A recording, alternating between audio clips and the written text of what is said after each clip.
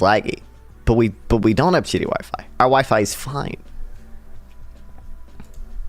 Speaking of things I don't get, okay, I feel like in a better world, I should never have to concede on any immigration point ever again. Oh my god.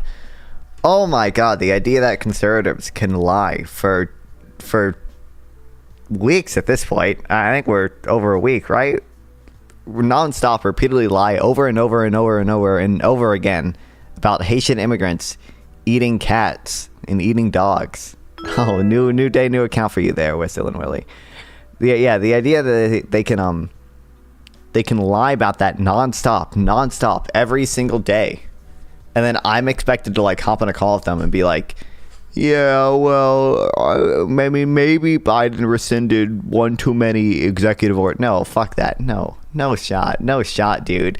You have forfeited that conversation. Okay. Twerk break. I don't think I can even do twerk break on this screen. God, it's what a dumb thing for like weeks too. I don't get it. Yeah, I don't get it. I also don't. Oh my god, what is wrong with our Wi-Fi? God, it's just pissing me off. It's pissing me off. Unironically, like pissing me off. Like,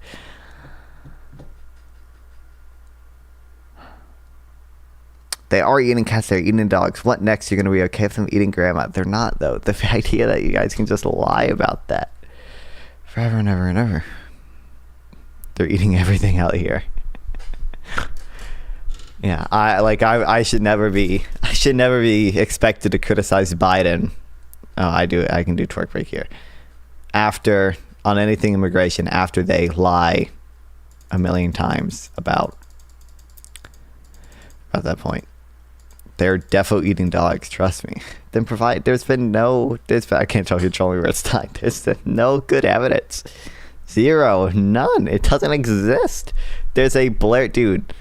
The most convincing evidence was that video of a blurry video, a video that is way too blurry to be taken in 2024. I mean, it was taken in 2024. It's just like they were recording with a fucking camcorder of those like Bosnian people frying a lamb, and it's like, it's not in Springfield. They're not Haitian immigrants, and it's a lamb. It's not even a dog. It's a lamb. Oh my god. And yeah, and I don't know why the fuck it was so blurry for being taken in 2024. That was an unacceptable level of blurry footage. Yeah, I should never have to concede any. Because that just proves the conversation's gonna be bad faith to me. If a conservative doesn't completely disavow 100% of all of that shit that happened on Twitter and everything, then I shouldn't engage with a conversation with them. No, because they're clearly not interested in a good conversation.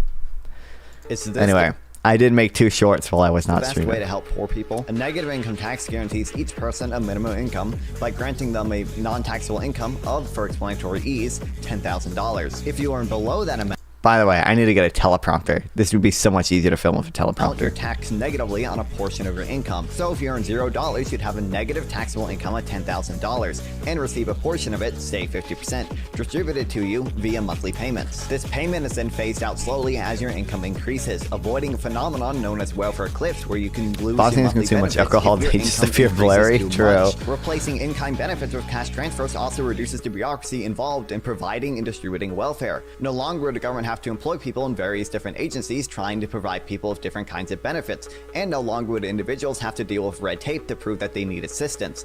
Instead, you simply give people what they need most: money. Generally think that they're eating dogs, and that's base. It also gives people greater freedom and autonomy, rather than being told by the government what they can. There was also a video of not immigrants, just people in Haiti, just like regular people in Haiti, eating what was supposedly a cat. Now, I mean, I'm vegetarian, so I'm no meat expert. It did not really look like a cat. It did not look any more cat-like than any other like type of cut-up meat could look like a cat. It could have been any mammal. It could have been a lamb. Could have been a dog. It could have been literally Literally like any mammal. There was no way to tell. I don't know how they were telling it was a cat. But I was like, it's just like, motherfucker. Like you, like, I understand I'm vegetarian on something. Like, I understand, like, if they actually were, like, coming to neighborhoods and eating cats and dogs, okay, that's the issue. But, like, they're just in their home country eating cats, allegedly. Motherfucker, we have, like, factory farms here. Like, really? Like, really? This is, like, such an evil thing? But, like, you're allowed to eat 180 pounds of beef a year or whatever? Like, okay, you know, spend whatever. their money on, they get to choose for themselves what they need most. But most importantly, it ensures an existence above the poverty line. It creates an income floor which people cannot fall below. The assistance is preventative rather than retroactive. Crazy. And then speaking of immigrants, I did make one on immigration. I think that's one thing I should have clarified better in here. Immigrants a fiscal drain? It's a common belief that immigrants can come here just to leech off of the welfare system. But at least on the federal level, immigrants aren't eligible for most welfare benefits. You really need to go vegan? I should. I will at some point.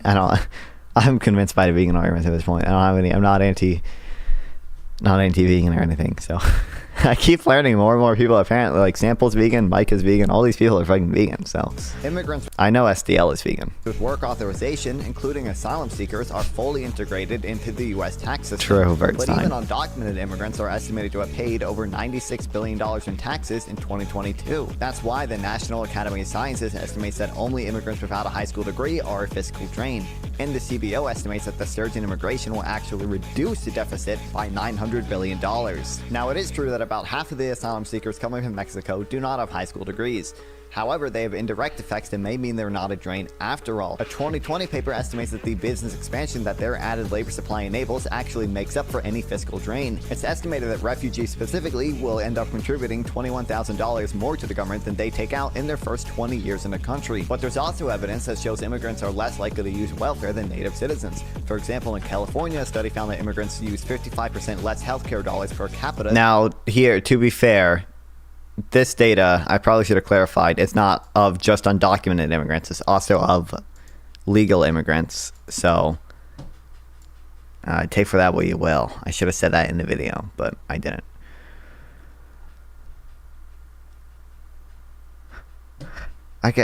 My memory's being used a lot, but I don't think it's a computer. I think it's just the network. But I don't know. Than native-born citizens. In 2020, immigrants were 14.6% of the population, but used just 11.1% of all means-tested welfare and entitlement benefits. Crazy. Eventually I'll get a teleprompter, and then I can fucking pump out shorts at a rate unseen before. Because that's what takes a lot. Like, I can script them in fucking a few minutes because they're just based off of like shit I read. Half of this shit is like shit I read from stream or on stream. And I can aggregate my notes and just and pump out a short pretty quickly. But I'm bad at reading shit and memorizing shit, so it takes forever to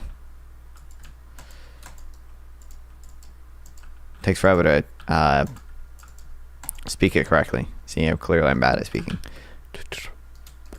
So I need to find out if there's a good teleprompter that isn't Elgato's. Elgato's teleprompter has their like voice sync technology, so the teleprompter will keep up with you if you start speaking faster or slower, or if you need to go back, you can just like say a line earlier in the script and it'll automatically go back. With that stuff, that is cool. Minecraft Deaf Edition. I mean, you should be able to hear it. It's just quiet. Oh no, you guys can't hear it.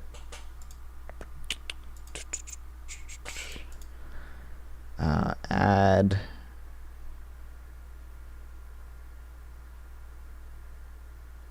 Oh wait, no, you guys should be able to hear it.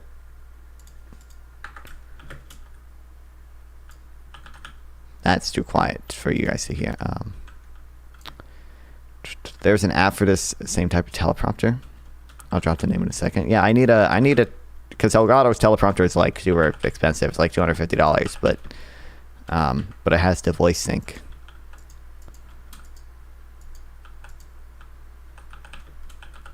I need one with voice sync.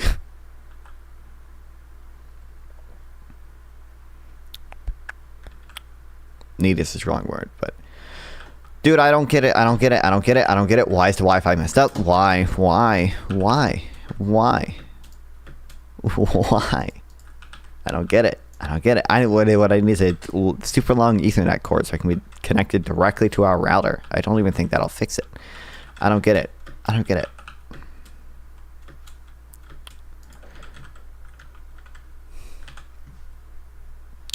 Okay, fucking tomorrow I'll see if I can actually call our ISP and be like, hey, can you fucking fix our shit?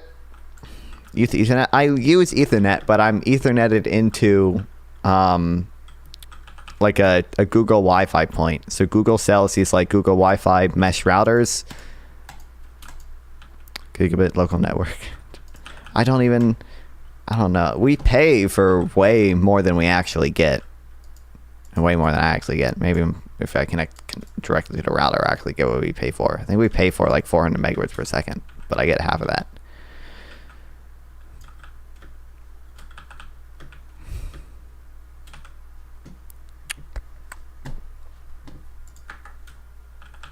Okay. Oh, wait.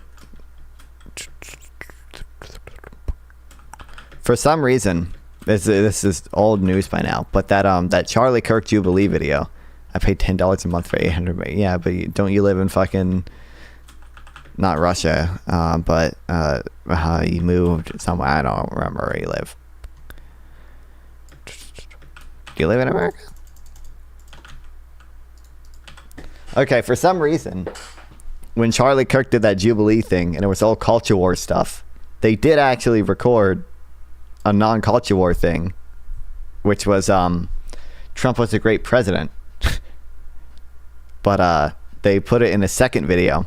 On YouTube, you suggest you might need to do some free trading, but then you have a picture of canes. Yeah, I don't really change the thumbnail that often. Just like whenever I have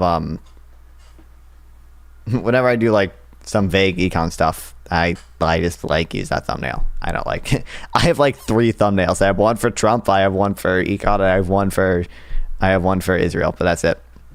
But welcome to the stream, Overthink.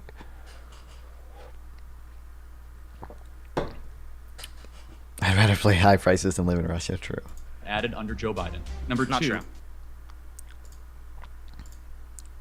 1.25. What were the bills? Can I finish? YouTube better not What was the copy main strike bill? me. Can I finish talking? Go ahead. Okay. There was the Infrastructure Act. There was the Inflation. How much debt was that? I don't know why. I need to read the fact check on the debt thing. There's that one graph that shows Trump added more debt than Biden, including COVID and non-COVID, which would make sense because Trump did his tax cuts and didn't really do anything to decrease spending. But there was a fact check put out by like some Senate committee, whatever Senate budget committee there is, and some of the things didn't really make sense. Some of them did, like it was like, oh, you know, this underestimates the cost of the infrastructure bill, but it also was like, oh, this doesn't include the higher interest rates, and it's like, well, is that really Biden does not set the interest rate. I don't know if that's a fair thing, but we'll read that at some point. Trump was a great president.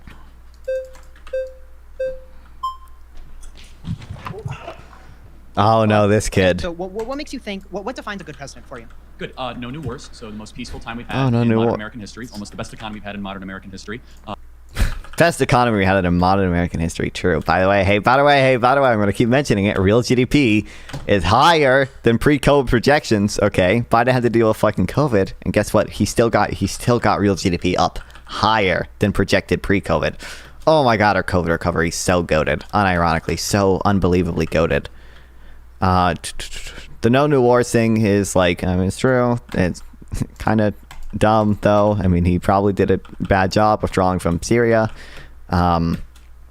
He didn't do shit when Iran attacked Saudi Arabia. You guys kind of stood by, watched that. I don't think he did. Don't think he probably did enough to counter Iran there. By the way, he withdrew from the Iran nuclear deal. Probably not a good thing.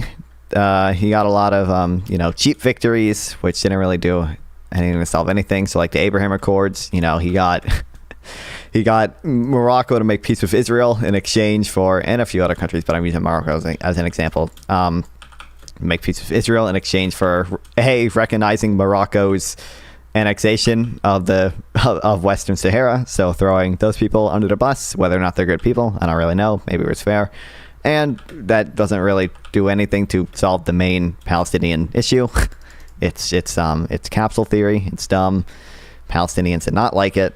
The idea that there's ever going to be a separate peace without addressing the Palestinian issue, I think is dumb. Same thing with North Korea. He went to North Korea to get a photo shoot done and didn't actually do anything substantive there.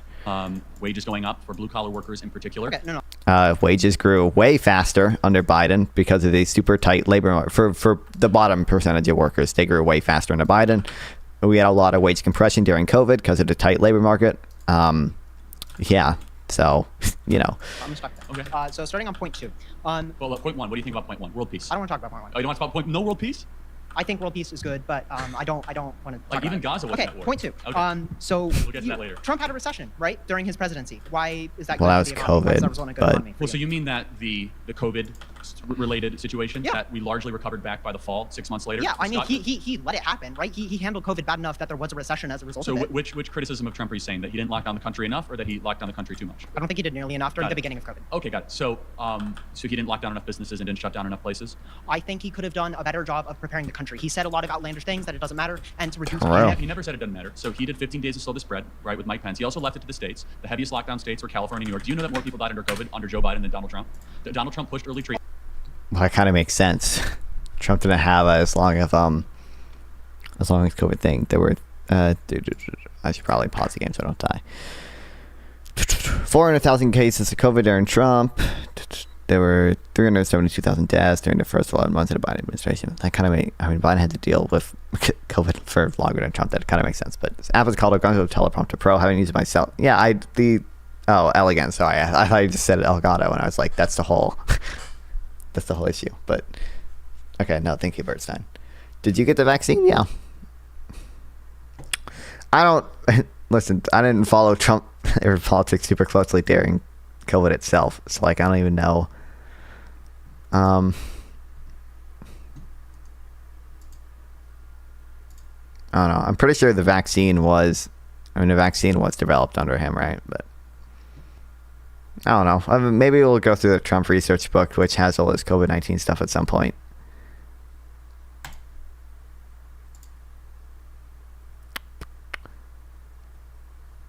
Trump's coronavirus economy is no accident. Donald Trump was slow to see the economic dangers posed by the coronavirus pandemic. When he could no longer ignore the crisis, he shifted focus to helping big corporations and wealthy, while regular American and small businesses would suffer the impact. After inheriting years of economic expansion, Trump's economy was fragile in the lead up to the coronavirus outbreak due to policy to put the middle class at risk. Trump sent $1 billion in aid intended for small businesses to large corporations. Trump's small business stimulus website repeatedly crashed. Millions of Americans were left out of the stimulus payments intended for everyday people. Trump's Labor Department uses authority in a crisis to limit who qualified for unemployment benefits. Trump's Treasury Department allowed stimulus funds to be diverted to private debt collectors. Damn. I don't know, like the one of like 3 good things like I'll say about Trump is like we did do the 2 stimulus bills under him, which are probably, maybe they weren't as good as they could have been, but they were probably good overall. It's like one of maybe 3 good things he did. Oh, wow, shocker. When Trump was voted out of office and then the pandemic continued Wait. for 3 years, more people died in 3 years than 1 in the same year. period of time. In the same period of time. Same period Okay, of time. if a building is Same completely period on of time, fire damn. and I need to be the one to put it out, of course, the damage done during my job of putting out the fire rather than the person who could have prevented the fire from taking So place. how could Trump have prevented the fire? He could have done a significantly better job How? at warning people for what was going to happen. Wait, what- If you look at what Trump said in March and February. Be specific. Be specific? Okay, so Trump in, No, he doesn't More know. specific. I'm out. Damn. Oh, he broke. Uh-oh, I'm gonna die. Oh, one half a heart. Hell yeah. So your claim begins with Donald Trump being a great president, right? Why would you say that is? No new wars. You like world peace, right?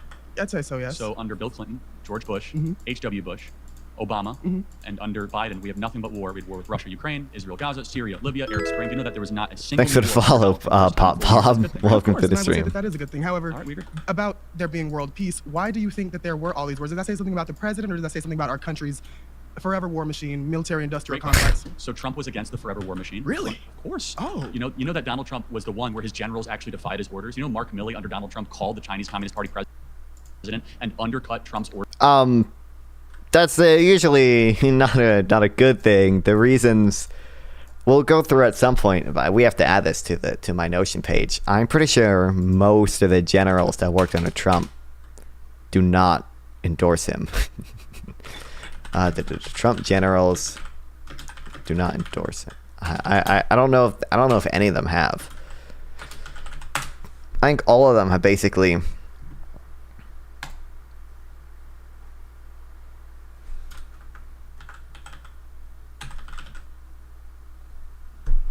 James Mattis, retired four-star general, nicknamed Mad Dog. Statement put out said Trump will deservingly be left a man without a country. John Kelly obviously doesn't. Person who has no idea what America stands for and has no idea what America is all about. Orders when Donald Trump was the one actually. I know like the majority of his cabinet does it, but I don't actually know if a single general that worked directly under him supports him again. I don't actually know. Pursuing diplomatic channels. Now let's just say for 4 attorney general, not like a military general. 40 years but we had nothing but war. Okay. And for 4 of those 40 years, so 36 out of 40 we had war. We had no new wars. Something Donald Trump did. We did not have war in Ukraine. We didn't have war breaking out with Israel. We didn't have war in Gaza. I mean, like the Donbass war was still. I mean, his point about like no new wars is. I mean, it's a little stupid, but it's mostly correct. But we were still in. We didn't exactly have world peace. We were still in Syria. We were still in. We weren't in Ukraine, but we were giving aid to Ukraine, and Ukraine was still fighting the war in the Donbass. Like, there was obviously not a full-scale invasion, but. We didn't have Syria, Libya, and it's But General because breaks Donald order Trump without really pursued fucking good reason a to not be able to keep their job. Yeah, probably. nationalist America First policy, put the military defense contractors on their back. He well, you can run up here if you want. But I think we agree that we don't want war. And honestly, he's changed the orthodoxy of the Republican Party for the better when it comes to war. Well, to say that he's responsible for the peace that we endured during that term, is essentially insinuating that the president of the United States has a big red button that says war on it, and whenever he presses it, war just breaks out. Well, it's an interesting point. Let's think about what he did. He authored the Abraham Accords, which brought peace in Israel and the Middle East. He Did it? True. Oh, did it? Yep, that's what it did. Charlie Kirk brought peace to Israel and the Middle East. Oh, everyone is laughing because obviously they're at war now. But how is he going to defend it? 4 years, yes. Do you know that Israel and Gaza were not at war in the times of 2017 to 2020? Do you know the Abraham Accords did not include Gaza, right? They probably only made things worse for Gaza. Now, the Donbass is absolutely frozen there, and Trump had practically no deaths there. Well, that's because when were the Minsk Accords? When were the second Minsk Accords? They expired in 2022. But when did they?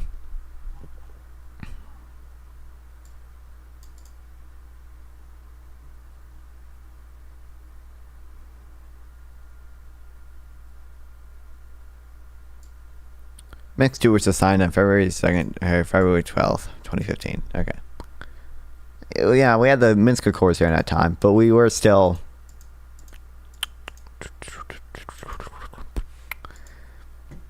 I'm saying his point about no new wars is correct, but conflating it to world peace just seems a little silly, considering we were still in Syria, and even if the Donbass was a frozen conflict. I mean, remember Trump was impeached for trying to withhold aid to Ukraine in exchange for dirt on Hunter Biden, right? Like, what the fuck is that? There's a little fucking goblin troll thing. I can trade with him? The If you Israel guys and- want, you guys can come up when we're talking. But hold on a second. Let's just be honest. Were the people of Gaza better today, or were they better 4 years ago? I don't think they've ever been better under Israel's occupation. I'm saying these, better. These people for years Oh, have no. been in camps, have been raped, have been. I'm it not doesn't- getting Vinci, of course, into we're not details, really but, followed by like, either side. objectively, I know tens of that thousands much. of Not people in properly Gaza anyway, died but the the last conflict couple stayed weeks. frozen Yes, nonetheless. All right. absolutely. Were those tens of thousands of people being bombed when Donald Trump was president? This war was not happening when Donald Trump Bingo, was president. because they wouldn't dare have done it when Donald Trump was president. You think so? No, wait, I know so. It's Okay. because I look at 4 years and they didn't do Don't it. you know? Don't you know? Joe Biden is like a Palestinian. He's so friendly to the Palestinians. Was president. How about Putin? Putin didn't invade Ukraine when Trump was president. Why? He invaded under Obama. He invaded under Biden, but didn't invade under Trump because Trump is the peace president. Oh, really? He's a peace. Okay, so But I no, think show me one new war. Show me where I'm wrong. I mean, if I'm wrong, tell me. Show me one new war that was started under Donald Trump. Because under Obama, I could show you. Damn. Sorry. Damn. we'll see each other again. Also, what new war did? Oh, but I guess the Ukraine stuff, the Crimea stuff, is that the new war under Obama? What's the new war under Obama? He was in Iraq. He was in Iraq and Afghanistan, but he left Iraq too. He withdrew from Iraq, right? Is it just a Ukraine thing? Where's my staircase up? Also, I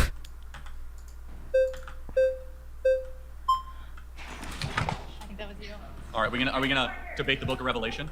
No, I won't bring up God this time. Why don't you talk for 30 seconds? I Damn. talk for 30 seconds. 30 seconds. Donald Trump's been held civilly liable of sexual abuse, defamation, fraud. He has 34 felonies. He tried to undermine our American democracy, tried to restrict women's access to abortion by being accurate. made up in the states. He denies science through climate change. So you say you care about science with trans people, but not when it comes to climate change. I would only try to hammer Georgia. Oh, that's true. Yeah, I guess. I would only hammer down on the J6 stuff if this came up. Because I know Charlie Kirk out of all these things that he listed, Charlie Kirk is probably gonna like pick climate change and just be like, don't you think gas prices are really high? I would only try to hammer down on the J6 stuff. Also, as it relates to Donald Trump, he actively left Kurdistan, which led to the Turkish-Kurdish war under his presidency. He said there's no new wars. He also specifically started a war on ISIS, proclaimed by himself.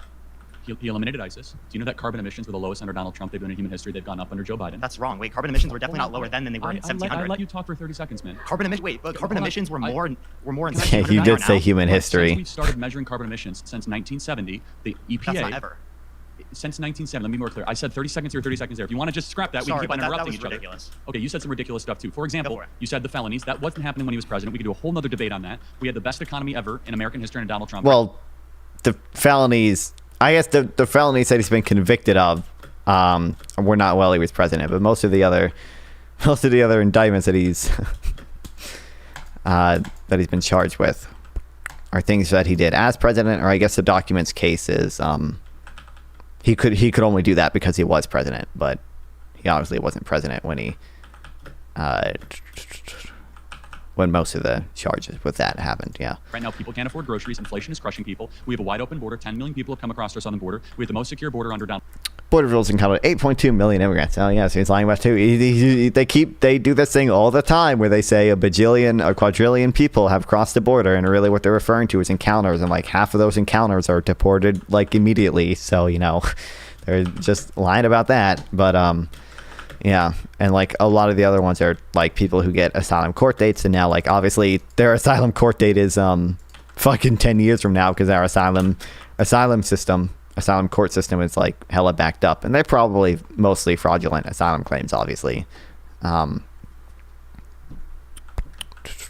I'm pretty sure the data shows that most people do show up for their asylum court dates, and then they are probably going to get deported if it's fraudulent. And the inflation thing is dumb, obviously. Yes, we did stimulus bills. The stimulus bills probably had positive trade-offs overall, although the cost of the stimulus bills was inflation, and inflation is back down to 2%. We're probably going to get rate cuts in like 2 days, actually. 2 days from me recording this, we're probably going to get rate cuts. Yeah. Stream is stuttering hard for me. God damn it. Okay, Bert Stein, thanks for telling me. Trump, we saw blue collar boom. We saw more manufacturing renaissance than ever before. We saw more wages go up. The manufacturing renaissance thing is not true in the slightest. We saw a lot of increased manufacturing under Joe Biden, but not under Donald Trump. Manufacturing spending was basically flat under Trump. But with Biden, because of the Inflation Reduction Act and the Chips and Science Act, we did actually see a big increase in American manufacturing spending and employment. We saw China on its heels. We also saw no new wars, as I've mentioned. We saw the right to try. We saw legislative accomplishments, the largest middle-class tax cut in history. What were the other points you mentioned? I want to make sure I respond to them. You said the climate, right? So carbon emissions went down under Donald Trump. We actually saw a green renaissance. Also, I think he's playing a funny word game when he says largest middle class tax cut in history. Maybe that's true if you just look at taxes, but if you look at taxes and transfers, then I would guarantee you that is not true, because the Biden administration gave a lot of evil handouts to poor middle class people with like the expanded child tax credit and stuff like that. Yeah. Under Trump, we saw more policy. What? Because solar panel tariffs. Okay, so we put tariffs on solar panels, so solar panel manufacturing came back to America, creating over 30,000 new jobs in the solar panel space under that. 30,000. I mean, that still doesn't make up for the negative 75,000 jobs that is his tariffs lost because they increased prices for manufacturers. Tariffs were meant to be in effect for 4 years, start at 30% and go down by 5% each year. President Biden extended the tariffs for another 4 years, but also increased exemptions. Donald Trump, very underappreciated accomplishment. Yeah, can you give me a single study that indicated that led to lower carbon emissions in the United States? Why did it lower to low? Yeah, it's actually great. The single study was done by the EPA, the Environmental Protection Agency, because we decided to use Damn, we came prepared. Traditional coal and or fracking or fossil fuel extraction. We're the natural gas capital of the world, and under Donald Trump, we were exporting more natural gas than we were importing, and because of that, we saw carbon emissions go down. I mean, we're still doing that. We are more energy independent now than we were under Trump. We were only ever energy independent under Trump for like his last year in office, and that was following a trend of decreasing reliance on foreign energy that had been taking place since like Clinton. So, you know, kind of get on to that. Not globally though, because if you're exporting more, that would mean carbon emissions are more like globally outside the United States. Correct. They are going up. Secondly, in China. import. Right. I'll let you. Yeah. So I also just want to recognize the fact that there's the largest investment in renewable energy ever due to the Inflation Reduction Act, and we produce more oil in the United States now than any point in American history. So you can sit there and act like we had the most than any other country in the history of ever. The most pro-energy policy came from the Biden-Harris administration. So on average, how long does an oil lease take to mature? I'm not sure. 5 to 6 years. So the reason we're seeing the oil renaissance is because oil leases that were signed under Donald Trump. There were more oil leases signed under. I was going to say, I'm fairly certain. That is not true. That's not close. Wait, As of very recent, the Biden administration has approved 50% more drilling permits than the Trump administration. Yeah, I was going to say. Parker, definitely right in that. I was about to bring that up before he did, but he fucking, he stole it from me. He stole my epic own. He stole my epic dunk. Biden signed a lot of drilling because oil prices were really high and people were fucking mad about it, which makes sense because people fucking need gas. So yeah, he approved a lot of drilling. Yeah. And fracking. Can show you. I can literally show you. There were more oil leases accepted for drilling. So 2 examples. Drilling permits. Did Biden get rid of the Keystone XL pipeline? So that was a Supreme Court order. He followed through with it. No, it's not. Yes, it was. You want me to show you? First day of his administration, President Biden signed the executive order revoking the Keystone XL pipeline permit. The EO said the Keystone XL pipeline deserves the U.S. national interest. I'll literally show you the Supreme Court order. Unilaterally signed an executive order getting rid of the Keystone XL pipeline. Due to a Supreme Court order. Number 2, Anwar, which is the Alaska oil natural gas. He decided no more new exploration in Alaska. Alaska is as big as the continuous United States. What did he call it? Sorry. Let's go a step back, okay? The Willow Project was in Alaska, right?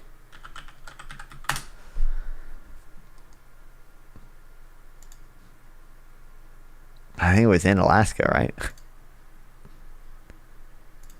Yeah, it was in the Willow Project was in Alaska. So I don't know what he's talking about here. This could be right. But number 2, Anwar, which is the Anwar? Anwar, Alaska.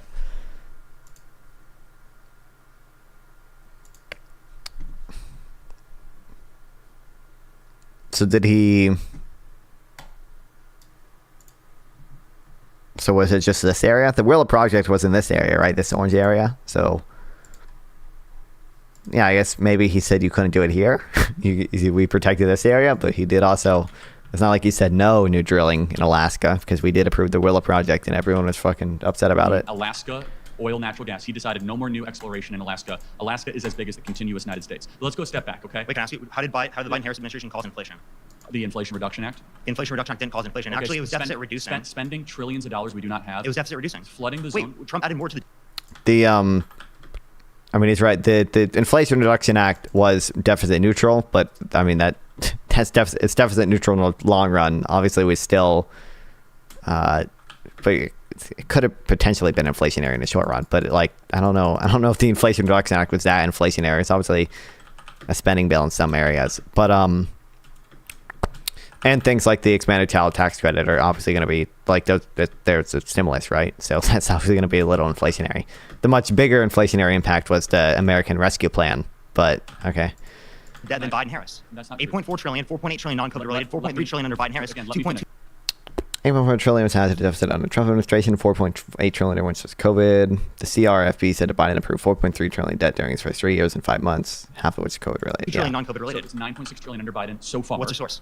I give you committee for the Congressional Budget Office. no committee for responsible federal Okay, budget but- indicates you're wrong, Let me finish. First of all, and the CBO did not say that. yes, they did. No, they didn't. $9 trillion in new debt added under Joe Biden. Number Not two. true. What were the bills? Can I finish talking here? What was the main bill? Okay. Can I finish talking? Go ahead. Okay. There was the Infrastructure Act. There was the Inflation. How much debt does that? Okay. Debt and spending are two related but not similar things. Under Donald Trump, the federal budget was near $4 trillion a year. What is the federal budget right now? It's around 5 trillion. I'm not disputing that. $6.5 trillion. Yeah, but like you understand, that was still more under Trump. So we can pay for it now, but we couldn't pay for it then. The federal budget is much bigger than it was under Donald Trump. But we're Number paying two, for it. Number two, energy prices have gone up. Why have energy prices gone up? Global supply of oil. So it's related to COVID. It's related to three supply things. chains. Russia's Why was there war- global inflation? Russia's war with Ukraine. You still haven't answered why it caused inflation. Which and he why there's blamed not global Biden inflation. for, All Western huh? democracies decided to deficit spend dramatically under COVID. Correct. So we Under Donald Trump. Based. Well, a little bit under Trump. and Mostly post-Trump. non-COVID related spending under Trump. 4.8 trillion for Trump. 2.2 Wait, trillion for hold on. Biden-Harris Are for you debt-related spending. Again, are you talking about the debts and deficits incurred under Trump or Yes. under Biden? Debt under Biden and under Trump. So under Trump, there was about $4 trillion added to the national debt. It's $9 trillion. No, it was under Joe 8.4 Biden. trillion. Okay, 4.8 trillion non-COVID related. That's just not true. You can make up That those is true. I can numbers. show you from the Committee for Responsible Federal Budget. I'll show you the setup. You're conflating numbers of debts and deficits, and you're conflating them. No, I'm not. Yes, you are. Deficits are That's each year. not Debt is overall I know calculated that, by the but 10-year. Let me ask you a very by his simple, policy. easy to answer question. Do you at least give Trump credit? We had no new wars for 4 years. Well, again, there was the Turkish-Kurdish war. Also, what was the new war caused by the Biden-Harris administration? Putin invading Ukraine. That wasn't caused by the Biden-Harris administration. How was it caused? Because Kamala Harris went to Munich at the Munich Security Conference 3 weeks before Vladimir Putin invaded Ukraine, and she said Ukraine should become a member of NATO. Also, Tony Blinken went to Istanbul. Oh wait, was Charlie Kirk doing the NATO expansion caused the invasion of Ukraine thing? Is Charlie Kirk one of those people? What? Charlie Kirk is a Mearsheimer realist on Ukraine? With Boris Johnson, the then sitting Prime Minister of the United Kingdom, and obliterated a potential peace deal 5 days into Russia's annexing of Ukraine, which could have saved hundreds of thousands of lives. We have supplied weapons, munitions. We have done everything we possibly can to prevent a peace deal happening in Russia and Ukraine. And the blood of those poor Ukrainians and Russians are on the hands of the Biden-Harris regime. They have not sought peace. They've sought war. It's on them. And it did not happen under Trump. And Putin invaded and annexed Crimea under Biden. So under Obama. Under Obama, Putin got what he wanted. Under Biden, he got what he wanted for 4 years. Yeah, you know what's funny is that they actually they annexed Crimea when Boris Johnson invaded Ukraine, not Russia. True. They actually invaded Crimea when Ukraine's NATO status had not changed at all. Ukraine's NATO status in 2008 was the exact same as it was in 2014's, but they, invaded Crimea anyway. So, maybe the big issue there isn't NATO. Although maybe, who knows? Maybe Charlie Kirk thinks that the U.S. did a coup in 2014. Maybe he thinks that's the case. Trump assumes that Putin was on defense. Why is that? So I don't necessarily say I would say Putin was on defense. What I would say, as it relates to this, is clearly that Donald Trump and Putin having a relationship and not leading to wars wouldn't indicate that somehow Democrats are worse for war. You're just doing a correlation causation fallacy. Just because two things are associated doesn't mean one Why cause the other. hasn't Biden sought peace? Wait, let me please finish. Again, as it relates to that, they think that they're going to reload and then reinvade, as they have with Georgia, as they have with Crimea, as they had with multiple other scenarios. So I can point to multiple scenarios where Russia continues to want to invade, and that's why they're specifically not accepting a peace agreement, because they're not going to stop. Okay, you sit there and you believe that they're going to stop, just as Donald Trump believed, right, Putin over U.S. intelligence.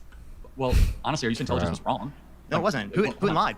Wait, when was our U.S. intelligence wrong? We were like the first intelligence agencies to actually predict that Russia was going to invade Ukraine. What? When were they wrong? Said he didn't interfere in the Russian election. That was proven. They interfered. Our intel agencies have lied repeatedly about many things. For example, who bombed Nord Stream 2? Wait, was I wrong with what I just said? Yes, you were wrong. How was I wrong? Tell me. Because our U.S. intelligence agencies have been wrong about every major. But that wasn't wrong. issue. Tell me what was wrong about that statement. Which statement? The one I just made. Do you forget? Repeat it. Okay, so Donald Trump believed Putin over U.S. intelligence as it relates to the Russian interference in our 2016 election. No, Putin that was right. proven. Yeah, how did they, there was interference, but there wasn't how? collusion with Trump that we could prove. Okay, I agree with that. Okay, so yeah, but what interference was there that changed the election? Yeah, so there were bots that they specifically used on the left wing and on the right wing you to think get people bots to vote changed for the 2016 election? Maybe it was because Hillary didn't visit Wisconsin or Michigan or Pennsylvania. I mean, I think Parker's going to say he doesn't think the election was stolen. I'm swayed. just telling you Okay, that, no, we agree. that there was So- proven Russian interference. I agree that 2016. Like Charlie Kirk is Charlie Kirk is an online influencer. Obviously, he thinks like his presence online can have an effect on people's beliefs. Like that is what he's doing with his fucking job. I don't see why he wouldn't think that bots could have some type of the same effects. Election was Okay, fair so and let's free. not spend too much time on it. Also, wait, was this film? This was filmed after the. This must have been filmed before the Tenet media scandal, wasn't it? Wait, can you tell me why there was global inflation? As I mentioned, because Western democracies all decided to pursue a deficit spending spree. Wait, so why did it happen in Asia and Africa and South America, Well, Central America? I would put Japan, Australia, the Philippines in kind of a Western democracy. I said all of those places. Literally every continent experienced Yes, this inflation, the same because trend. they use the dollars of global reserves currency status, and so therefore, when we decide deficit spend, the entire world. So why didn't it experienced happen in the inflation U.S. and then happen in the rest of the world? Why did it happen to the same trend? Because they use the dollars of global. That doesn't make any sense because then it would have happened first in the U.S. and then it would have happened globally. No, it wouldn't have happened First of all, globally at the same we were time as it happened in the experiencing- We were U.S. experiencing inflation all throughout this entire thing. We didn't necessarily feel It was 2021, Do you 2022, think- and Do you 2023. think Trump did anything mainly. good? Yeah, the Operation Warp Speed I think is good. Oh, you think? Yeah. What part of that was good? Yeah, so I think it was good to expedite funding specifically to develop vaccines in the United States. I think that was a good thing. I will give him certain things as it relates to what Charlie I think he did was Kirk good. I'm not gonna say every single thing he did anti-vaccine was bad, spending? but predominantly speaking, I think it's way more bad than what we see Do with you the think Biden-Harris the economy administration. was better under Again, Trump or under Biden? So in certain respects, it was better under the Trump administration. In certain respects, it was better now. Actually, That's right a- now that's an there's a honest higher answer. real median wages right now than there was in 2019. But according to the St. Louis Federal you Reserve. acknowledge For people real. have purchasing power because prices are up. Wait, that real median wages? Yeah, what? He said real median, and Charlie Kirk is like, wait, what about inflation? Counts for inflation. Did you know that? Yeah, but you think people right now have the same purchasing power they did under Donald What is Trump? real median wages? What? What a like dumbass way to deflect. Like, he should have just said, I misheard you. That would have been understandable. But, oh my god, wait, these vases actually have good stuff on them. What the fuck? Yes, that is what that implies, Charlie Kirk. Yes, if real median wages are up, I would say purchasing power for the median person is higher. Yes, It that means they accounting take the- for inflation. So wages have gone up accounting Again, for inflation. This constant condescending thing. I understand what you're saying. Okay, reading real median I'm not trying to be wages. condescending, sir. Real median wages is can they afford the consumer price index on average, right? Okay. Yeah. Thank you. Do you think the debate was fair? I mean, mostly. I mean, fair is a spectrum, obviously. Yeah, I mean, yeah, I don't think it was nearly as rigged as most Trump supporters think it was. They probably should have fact-checked Harris on the "very fine people" quote and on the blood sports quote. But like, other than that, yeah. I don't see how the dollar being the global reserve currency means inflation in the U.S. dollar gets passed on to other countries. If the dollar's worth less, doesn't mean the U.S. goods are cheaper for everyone. Yeah, I don't know exactly what the implication would be, but yeah, I mean, yeah, you're right. If the dollar's worth less, then yeah, it's just our dollar's just gonna depreciate against other currencies, and that makes U.S. exports cheaper for other countries. But I don't know. Yeah, like in my mind, I don't know if that would really.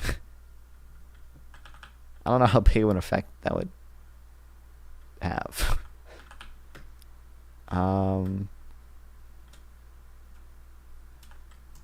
I'll ask ChatGPT. He is not gone. Yeah. How are you? Hey, What's your name? my name is Win, and I didn't have to trip on the way here, so that was my impression of Trump at Air Force One. Yeah, so we've been talking a lot about wars. I wanted to maybe pivot towards another direction in terms of foreign policy. I think Donald Trump was pretty bad when it came to diplomacy with our allies. The world thought we were a joke for a really long time. We withdrew from the Paris agreements. We withdrew from shat on NATO, and so like We didn't withdraw from NATO. Oh, I didn't say that. We shat on, or he shat on NATO. NATO. He did shit on NATO a lot. But he's gonna say, "Oh, it's because they weren't paying enough." And then they paid. NATO has been better funded than ever under Donald Trump. You got every country to Other countries use it for trade. If dollar's worth less, it should make trade easier, right? Well, at least with us, yeah.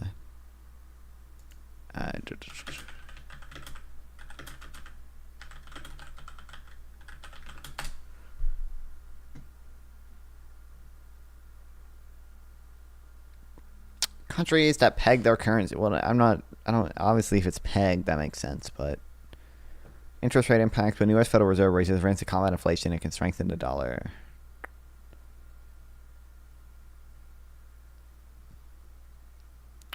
Dollar reserve status is partly based on a perceived stability of its economy, borrowing costs for the U.S. lending.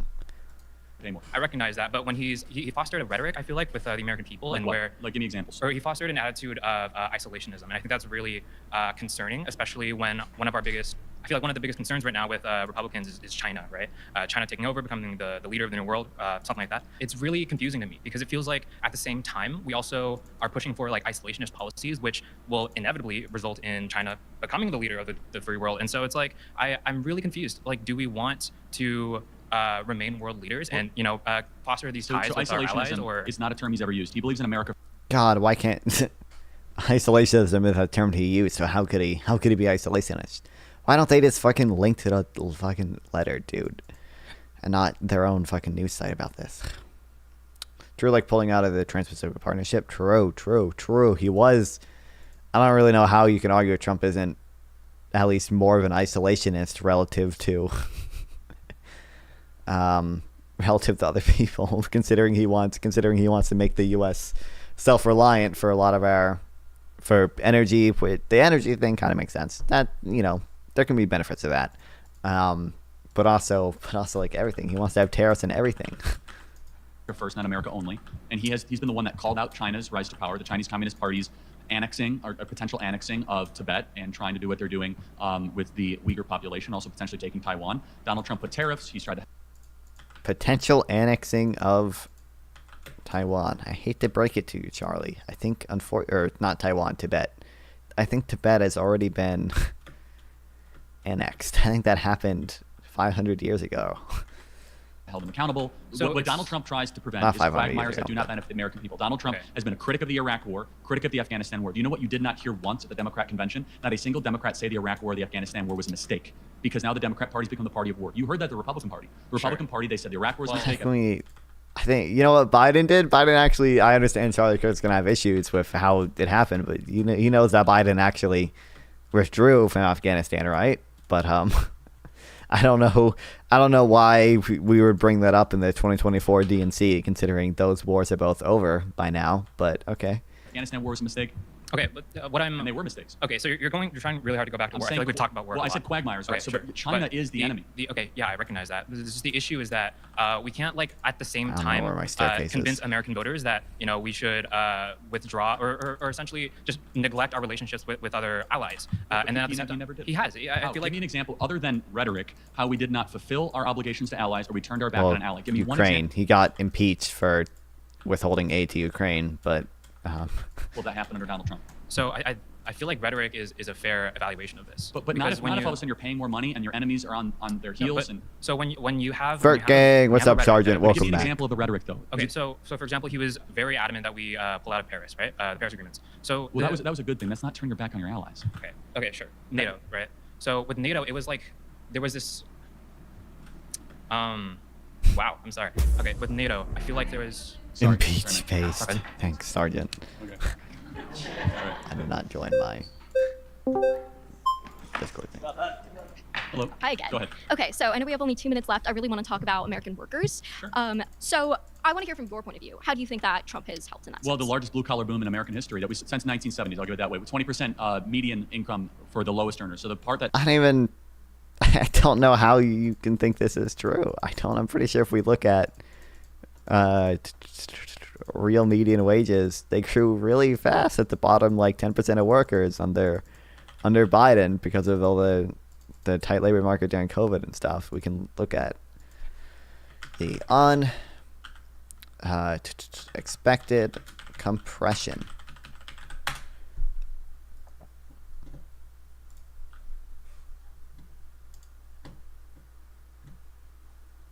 I think this was all post COVID-19 stuff where we started seeing these really big gains for low income workers. the media would not cover is that the people that work with their hands, muscular class, people that bring lunch pails to work, saw the greatest median increase in their wages under Donald Trump's presidency. Okay, but like, I don't believe that.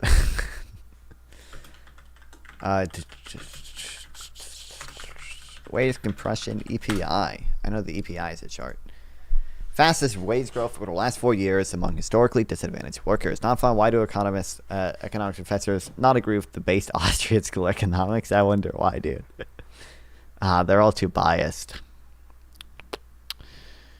13% for... Can he cite a source for his data so I know where he's getting it from? He said 20% increased wages. Trump.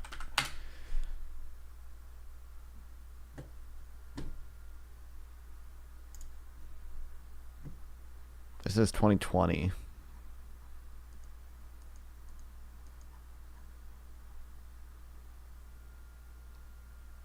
What is this?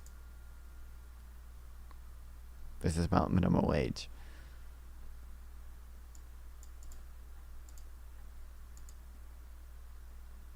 State of the Union President Trump touted a blue-collar boom, noting that wages are rising fastest for low-income workers. He's correct, but Trump left out one thing. A large portion of these gains can be traced to minimum wage increases in more than half of the states. But I don't even... What's the number of how much these increased? Median hourly pay rose 3.8% from the end of the 2009 recession through 2018. That's 3.8% for that's hourly pay, but then why is everyone important so liberal so biased? Was Trump good for anything? Okay, devil's advocate. Play devil's advocate. Yeah, the COVID vaccine stuff was probably good. The stimulus bills that he passed were probably good. He passed 2 stimulus bills. Biden only passed the last stimulus bill. Those were both good. I think he did some good stuff for like people convicted of marijuana offenses, and I think he did something good on organ donation. But I keep forgetting what that is. He made it easier to donate organs, but I forget exactly what the rule was. So would you also contend that there was an increase in jobs for those like? Of course there were. Yeah, unemployment was super low. Okay. We saw the low. Unemployment has been super low under Biden. It's unemployment at. Wait, we should have last month's numbers, right? August unemployment. I didn't look at it when it came out. 4.2%. Damn. Wait, we went down? Fuck yeah. Interest rates are at 5%. And we're fucking down. We went down. God damn, get fucked, Charlie Kirk. That's the Biden economy, okay? We are at 5% interest rates right now. And unemployment went down. 0.1 percentage points, but it went down. Damn. Yeah, we were under 4% unemployment for like 27 months straight. And we've been, I think for the past 30 months or whatever, it's been under 4.3 was where it got highest, I guess. Yeah. Get fucked, Charlie Kirk. Wow. lowest structural unemployment Biden in American economy history. definitely horrible. Yeah, But I under know. Donald Trump, we did actually lose like about 2-point-something million jobs. After and COVID, yeah, right? of course, after COVID. And a lot of those jobs were taken back, meaning like they were lost seasonal and they were brought back. Right. So like, of course, COVID did have like an aspect of that. Yeah, but Biden also prime age employment rate. This is also at like fucking 40-year highs as well. It's it might be actually a little bit lower than it was when COVID started by now because our interest rates are still high. So at the start it was 80.5, and it got back up there about halfway through Biden's term. Yeah, about a year ago, and it's still higher. It was low in December. Oh fuck yeah, we're higher. God damn, get fucked.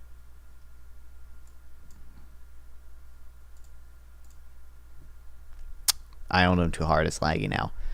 God damn it. But however, like we have seen under like Democratic like presidents repeatedly that we see more increases in jobs. For example, Biden started like production of those like EV batteries, and so because of that created a lot of jobs for like I don't know people about the EV batteries. or that are now working in those factories, right? Like a lot of like worker jobs, blue collar jobs have been created under those. But like under President Trump, what you see is like maybe there was some creation of those jobs, but we don't see union protections. He doesn't support unions. He doesn't support these Hold on a people second. defending If their that's the rights. case, why Also, did- I mean, Charlie Kirk is probably not going to like unions, but the Biden NLRB did do a fair number of things for unions. She is ready with the facts. the Teamsters president speak as a keynote at the Republican Party convention? I'm Didn't Kamala Harris just attend a Teamsters union thing?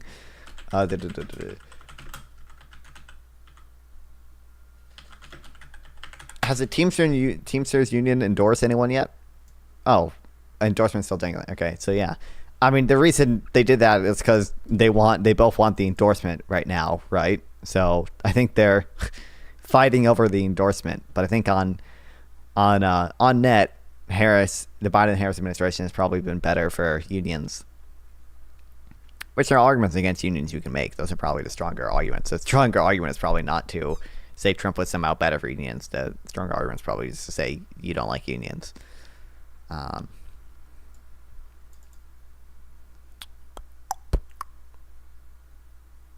Harris just met with the unions too, but didn't the UAW endorse Harris? Yeah, UAW endorses Kamala Harris. Yeah, fuck Charlie Kirk. Sorry, I don't know who that is. Well, the Teamsters represents one of the largest unions in the country. This Over 5 million 2024 members. He gave a keynote address on the opening night of the RNC. If Donald Trump was against labor, why would the Teamsters come and give a keynote address at the RNC? Okay, so I'm not gonna lie, I did not watch the RNC convention. No, that's okay. I'm just making a core point that if a party's against labor, they wouldn't have a labor boss. I can't speak to exactly what. They want his endorsement. Trump is a populist. He obviously wants to be seen as like a pro blue collar populist dude. Doesn't actually make him that. Yeah. Pretty sure if we tracked who has more union endorsements, it would be Kamala Harris by quite a bit. Said, but I will say that like there's a lot of different. Oh, sorry. Do you want to come up? Okay. Yeah. Like what I am going to say is that a lot of the union leaders have supported Kamala Harris because specifically, and I'm not like saying that Kamala Harris is like whatever so amazing. That's the next topic. But awesome, sick. I'll come back up for that. But it's really important to consider that under Donald Trump, we did not see an increase in that. In fact, Donald Trump repeatedly keeps on saying. So, I mean, all you members who vote Harris is just symbolic. One question. I mean, it's an endorsement. Yeah, you're endorsing them because you're just saying you think that she'll be better for your organization. Populism is when you vote for a billionaire disenfranchises workers. Accurately true. Well, again, we're out of time. Yeah. All right. I didn't know this. Thanks so much. You want to talk later? Are we lucky? Are we lucky? Oh yeah. I've never talked about that topic. None of them ever brought up J6, which is a shame because Charlie Kirk. I've seen precisely one clip of Charlie Kirk talking about it, and he made the point that all conservatives do when you bring up the fake electors thing, and he's like, don't you know JFK did the same thing in Hawaii in 1960? It's like, oh, I don't. I mean, a lot of the students probably don't know enough about it to know they're not at all analogous. But like you look at it, and it's like, oh, these aren't analogous at all. That was because of a recount where the legislator agreed to certify 2 slates of electors. Trump lost the election legitimately and then decided unilaterally, hey, I'm just going to make my own slate of electors that are not certified by the state. Yeah.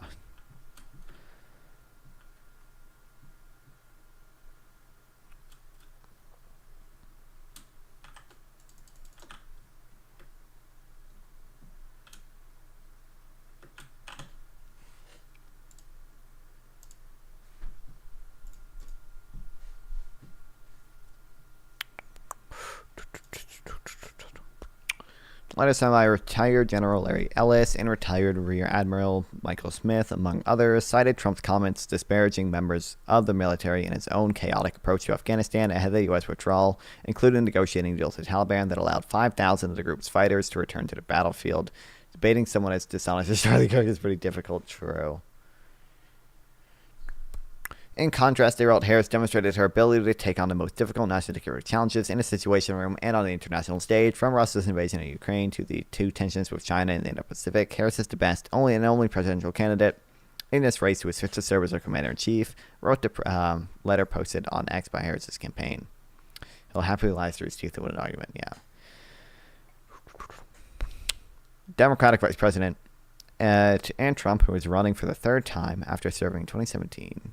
In a tight race. Yeah, crazy. Oh, wow. Didn't know that one. Thank you, Reuters. Wow.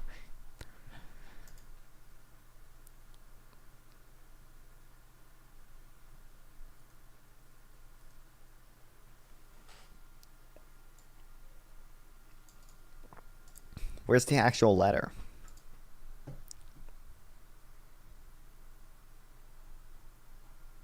Oh my god, are these fucking AI generated?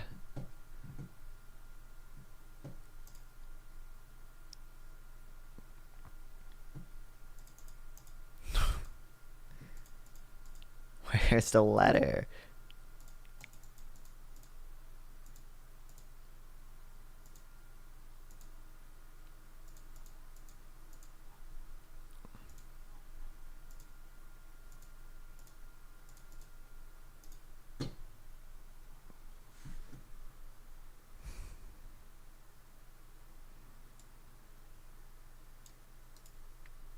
If I just search a quote from it.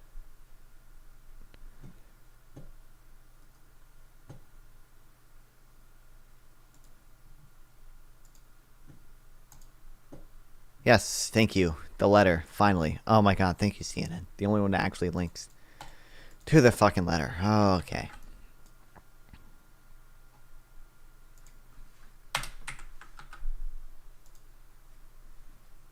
The Fed should announce that they're raising rates to stave off any future inflation. True, that'd be so. That's what I would do if I was Jerome Powell. I'd just fuck with everybody.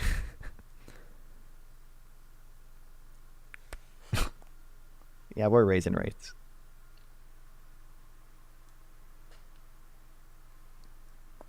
I think we'll watch the meeting live. They announced before if they're cutting interest rates or not before the meeting, but they announced it and then to do a press conference. We'll probably watch the press conference, which should be it's not tomorrow, it's the 18th. The meeting is from the 17th to the 18th, but they only actually announced it on the 18th. So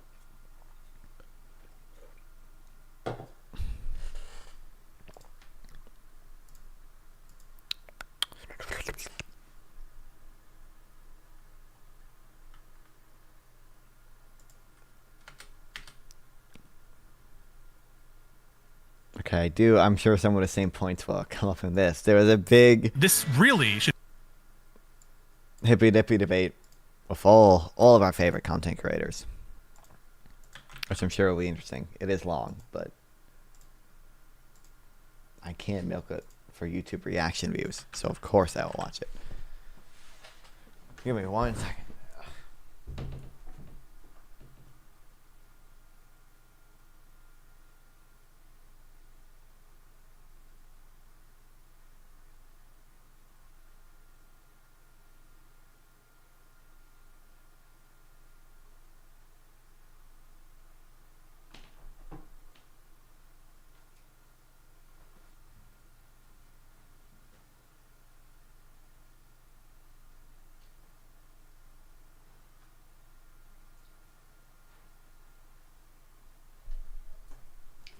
All right.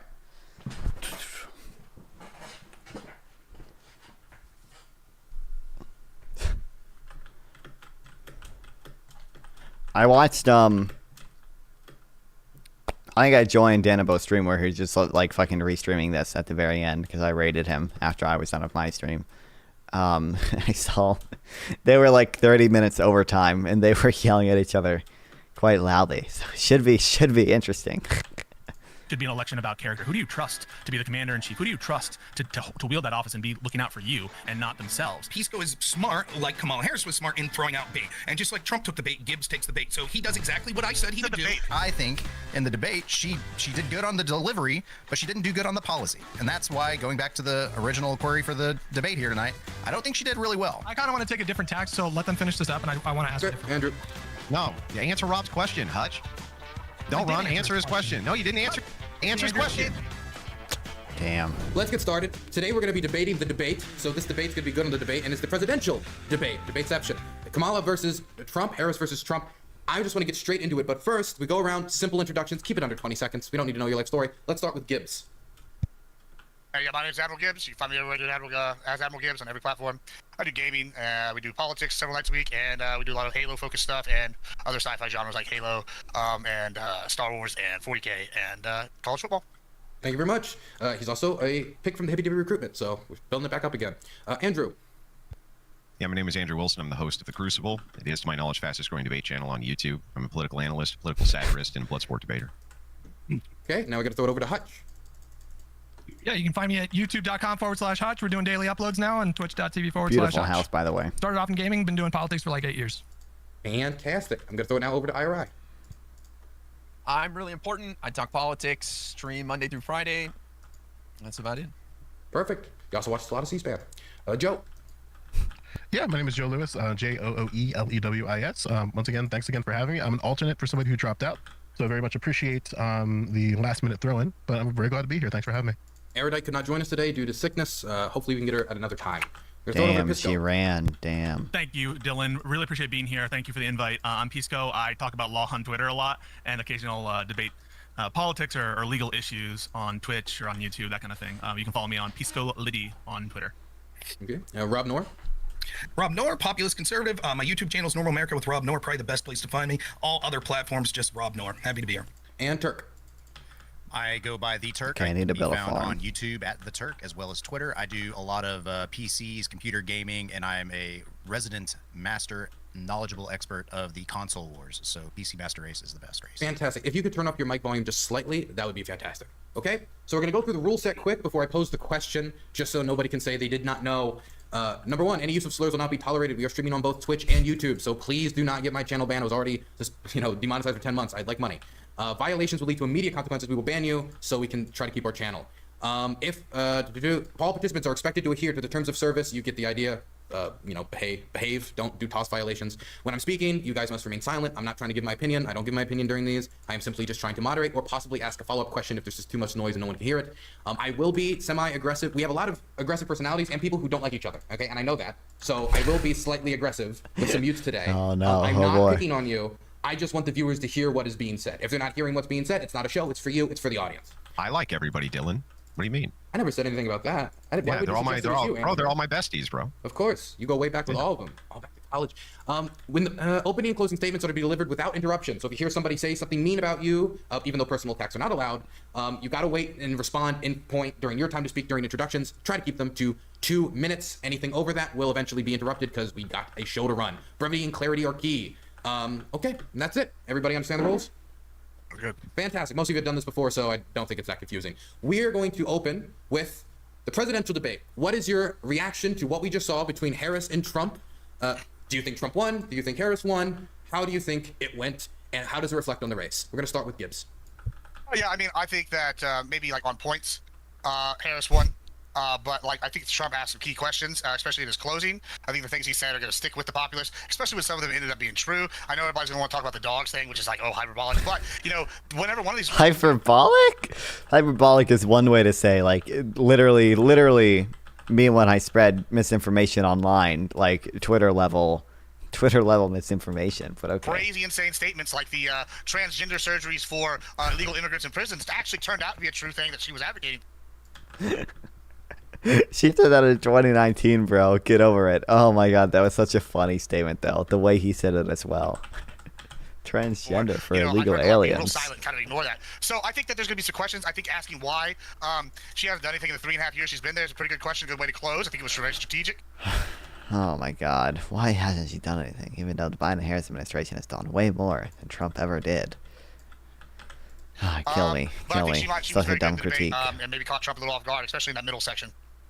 Okay, gotta throw it over to Andrew. Yeah, so this was a subpar debate on both ends. I think that Trump barely got the best of it, and the reason that he barely got the best of it is Harris really needed to have a decent showing, and she really didn't. She didn't really outline any kind of new ideas for America whatsoever. There was nothing that wasn't just kind of a typified progressive policy. Trump, on the other hand, didn't have his kind of normal zingers, but he got a couple of good shots in there. Ultimately, I don't think the debate changed anybody's mind, and I don't think that that either one of them are eager to have another one. I saw today that Trump did not want to have another debate. So, yeah, I would say that the edge went to Trump. Harris also had the disadvantage of being a woman. And, I think that she handled that better than most by not being kind of like a shrub rat. But ultimately, she needed... I don't know what I was expecting from Andrew Wilson, but oh my god, dude. I don't think this is a good way to appeal to the median voter. I understand. I don't think Andrew Wilson wants women to vote. I'm pretty sure he argued against that against Rob Noor recently. But holy cow, man. Really, dude? Needed to have a better performance day, and she really didn't. Hutch. Well, I think the polls across the board have demonstrated that it's somewhere around 50% of the people thought she won the debate, 25% of the people thought that Trump won the debate, and 25% were undecided. So the public at large surely seems to believe that she got the better of it by pretty much a landslide. Trump seemed like he was phoning it in the entire time. It was pretty low energy. If you compare his debate performance from 2016, it's quite obvious that he is not the same man that he was back then. Not Thanks quite for as the bad as sub, Biden in the last debate, Fashion obviously, City but Metaverse. definitely, Welcome to the stream. Thank definitely you, low thank you. energy. I think Kamala went in there with a game plan to get under his skin and rattle him, and I think she was obviously successful in doing that. He spent far less time attacking her than she spent attacking him because he was spending most of his time just rolling through all the old defending himself. subs. She would throw a little bit of bait into Jerome each Coleman, answer if he you're took the here. bait. every single time. I think she went into it clearly prepared and she executed on that plan. So I don't think there's any question who won this debate. Okay, I'm going to throw it over now to Ira. Yeah, I think Trump reminded a lot of people about why we don't want him back in the White House. He shined a racist spotlight on Springfield, Ohio, spreading this nonsense about Haitian immigrants are abducting people's pets and eating them. And he looked like a fool. TikTok is tearing him up right now over it. He's also hanging out with this clown, Laura Loomer, another racist who calls Kamala Shaniqua. He's not just hanging out with her. He's fucking her. Okay, we gotta... allegedly, almost certainly, allegedly. So I don't think Donald Trump had a great debate. He looked like a fool. And Kamala outlined some policy. Let's give new families $6,000 tax credit so they can buy a crib, they can take care of expenses in that first year. Let's give first-time home buyers a $25,000 credit so they can get assistance with a down payment. So I think Kamala rocked it. She had a great debate, and I think she did what she had to do. She didn't have to hit a home run. She just had to hit a single or a double, and she outperformed what a lot of people thought she would do. Okay, I'm not going just one after the other. I'm trying to do like two conservatives, two left, two, I'm going back and forth. So next I'm going to throw it over to Rob Noor. Okay, first off, not the topic that I was told. I was told that the topic was going to be who is positioned to better lead the country, Kamala Harris or Donald Trump. I hope that we get to that, but I don't mind. I don't mind talking about. I thought it was the debate. No, the topic that I was. That wasn't the topic I was given either. But that's fine. I don't mind. I'm flexible, so hopefully we get to that. And I think it'll further illustrate the point that I have on this debate in the first place. Sounds like a classic bait and switch, Rob. Because now bamboozled, now listen, I am going to take the position that I think Kamala Harris won the debate. So it oddly puts me now like maybe on the panel with the lefties to some degree, but I don't think it'll move the needle in any way. The reason is because Kamala Harris is running from all adversarial sort of questioning of her positions whatsoever. She is literally just running her campaign like the Biden administration did in 2020, which is a campaign from a basement that's running on things like vibes and leaving her surrogates do everything. She literally has guess who won in 2020? She's pretending to be Trump and crib his policy positions because the left always has to pretend to be Republicans when it comes to elections because their positions are so unpopular. So she's trying to do that. She's literally copying and pasting her positions from the Biden administration that the metadata shows it was just directly from Biden. And so she throws out a couple. So yeah, $20,000. I mean, like, she's Biden's vice president. Yes, her position's always going to be pretty similar to Biden's. I don't know why we would expect anything different. They're also trying to keep some level of the incumbent advantage there, but yeah, correct.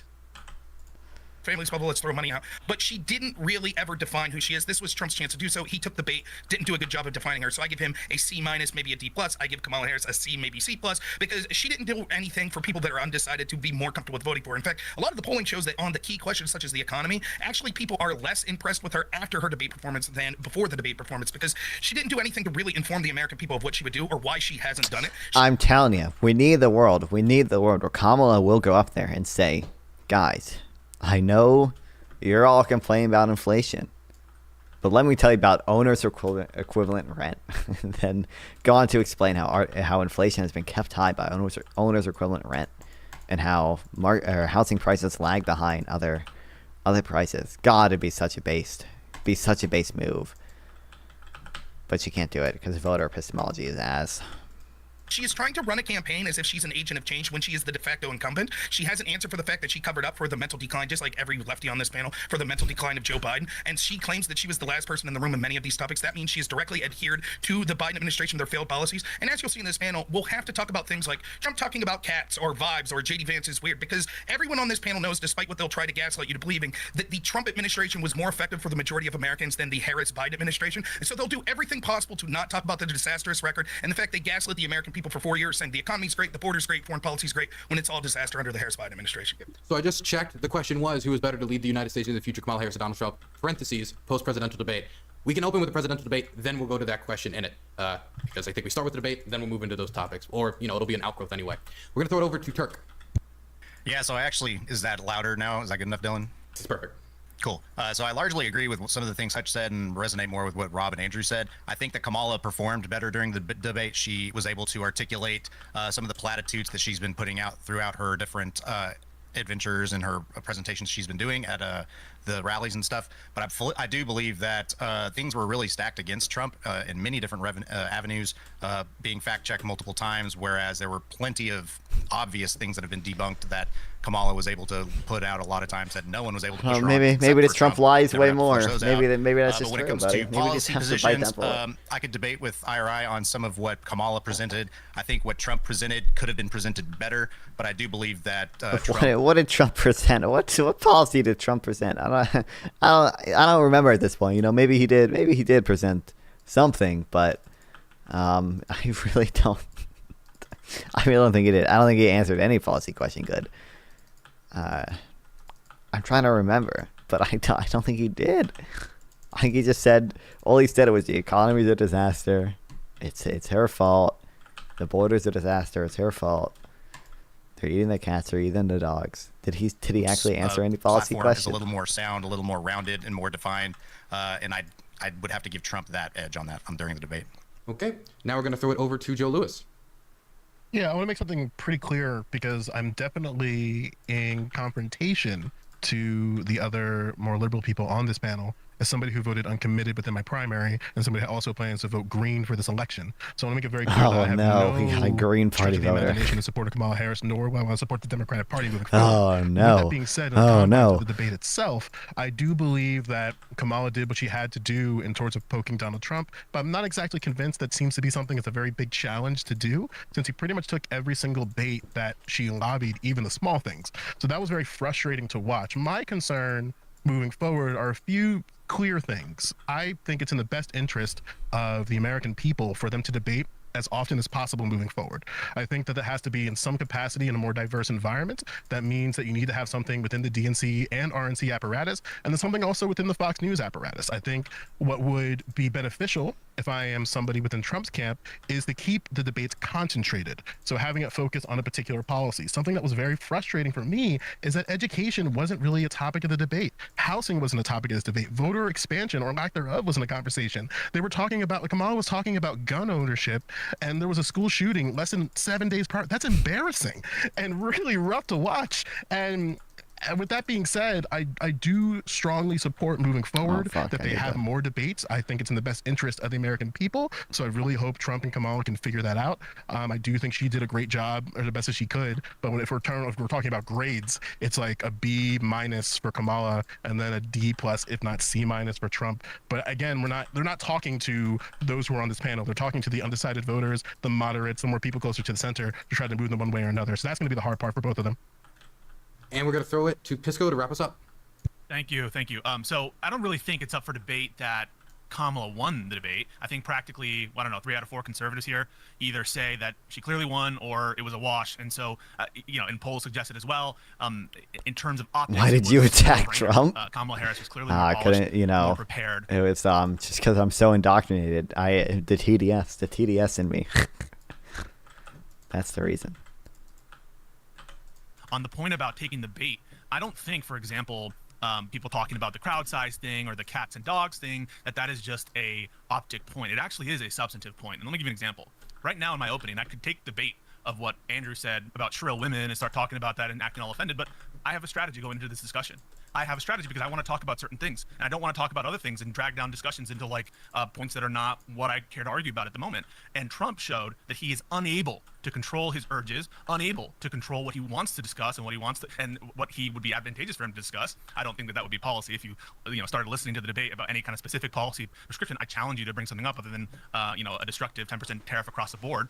And that shows he did mention tariffs. a lack That is true. of leadership, a lack of preparedness for the office of presidency. And the other thing that shows a complete, to the American people, lack of preparation and fitness for the office is his continued lie about the 2020 election. This is a man who tried to steal the presidential election in 2020 and undo and upend our constitutional process. The people saw it once again that he has no respect for the dignity of this country, its founding principles whatsoever. He continues to promote the lie that he won when he lost. Kamala Harris, on the other hand, put a dignified performance, absolutely obliterated him on multiple policy issues, and especially that one. The notion that this is a man who's all about himself and will do anything, even destroy this country and its constitution for his own benefit. Absolute Okay, so Pisco we're gonna start W. with the debate, but halfway through, you can only debate a debate so much. Probably gonna shift away totally from it. I think the debate conversation will probably move us towards policy and the differences between the candidates anyway. But I'm gonna start with Andrew because Andrew's the one that disagrees the most, so it makes sense to go to him first. Andrew, would you like to expand at all about why you think Trump might have edged out on the debate? Yeah, well, he just had he had kind of better zingers. The thing is that Harris didn't present any kind of. What were his zingers? I remember he had one zinger where he said, "Oh, I'm speaking. Sound familiar?" He had one zinger, and the rest of it was just like him, like fucking malding. New vision for America. It's just a continuation of Biden policies. There was nothing extravagant that she said which stood out. There was no kind of great reforms that she's promoting. Even when I looked at her plan, I was looking at her plan this morning in preparation for the debate. She's not really doing much. She's adding 4% to the corporate tax rate. And that's about it. I mean, there's not really much in the way of deviation. She wants the same type of assault weapons ban. She wants all the kind of same progressive tripe that we've been hearing about nonstop for years. So there's just really nothing that makes her stand out. There's nothing that makes her exceptional in this race. She looks like exactly what she is, somebody who was swept in there in order to be the candidate for the Democrat because Joe Biden lost his fucking minds, and Democrats hid that for well over a year, knowing that he was in cognitive decline and would have pushed him out there as being completely fit for office, even knowing he was in cognitive decline. And other Democrats came to the rescue of him and said, well, it's okay to go ahead and elect this guy who has the mental capacity of an infant because he'll have good staff around him and he'll be a nice puppet president for the Democrats. So I thought that was bullshit. But she looks at like exactly what she is, a hasty replacement where nobody else was available, who she was there. And so they're using her. But there was absolutely nothing which made her stand out. I'd love to hear any policy from any of these liberal scumbags on this panel. Any policy that makes Kamala Harris stand out, they won't be able to name a single one, not one. Oh, any policy that makes her stand out. I don't know what its definition of stand out is going to be. Okay, first home buyers. Just so I'm clear in terms of talking about because you mentioned a concern about distinction, right? Which I would agree with you that she didn't really do too much in terms of establishing that distinction. Why are we letting but it seems like the Green Party voter I'm talk? sure Hutch and I, and especially Pisco, are going to argue is that there was a distinction there. So if you were to be charitable, what do you think would be the response of certain things of distinction? Or were there any points of distinction in your eyes in the debate? Distinction between who? Trump and Kamala? I got one. I already went. Go ahead. I was just saying, I already went over the distinction in performance, but when you get to the meat and potatoes of what it actually is, Kamala looks like exactly what she is. Somebody who the Democrats turned to in desperation because the candidate that they wanted in there, who probably would have easily beaten Trump by their estimation, Joe Biden, is unfit. And we knew this as soon as the first debate was done, that he was in massive cognitive decline and that this was hidden from the American public, even though Democrats knew it. She looked like exactly what she was, just a ringer who was there, who the Democrats turned to. She didn't look polished, like Pisco said. That's fucking cope. She also didn't have any great policy positions that made her stand out. There was no great kind of. Welcome back, Malibu County. Good question. My computers can't. All it can run while I'm streaming. On a second, you made a claim before that we couldn't identify a single policy that she put forward. No, I didn't. That's not what I said. You said a policy that makes her stand out, which who knows what the hell that means. You said that none of the Democrat left-wing people on this panel are going to be able to identify a single policy. You called you liberal scumbags. Nope, I didn't. Nope. Are you going to let Trump make it today? I can't comment on that, Joe Billy. Yes, I'll stop talking. Go to the VOD. I said you would find a single policy position that made her stand out, Pisco. How about the purchase? What would you think about the purchase of or the construction of 3 million new homes? That was a policy put out. So 3 million new homes. Oh, that really made her stand out. What a great policy for America. I don't know why. Shouldn't he want a relatively moderate president? Like he's a right wing guy. Shouldn't he want a relatively moderate president? Not like someone who really stands out amongst the Democrats. Like a policy that would make her stand out is probably going to be way, way too progressive for anything he likes. I don't see why this matters. Yeah, the majority of Democrats are not going to stand out when placed next to other Democrats. They're a party of their political party. They have similar ideas. Like so that's what we have here, right? So anything that we propose that we think will either my ADHD brain, Malibu, requires something going on in the background. Be incremental or be different. This is a policy that neither Trump proposed, that Biden didn't propose. It is a novel policy. Would you acknowledge that, Andrew? It's not. No, I don't think it's novel. Democrats have been talking about the rebuilding of America through infrastructure every single election of my lifetime. Infrastructure? Then guess what? We passed the infrastructure bill, yes. so get fucked. Yes, of course it's infrastructure. What is not infrastructure, Andrew? What are you talking about? Is everything infrastructure? Everything that the government is going to build, if they're going to build public housing, yeah, I would consider that to be infrastructure. Would you consider the government? She didn't even say public housing, by the way. She just want 3 million new homes, period. Some of it is going to be private housing that she's going to set up tax incentives to build. It's just like giving checks to people to spend on their rent. Is that infrastructure? No, that would be welfare. Oh, so what's the definition of infrastructure for you? Why are we being pedantic with this? Just tell me what you want, Pisco. Get to what you're getting to. What you're trying to do is you're trying to put a big label on it and say infrastructure and say, well, it's just the same kind of infrastructure policy as before because, look, Biden had an infrastructure policy. You know that there's a difference in kind between purchasing homes and purchasing I don't think it made it stand out, Pisco. They're different, right? It didn't make it stand out, bro. I'm sorry. Yeah, not to you. Why I don't. Why are they even like fighting with this like to his standard, to his like dumbass standard? Why? Why do we need her? Why do we need her to stand out on policy? Isn't the fact that her policy is better good enough? Like, who cares? Because you're gonna. Because the next day was like, oh God, did you hear Kamala's? I played City Skylines in the background sometimes. Sometimes I do that. I don't really play many strategy games, but. Yeah. Nobody said that, Pisco. Nobody gives a shit. Wait. Okay, how about Pisco clear? Also, my computer cannot handle playing City Skylines 2 and watching a video and streaming at the same time, but I can't play City Skylines 1. I do that sometimes. 3 million homes, Pisco. Nobody fucking clearly cares. say why 3 million. Wait, people don't care about. Pisco, clearly say why 3 million homes matter, and then we'll have Andrew just respond clearly instead of talking over each other. So clearly, the American people have made it abundantly apparent to everybody that housing prices and the price of housing is a big concern of theirs. In fact, it's one of the big sources of angst in America and Middle America, as well as in other countries, Canada, UK. Everyone is going through a cost of living crisis in this country. And for Andrew to say, oh, who the fuck cares about houses? Who the fuck cares about prices and homes? Yeah, nobody cares. On here? He doesn't care. And what's more is Andrew sort of builds himself as a person for the family. Isn't that what you You want? bought it? City Skylines 2? Yeah.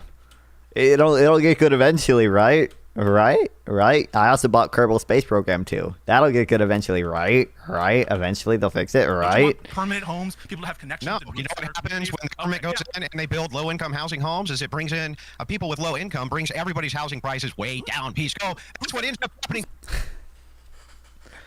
Oh, I can't wait till somebody dude, I cannot wait until somebody on this panel mentions that the subsidy to home buyers, the $25,000 subsidy, will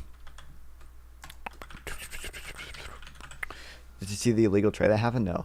Will increase the price of homes. I can't wait till someone's like, she just wants to subsidize demand. She just wants to subsidize demand. That's going to increase the price of homes. After Andrew's making his point, which is somewhat correct. This is the literal like NIMBY talking point. If we build new homes, the value of homes will go down. But that is the point. There are to some extent winners and losers for everything. What makes housing policy really hard is you have to expand the housing supply enough so that new home buyers can't afford to buy in, but you also can't expand it too fast, too quickly. Otherwise, Andrew is correct.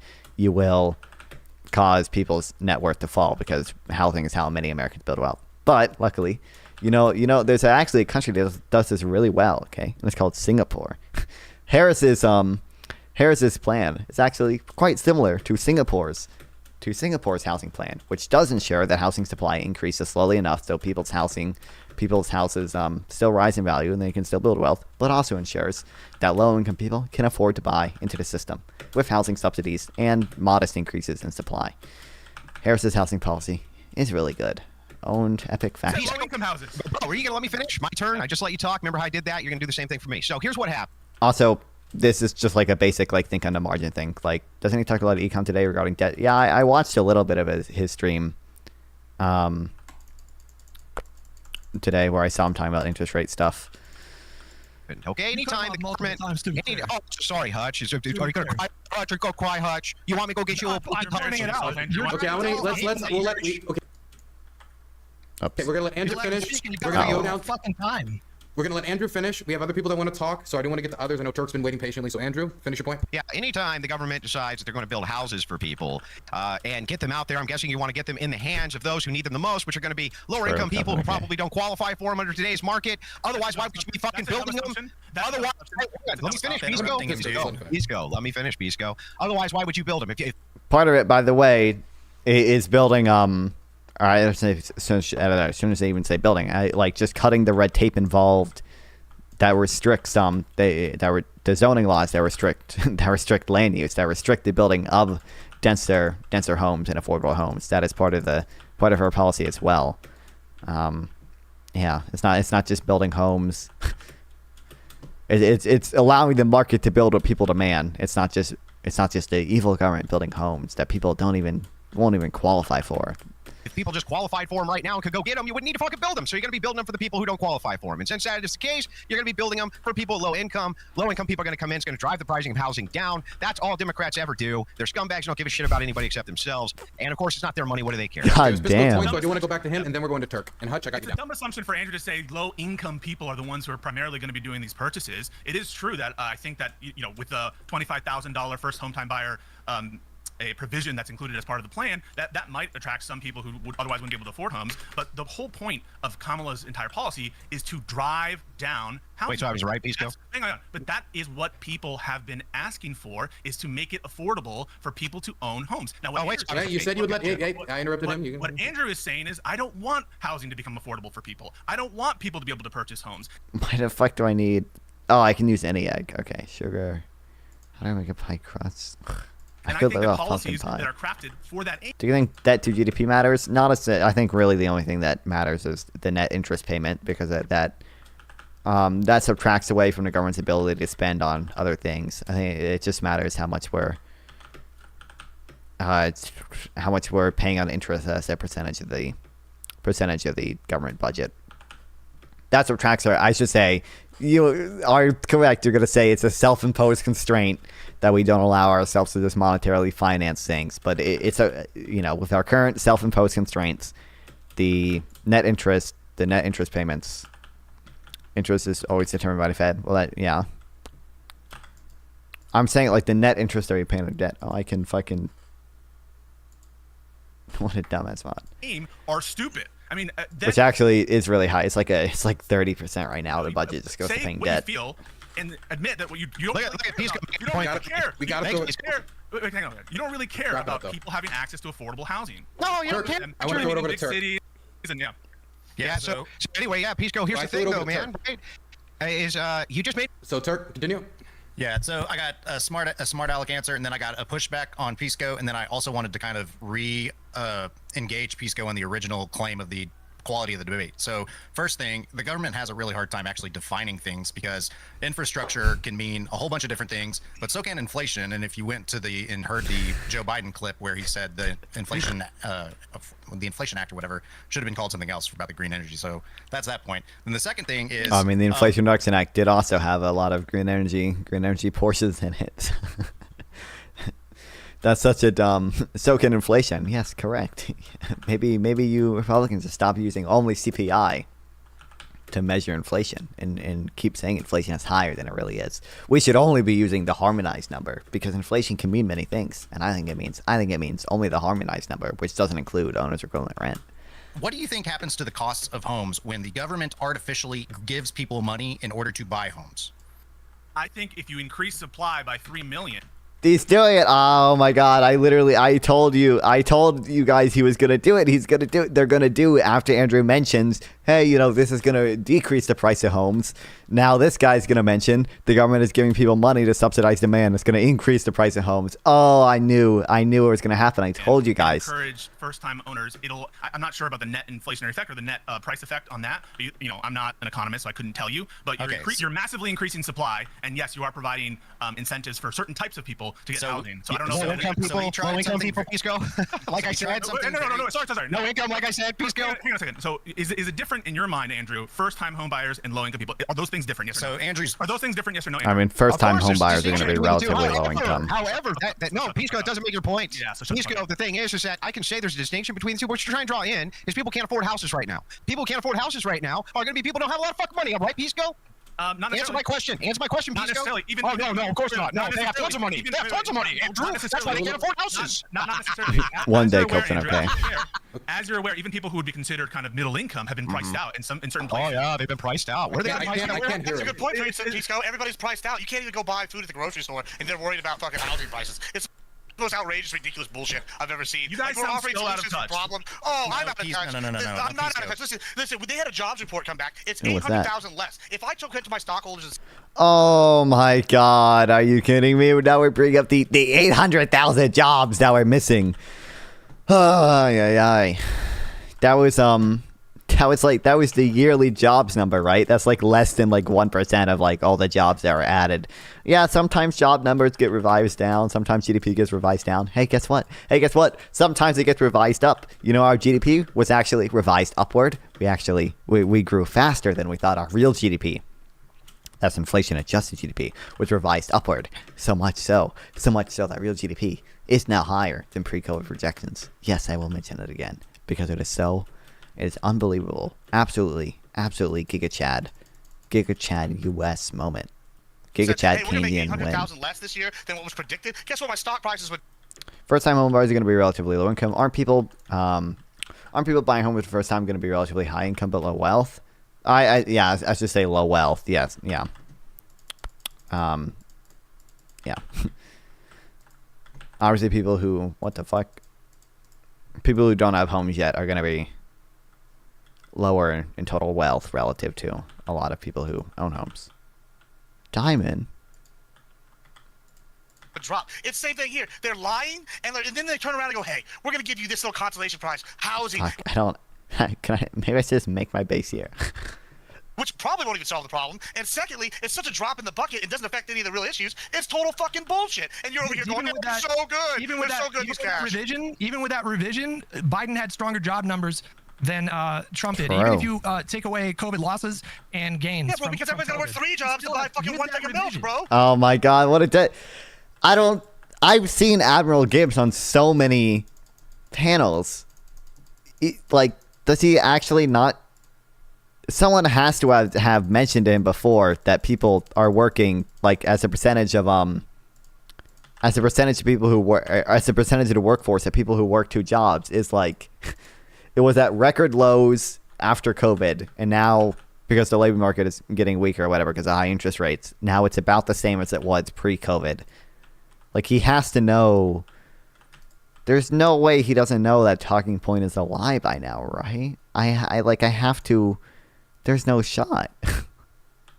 I've seen him on so many panels that great argument, Hutch. We devastated the economy. 3 jobs, we saved it, bro. Yeah. You made it clear, Rob.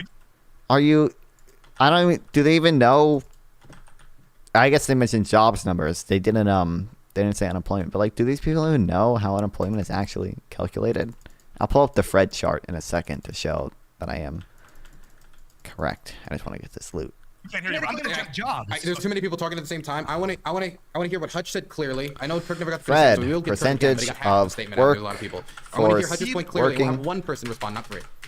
It's a simple point. He made a point about how jobs. they revised the job numbers down. But even if you multiple job holders as a percentage of employed, you can see right before the COVID recession, it was 5.2%, and now we're back at 5.2%. We're at exactly the same rate as it was pre-COVID. It was briefly 5.3%. Yeah, it was really low right after COVID and slowly climbed back up to exactly what it was before. I wonder what the average is probably higher under Trump even because Trump didn't have this huge dip. Or no, well, Trump was president during this huge dip. But yeah, it's been pretty low under Biden the entire time. Okay, well, you account for that. Wi-Fi. There were more jobs that were created on Biden's watch. Even if you get rid of the job losses during COVID and then the bounce back. Multiple jobs is pretty fun. Not true. So I'll respond to this. Making a point about jobs. Does multiple job holders include people with 2 part-time jobs? I'm not sure actually. I don't know exactly how it's calculated. I know U6 unemployment counts people who have 2 part-time jobs as unemployed. But I don't know. It's not true. So first address that.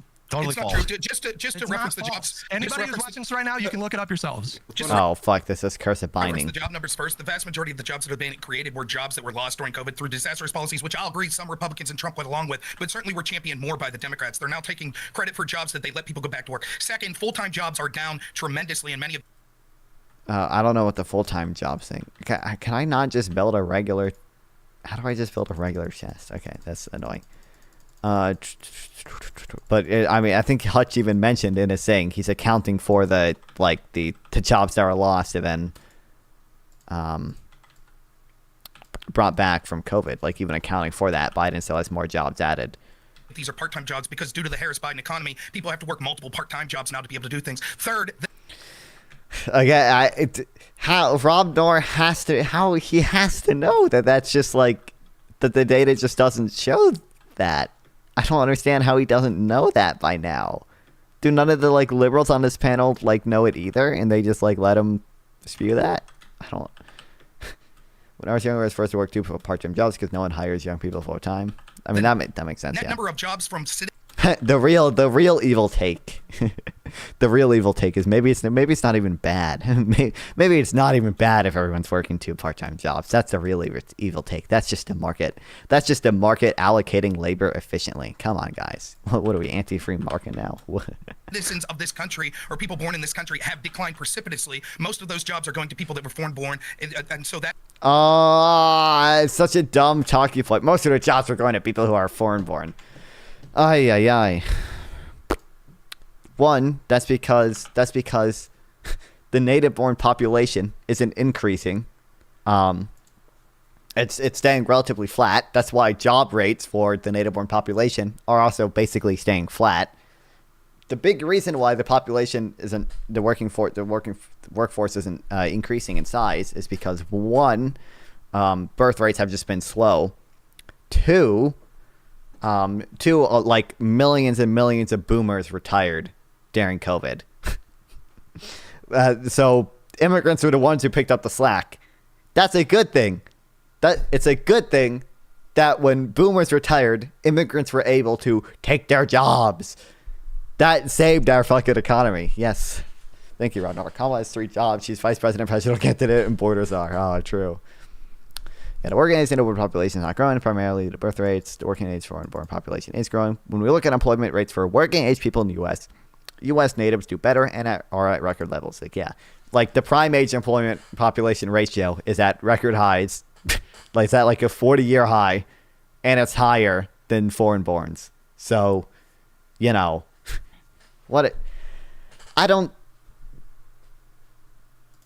has to know. There's no shot. No one has ever told him that before, though, right? I guess maybe not, but that means really? Most of those people would be ineligible to vote. That means when you're considering voting, knowing this, you and all the people you know that are eligible to vote are actually losing jobs. Fourth, jobs are. They're not. No, they're not, though. The prime age employment population is at all-time high. Hardly important if real wages are going down, which real wages have been going down. Real wages haven't, at least not for the bottom 10% of workers, they haven't been going down. On the aggregate, they're still going up. They're going up kind of slowly now because of high interest rates. But yeah, they're still going up. And I think real median net worth is slightly up from 2019, although not that big, obviously because of COVID. Real median net worth 2019 to 2024. I think it's high, but Precipitously under the Rob Noor is the chief architect of Project 2025.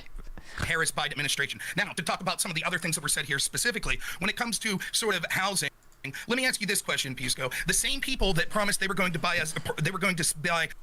Yeah, it's up a little. Oh, this is 2022. Where's what was it in 2019? I think a real median net worth is up since 2019, but obviously the COVID recession did have negative effects on, and the subsequent inflation from the COVID recession obviously did have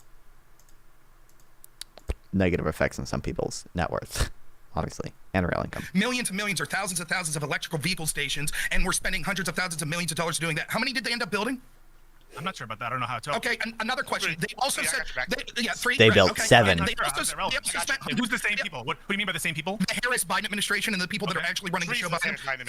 Secondly, let me ask you another question. When those same people also promised that they were going to spend hundreds of millions of dollars for rural broadband, how many rural broadband people have been connected under that policy that spent hundreds of millions of dollars? I don't know offhand. I don't know. The answer is 0. The answer is maybe he's right about rural broadband, but I know NC, because I live in North Carolina. I know in North Carolina, at least, a lot of people got connected to fiber optic in rural places because of the big infrastructure bill. So what Andrew? There's a lot of appropriations. Are you denying the appropriations were put towards public ends under the Bipartisan Infrastructure Act, or that there were great investments made under the Inflation Reduction Act? Are you denying I think that's deflecting what the central question here. The point that I don't know if there's like a map I can see like since the bill was passed, but oh my god, my Wi-Fi utterly shit itself. Why? I'll call them tomorrow, guys. This is not.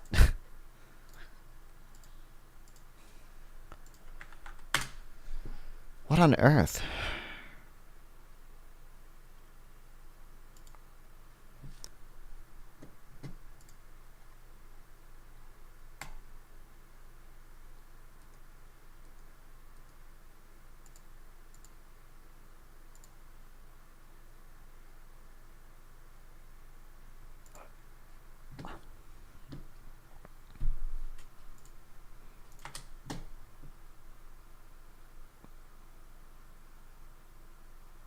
Why? I don't get it. Oh, why? Question here, the point that Andrew's trying to get to is it's easy to promise, oh, we're going to spend money that we're just going to create out of thin air to build a product that will benefit people, but the problem is that ends up causing inflation, which we can see is already the core problem. What? Of the Harris Biden administration. And It's the first time creating money out of thin air creates inflation. That's the first time I'm hearing about this, even though the government itself can't directly even create the money out of thin air. I don't understand. Like, I understand indirectly, this deficit spending can kind of create money because like the Fed can finance the deficit spending with through indirectly buying bonds, but like I don't even think Rob Noor understands how the Fed indirectly finances the buying of government bonds. I think he just thinks that deficit spending actually prints money. Second, they rarely and brings down housing prices, Rob. Remember that. How is bringing down housing prices causing inflation? I would like to continue my point. And secondly, they rarely deliver on the promises that they've given anyway. So we end up with massive inflation and the promises that they delivered not coming through. Now, to the more central point, again, you can see from the opening statements from people like IRI that were shouting racism, talking about the cat story and things like that. Then you see from Pisco talking about threat to democracy January 6th, exactly as I said what happened in my opening statement. They know that despite the gaslighting that they've done, including decrying people that correctly called out the cognitive decline of Joe Biden. The American people do not believe the Harris Biden administration when it comes to the important things such as the economy, such as immigration. And so they know that they have to deflect from talking about those things at any means possible. I'm sorry, the American people are not assuaged of their fears that Kamala's been there for 3.5 years and their real wages have gone down and they can't afford food. Let me see. I don't know if I have an update to this graph. And they can't afford housing, and their border is porous, and their cities are being overrun with people that are breaking the law and taking their resources. And this administration has done nothing but exacerbate that. But it's all solved because she had 20 seconds of policy positions when she said, we're going to give people free money and create house. I don't know if this has gone up significantly since... oh, no, it has. It's basically stayed mostly on track, actually.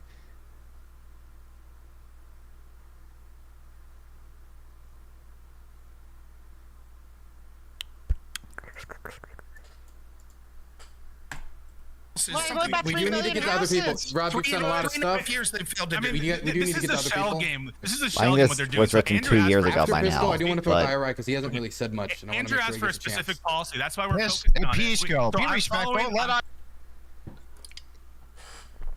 Also, another big thing, this graph, like you can see like this big spike here. That's because a lot of low-wage workers were laid off. And that made it look like average wages across people who were employed were rising because all the low wage workers were laid off, and then once they were rehired, it went down. So like it's like all this shows. I think this was 2022 though, or no, this was last year. They were rising, but it was below trend. Come on, what's wrong I with said you? after. I could go I first. said after Yep. Pisco, Andrew. So Andrew asked for a specific policy I like how you prescription. call it. Let's see if we can talk find about, this. And I offered one, and we were focusing on housing because that's where Andrew was taking the conversation. He wanted to get into the substance of the topics, and now Rob is decrying us and calling foul because we're focusing on that instead of Biden's cognitive decline. And Yeah, that literally never happened. You cannot win. Andrew is decrying the fact that we're lowering housing prices, and Rob's talking about inflation and worrying about prices going Yeah, both up. are true at the same time. So in areas where the low-income people come in, it's going to lower the value of the houses around, and it's also going to cause inflation. Yeah, what I'm going to say. So yeah, I'm going to just finish what I'm going to say. So it sounds like these are a couple no-win scenarios. On the one hand, we want to talk about politics. Federal Reserve Bank of Atlanta, 3-month move. This is 3-month, whereas year-over-year. Policy, because that's what Andrew wanted us to get into. But obviously, Rob wants to talk about underlying. But yeah, you can see even here, this is high. So wage growth is like an average of like 3% per month or per 3-month period, right? 3-month moving average. Yeah, so it averaged like 3 to 4% under Trump. And then now I guess we should move it back a little bit to for his full term. But yeah, no, so it was like 3%, and then this was the big spike because of all the low wage workers that were fired, right? And then oh no, wait, this is well, actually, I don't know if they wouldn't. I don't know if they include people who aren't in the labor force here. Okay, I would have to know more about it. And you can't trust administrations. I don't know. I don't know if this would track someone who was employed and then got unemployed, and their wage growth would be like negative 100%.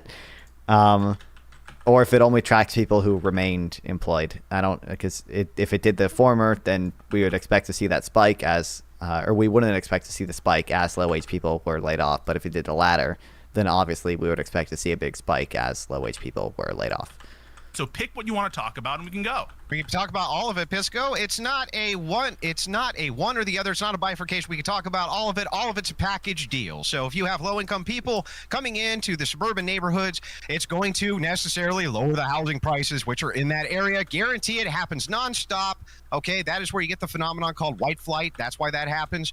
Also, on top of that, it is going to increase inflation when you artificially increase the supply by 3 million homes. Pisco, both are true at the same time, Pisco. He keeps also saying artificially increase supply by 3 million homes. But really, the supply is artificially low right now because of restrictive zoning laws. Like, we're not artificially increasing the supply. What we're really doing is, really most of Harris's policy is focused on fixing those zoning laws which restrict the building of new homes. That's what the majority of the Biden-Harris administration's policy is focused on. That's why we've seen all the Yimbys be super happy that all the Democrats are embracing like openly Yimby language. Like increasing housing supply is going to increase inflation. Help me there. What's crazy? What's crazy? I want to wait. I'm sorry, Gibbs. Sorry, where does the money come from? I'm throwing it over to IRI. It's not even. I think it's a part of her plan is giving tax incentives to build affordable homes, but also again a lot of it doesn't even require money. You just need to make states fix their zoning laws, and then new homes will be built by private companies because you're letting the market do what the market does, which is respond to demand.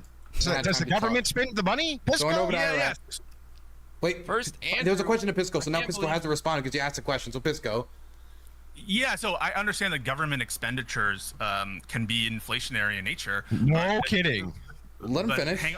Wow. If you're going to make a positive claim that there's a strong relationship or a good relationship, whatever you want to say, between the policy proposed by Harris, and you have to make it. Like Trump's policy of tariffs, a 10% tariff across the board is also in principle inflationary. But don't you have to make a case? Don't you have to make a showing that it's going to noticeably? God, also mention the Fed. Please mention the Fed. Please. It is absolutely unacceptable that Trump can say, Trump himself, this isn't like Project 2025 voodoo things. Trump himself said, I think the president should have a say in interest rate decisions. It is insane to me that he can mention that, and just because voters are dumb and they don't know what that means, he's not held to account for it. God, that should be drilled down on hard, because even if you trust Trump to make the best interest rate decisions possible forever, even if you think that Trump is the all-knowing God when it comes to knowing what the interest rate should be, you would have to Trump only gets one more term, right? There's going to be another Democratic president at some point who you're not going to like, who then is going to be making those interest rate decisions. So you should probably factor that in, right? Oh my God, unbelievable. Any kind of countering effects that other kinds. Well, I mean, that was a nice whataboutism, Pisco. Doesn't answer my question. or increases in taxes, I'm not sure that it's going to noticeably increase inflation. I'm not sure about that. That's your case you have to make. Well, Pisco, can we start? I'm sorry. Oh, I'm throwing okay, it over to Ira. He hasn't spoken. Sorry. He hasn't spoken at all. I have to say, Andrew, my feelings are hurt for you to call me a liberal scumbag. I thought we were cool. I still love you, but that's okay. That Nice to see you again, IRI. How are you? I'm good. I noticed your anti-Semitic more remarks you made towards Laura Loomer. That wasn't very nice, IRI. What? Well, I'm Jewish, so it's kind of hard for me to be anti-Semitic, but okay. And his IDF is his family, But I'm happy what are we on for your about? success. You've been doing great, so I'm happy for you. As far as the jobs go, there are 5 million more jobs in America today than February 2020 before the pandemic. And you guys said these are because people have 3 jobs. But the thing is, we've had a record unemployment rate. It's been below 4%. Thank you. For Yes, thank you, IRI. Oh my God, thank God. a record stretch we haven't seen since the 60s. We hit record unemployment 3.4% below even what Trump accomplished. So I feel like a lot more people in this country are employed. And this isn't the case that And the primate population employment ratio, all-time highs. Correct. you guys Thank you. portray. Everybody's Yes. got a part-time job. Everybody does have a part-time job, but I this was crazy. It's 5% of the workforce. That's wrong. Everybody's got a part-time gig, a side gig, a side hustle. Yeah, I don't believe your Yeah, numbers. even thanks if for you the show hearts it to in me. YouTube I short chat. Sometimes, or the 100. Sometimes I I have no way of seeing those unless I have the YouTube thing open. It's such a dumb feature, but too many people in my everyday life. Even if it's anecdotal, you can just go ask anybody. Everybody's got to do 2 things. Why do you not believe Everybody the has to. numbers? Because you can go ask 10 random people at 8. which am I gonna trust more, Admiral Gibbs? Am I gonna trust 10 random people, or am I gonna trust the Federal Reserve when they conduct studies on this? I wonder which one, Admiral Gibbs. I should DM Admiral Gibbs is not out of reach for me. I should DM him. I should see if he's up for a conversation about this stuff. HEB or Walmart or wherever, and they all will tell you they're doing 2 things. And there's no way that this sample size. dude. Sure, it's anecdotal, but when it's every time, listen, we've already caught you cooking the books of the job numbers. Why would I believe you with this 5% bullshit? You understand? I mean, You understand it's the clear numbers? that Cooking the book. God, people who don't the issue is, my Twitter feed is full of whenever the new jobs numbers or GDP numbers or inflation numbers come out. I get that news. It's just it's so normal for me to see oh, we got the new job numbers for August, and also the job numbers from July have been revised down slightly. That's just such a normal thing for me, and it's hard to. I don't know how to express that to other people because it's it's just normal people are gonna think they're lying, they're cooking the books, but it's just what happened. It's just a normal thing. This is just how it works. Yes, they revise it down when they get more accurate data. Y'all lied about Biden. Y'all lied about Biden. Y'all every time y'all say Kamala's got a policy, half the time it's just Trump's policies. Listen, it sounds like you got 2 halves of nothing. And what basically that equals out to is a whole lot of nothing. And y'all are sitting here just trying to pass off vagaries and nebulous policy and buzzwords like opportunity economy and say we're going to fix it. Well, Trump asked a valiant question. Hey, 3.5 years, y'all ain't done shit. It's only got worse. Why hasn't it been fixed since then? And nobody's been able to answer that here. Y'all just keep saying, oh. Does anybody want to answer that question? Hey, I would like to ask, what is your guys' solution for the housing crisis? Because before you skip over to the what about, can you answer his question? Why haven't you fixed everything in 4 years? Is that the question? His question is first time we didn't have a transition with the previous administration. Donald Trump took a giant dump on the floor and set everything up for disaster. So they had to do a little bit of cleanup work. It's Trump's fault. Hang on. Let him finish. Wait. Gibbs got to finish. IRI gets to finish. Let me finish. The whole world has been suffering through economic problems. This is not an American-centric thing. So we've done pretty well compared to the rest of the world. Correct. We've done the best. Get fucked. You're our cucked poor countries. Or best out of the rich countries. I don't know, maybe fucking Ghana has a higher GDP growth or something, but years. We've only had That's Congress oil. for 2 years, and those 2 years, there was a ton of bipartisan legislation passed. The CHIPS Act, the Infrastructure Act, the other kind of weird gun legislation that was bipartisan in nature. Y'all have had the presidency for 12 of the last 16 years, Pisco. Like, what do you mean? Like, y'all have had the leader of the free world, and it's been this dog shit for like the whole time. Why doesn't it turn into a civics lesson? You understand that Congress is the one that passes We're gonna do a civics lesson. Okay, legislation, you know what right? executive orders are? Like, yeah, I mean, you act like they don't have any control. Hang on, when we I mean, Biden did a fair number of executive orders. So did Trump. Like, try to do when we try to do major executive action, for example, and you might not agree with the underlying policy, but Biden made a promise with student loan, and you might say that that's stupid or whatever. But when absolutely criminally immune from it. So the administration tries to do stuff, who are the first people suing? It's Republican governors, Republican individuals. They're trying to stop as much as they can the administrative Great, state. Pisco. They don't put anything on Trump's feet if they talk to Congress, Pisco. If it's all Congress, then don't put it on Trump's feet. In fact, that's not to say the president doesn't have a lot. you know what's funny is that Pisco actually never said that it was all Congress. That's really funny, Andrew. He actually, if that was something he said, it would have been a gotcha. But yeah, doesn't it kind of say something that Trump did have Congress for 2 years and he still did not get much passed? A lot of power they do. No, now he has a lot of power. 10 seconds ago, he's barely anything to do with anything. Now suddenly he has a lot of power. Is that what Pisco's position was? I just got a source saying that 54% of Americans are doing side jobs now. Let's let Pisco. 54? There is no shot 54% of Americans are doing side jobs. That has to be one.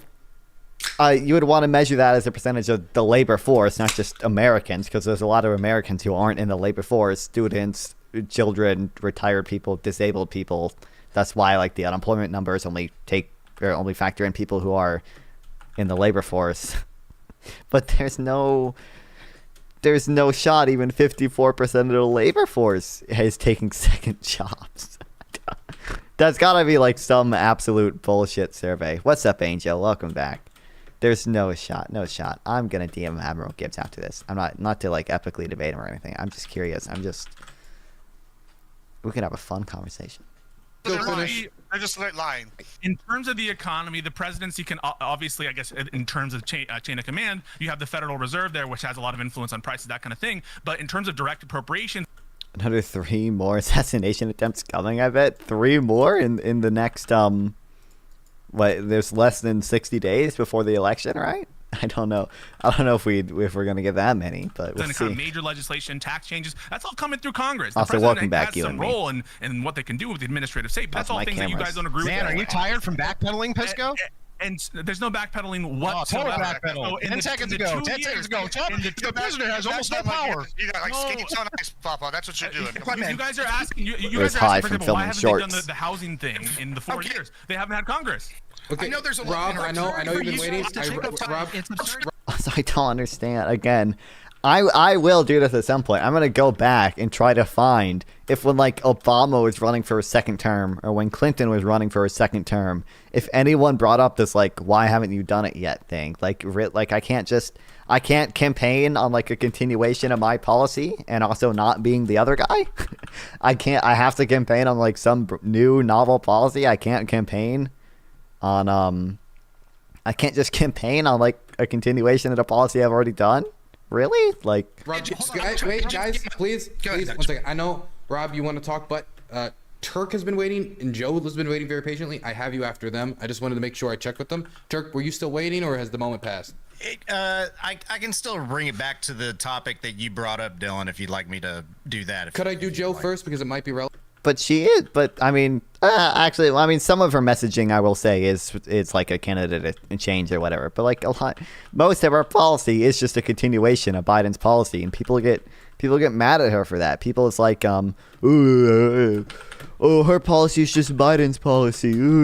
They copied Biden's policy. It's well, yeah, she's Biden's vice president. She's running on just continuing a lot of his policy. That kind of makes sense. Relevant? Sure. Yeah. Joe. Yeah, and I'm sorry, Pisco, for having to push at you too.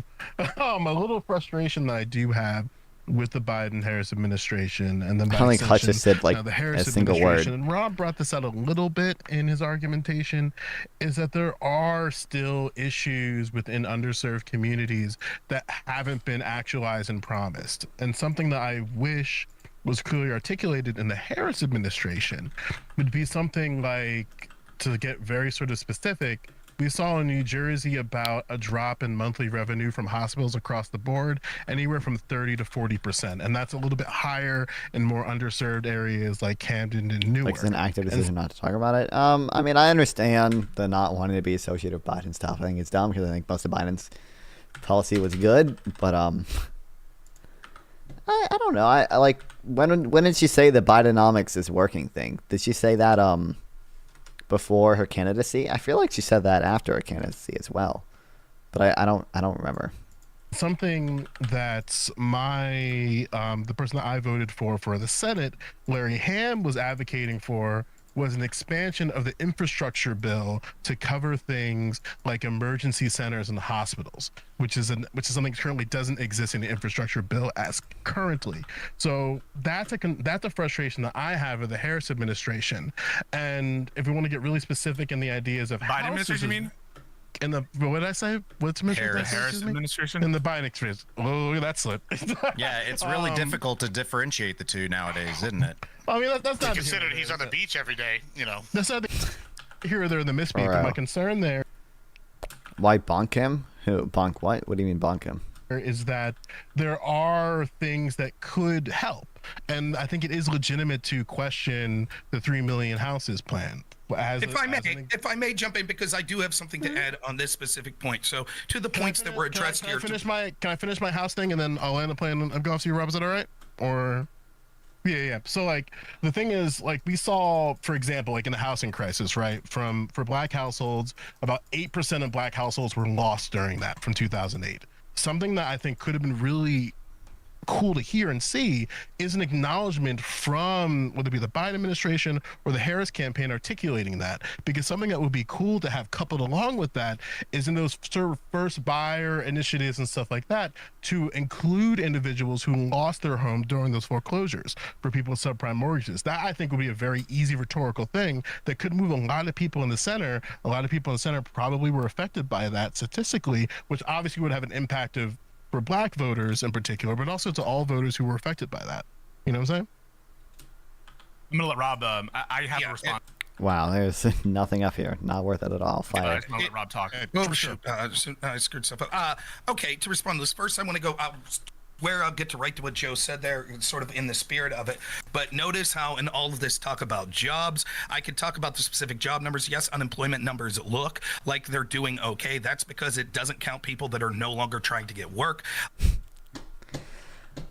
I mean, he's at least he knows that much, I guess. At least he knows a little bit about that. Yeah, but he's correct. It doesn't count discouraged workers, but also if we look at the U6 unemployment rate, which does include discouraged workers as well as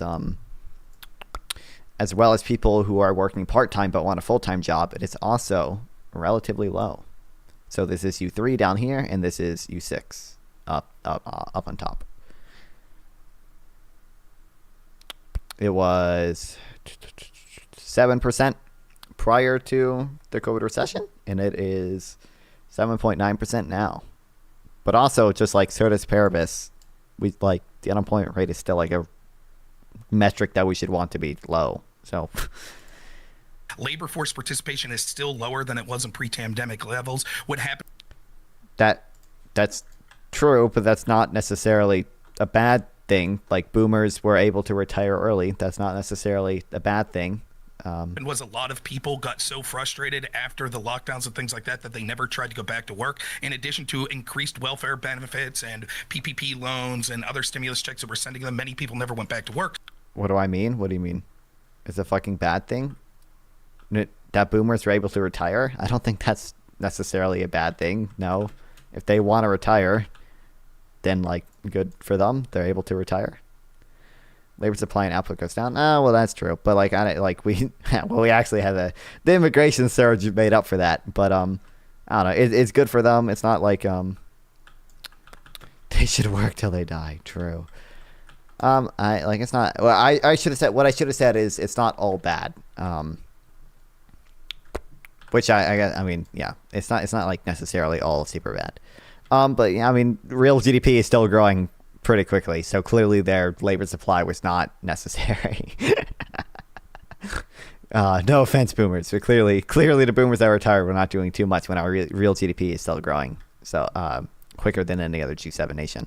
Yeah. So unemployment numbers look way better than they actually are. The real unemployment number is probably around 7%, and none of that matters.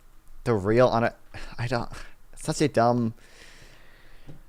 It's such a dumb phrase. The real unemployment numbers. Like we track different metrics of unemployment. There is no real unemployment number. There are just different ways to measure unemployment, all of which tell you different things. Like. Anyways, the fact that you have to work multiple jobs and we count each of those multiple jobs as a job, but people again, the percentage of people working multiple jobs as a percentage of the workforce is not that high. It's at like 5%, which is basically where it usually is. People still real wage growth is barely. It would grow more if they didn't retire. No, probably not by that much. But like, I mean, even retirees. I mean, it like. I would say considering how real GDP was able to grow so much still. The benefits to the boomers who are able to retire and just live their life, and they still spend, they still contribute indirectly to jobs through spending. Say the benefits to the millions of boomers who are retired probably outweigh the cost of the decrease in the labor force, considering our real GDP was able to grow so much higher anyway. But moving the needle since the Harris-Biden administration, where under Trump it was going up by leaps and bounds. So people know, and that's why all the polling shows that people feel they were economically better under the Trump administration than under the Harris-Biden administration, which is why what I said, which Pisco deflected from, was no one wants to talk about that. Instead, you'll talk about one random policy. Oh, they're going to spend money and build houses, that's it. And the rest of it will be, as you've seen IRI try to do here, make excuses that in the first term, congressional term, when Harris and Biden were there, where they controlled the House. I was just saying, like, actually, I don't know. I wonder if retired people probably do actually spend more than prime age people, I would guess. Why not just turn them into Soylent Green? True. And had the tiebreaker in the Senate. They didn't do any of this shit. Although it's probably better overall to have retired people spend more than yeah, do spend more than I'm producing. Yeah, no, I'm just saying it's not all bad. It's my point. There are trade-offs, wildly. Number of retirees exhibiting sharp decrease in spending and increase in savings after retirement. Oh, damn.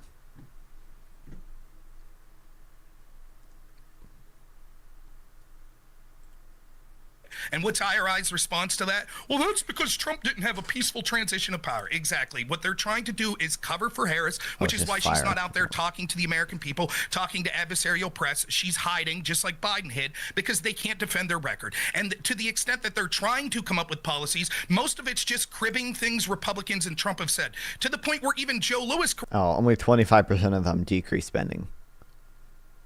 Correctly points out he's frustrated as a lefty that Harris is actually on stage talking about how she supports gun rights. They always become more Republican because they understand that their policies will not get them elected, which is why Bernie Sanders said the other day, oh, in reality, what's going on is Harris has to say what she needs to say to get elected. Exactly. That's how bad she is. She's a chameleon. I mean, unfortunately, that's kind of how elections work. It's not necessarily a bad thing that candidates have to moderate in order to get into higher positions, because that means they reflect a larger voter base, right? That means their positions reflect how a larger percentage of Americans feel. I don't know. I gotta understand the frustration with whatever flip-flopping though, but. It's ran by people behind her. She's not really doing anything. So the question I have for Pisco, to pivot off what Joe's saying, is, one, when Harris was there and was basically running the show because Biden had dementia, which you and all of the Democrats covered up for because you're liars that don't care about democracy, why didn't she do any of these policies, like create massive amounts of houses? Why did the policies that they pushed through? They did, though. They didn't build 3 million new homes, but I do have a list of some of the actions they took to increase housing supply that we can look at. Inflation. Why did they lie to people over and over again? And well, I can tell you why they did a stimulus bill, but Here's a list of actions they took. The Biden administration took to increase housing supply. All of these things. And say, actually, Okay. the economy is well, great there we when go, people were 11. struggling miserably. And even if they couldn't have got Called it a done through vibe Congress session, in the brother. past 2 years, I disagree with that because they basically got everything they wanted in the Inflation Reduction Act, which was basically Green New Deal light, as Joe Biden admitted the other day. And lastly, they tried to push through shit and congressional or executive orders that they knew would be overturned, like the bailouts of student loans. So why didn't they try executive orders to build housing and to reduce inflation? The truth is because they did. They did. I don't know if these were executive orders, but these were actions taken within the executive branch. Like the Department of Housing and Urban Development, which is part of the executive branch, is announcing the availability of $100 million to communities to identify and remove barriers to affordable housing production and preservation. The Department of Treasury and HUD are announcing major improvements in the federal financing, bank, multifamily risk sharing program that will provide greater interest rate predictability for state and local housing finance agencies. Like, those were 2 out of 6 actions, I think it was 6, that they took within the executive branch to increase the supply of housing. Didn't give a shit, just like they lie to, maybe you'll appreciate this, Joe, black Americans every election year. For 2 years, they don't give a shit about black Americans until it's an election year, and then all of a sudden they pretend to give a shit. They don't care about people in rural America, and then all of a sudden they pretend to give a shit. Why didn't they do these amazing things? None of you have... The Infrastructure Act, by the way, disproportionately, disproportionately benefited red states, which are going to be disproportionately rural. I don't know if it, but it did a lot of things too. You know why you were timed out. Shut the fuck up. It did a lot of things to help people in rural areas. Like, for example, like I mentioned earlier in the stream, in North Carolina, they spent a lot of money giving people access to fiber optic in rural areas. Have an answer. The Democrats were in charge. If you don't know, then you deserve to be banned, not just timed out. Harris was in charge, and she didn't do shit. So it's a nice question, Rob. Okay, that was an extensive question, and I don't just want to throw it to Pisco because I want to throw it to other people too. But one moment, I do also want to say, if you want to ask questions to anybody on the panel or the panel itself, donate your questions. Give me a super message, chat. And the highest ones will get read. We're shilling here. I was sending that to BPF's chat. His chat crazy. Thinking about the donate and say some crazy questions. It's an interesting... Guys, know if you super chat to me, you can make Peter Griffin fart on my face. Or not, that's not a super chat. You can't super chat to me. You can donate to me. With your Twitch bits, you can make Peter Griffin fart on my face. Or he'll fart somewhere. I forget where he farts, honestly. But point to me that you guys what up, Conrad pick a Peterberg? fight Welcome on back. policy when it came to the debate. What policies did Trump articulate during that debate besides... Wait, are you surprised? Let's let IRI finish. But Rob went for a bit. I want to hear an extended response. Why are we doing whataboutism? I want to answer Rob's cavalcade of nonsense. If you want want to to answer the response, how much do we have to donate for you to eat the pet's patients? I think maybe I really need a teleprompter, which is like $250. So maybe we'll say $250. I'll do it. Question, can you answer to it? We're talking about eating pets here, and I'm a vegetarian, so pretty high bar. So passed. Biden got way more legislation passed during his first 2 years than Trump did. The very first thing that Trump tried to do when he was president was repeal and replace the, Obamacare. He failed. And he never did the it. Next thing he did was the tax cuts that the Republicans had been clamoring to do for decades. And then what did he get done after that? What were his major signature pieces of legislation? You really want to compare the legislative he had to shut down the government to get his border wall funding. record between Biden and Trump? Yeah, give me 30 seconds. Give me 30 seconds. I'll answer this. All right, let's see it, Rob Noor. Kamala Harris is running on as being an agent of change. What you can't get around is the American people know that economically and security-wise, they were better off under a Trump administration than a Harris administration. So what's happening is the Harris administration is trying to run on, we're the agents of change. Things will be different. To why I say then why, if she's been there in charge for 4 years, haven't they done any of these things? Let me finish. You respond with, but they actually got a lot of shit done. They actually got to do a lot of what they wanted. Exactly. And the American people are not happy with it. So then your counter argument, which is, well, they couldn't get things done that they wanted done, but this time they will, is bullshit, as you're admitting. They did get a ton legislatively done, and America has given it the thumbs down. Hey, hang on a second. Wait, this has mending and cursor binding. It's never gonna fucking break. Why did we have a historically good midterm? Why did we expand our majority in the Senate during an economic downturn? Why did we make Trump a one-term president, the first since George H.W. Bush? If your leadership, because of Trump's abortion, leadership and your because of a policies were so social popular, issue. It's because of social issues. It has nothing to do with the economy, which has been a fucking disaster.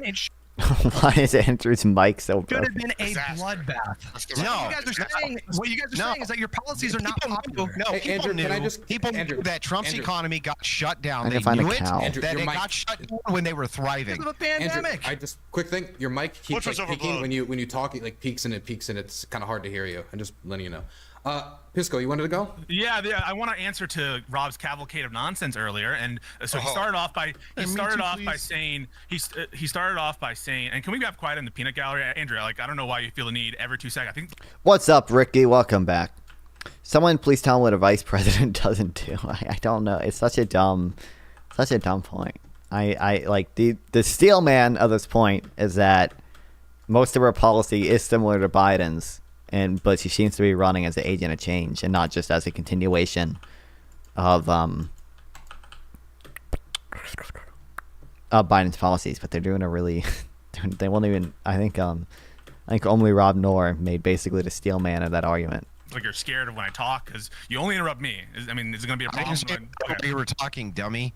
All right. So first of all, he starts by the assumption that we are not okay with speaking about the general economic policy of Harris and Biden, respectively, in terms of what their administration has done. We absolutely are willing to talk about it. We were specifically talking about one policy because that's what Andrew asked us. He asked us to talk about one policy, but you think that we're dodging something. We're dodging the general economic character of what's been going on. We do not shy away from the fact that over the course of the last 4 years, economy? I haven't mentioned the word opportunity economy at all. Well, we're talking about the debate, right? Have you heard me? I mean, No, so we're talking about the opportunity leadership of the economy? country. We're talking about the leadership of this country. we are. And who's better positioned to do it, and based on the previous we are. administration, We've right? moved on. We've Well, moved on. I want to hear the end of Pisco's statement, and then you can talk to us. Also, Turk, I have you written down. Eventually, I will bring it back to you. So he asked, why haven't he done all these things in 4 years? It's an absolutely sound answer that IRI gave. That first of all, we were cleaning up a mess. We were in the middle of a COVID pandemic, and it was a crisis. The first thing that the Biden administration did was pass a Recovery Act. You could say it's inflationary, but you look at economic honestly, analysis. it was after the fact, they don't inflationary, but- attribute it, the inflationary effect of that policy or other policies to those specific pieces of legislation. In fact, it's a global inflation crisis that is facing the entire world. And as IRI or Hutch, I think, pointed out, America, relatively speaking, has recovered better than the other G7 countries, better than the other advanced economies. We got a shit ton of legislation passed that specifically relates to the economy, whether that's the Inflation Reduction Act, the Infrastructure Act, which will absolutely benefit the economy in the future, and other pieces of legislation. I'm willing to fight and defend this administration for what it stood for and what it got done. You point to the fact that there are bad polls. Trump had bad polls in his term. If we just look to polls to determine, or the general trend of the economy in this kind of correlation equals causation analysis, I mean, that would be a great way to defend like the policies of George Bush right before the Great Recession, right? You have to look more than just how the economy generally was doing or what people think about it generally, and look to the policies themselves and what the likely effects of them. Yeah, I think what we're we're trying to say. the election. And as to the line point about Is there any more time we can give you, Pisco? The last point I'll make. Last point, then we had Gibbs wanted to To be respond. fair, No Rob Noor did like spit out like 20 points. So thinks that Kamala Harris was in charge of the administration for the past 3 or 4 years. That's pure fantasy. If you read any of the reports of the insiders of who's operating things behind the scenes, or whether Joe Biden was in charge of the first few years, no one is saying that Kamala Harris is running the show. If I may, real quick, just to respond to that point, real quick. Gibbs, do you care if they take Oh from you? my God. It was you were next. It was your back. I mean, Rob, if it's quick, I want to get in here, Rob. But Harris herself has said of many of these issues, she was the last person in the room. And my statement is, Harris is just like Biden is, an empty suit that people behind the scenes will be running. The same people behind the scenes running the Biden economy or administration will be running hers. So the same people that will be in charge under Harris will be in charge there. The American people have rejected, and the data shows that economic data is abysmal. Not only that, you can lie all you want, but that's the truth. But people are going right now. Hang on, real quick, IRI, and then I'll turn it right over. But right now, people are experiencing high gas prices, high grocery prices. gas prices have come down. Grocery prices. I think we actually did see grocery price deflation recently.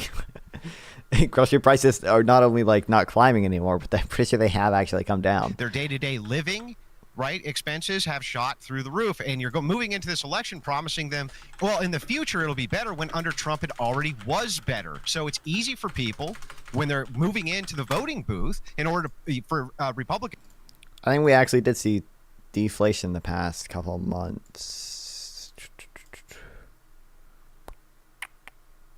Oh, this is indexed. Oh, edit graph. Percent change. Okay, negative in April, slightly negative in May, and then basically it's basically been 0. To point this out, and that's what people are talking about. That's what all the buzz is. Yeah, I mean, I want to jump in. I know you want to jump in, Gibbs, but we had 2 righties. We have to have a lefty response. Then I'll throw it back to you, Gibbs. I'm sorry, but there has to be a balance. I just want to ask my conservative panel people, like, if everything that you're saying right now, that Biden's presidency has just been this disaster for everybody, why isn't he up 10 points right now? Gibbs, you want to respond to that? He was dominating against Biden, like, you know, and part of what Kamala's doing. He's not now. Why isn't he beating Kamala going against by 10 Kamala points? now, right? Everybody's miserable, right? Because she's not Biden. I mean, here's the thing: the Republicans and a lot of like average people are looking at this as the age-old expression: a bird in hand is better than 2 in the bush, right? They know what they got with Trump. They don't know what they're getting with Kamala. It's a whole lot of nothing. You know, we know y'all been lying to us the whole time. The jobs report, it was lying. You literally just lied on this panel and said only 5% of people have side jobs. According to Market Watch, as of April 16th. Okay, set it as source. Market Watch, 54% second job. One survey found that 54% of working Americans report taking on at least one opportunity for extra income in the past 12 months. Does that mean, am I taking on an opportunity for extra income right now because I'm fucking streaming and I get 30 cents for doing that? What does that mean? I sell shit on eBay. Is that opportunity for extra income?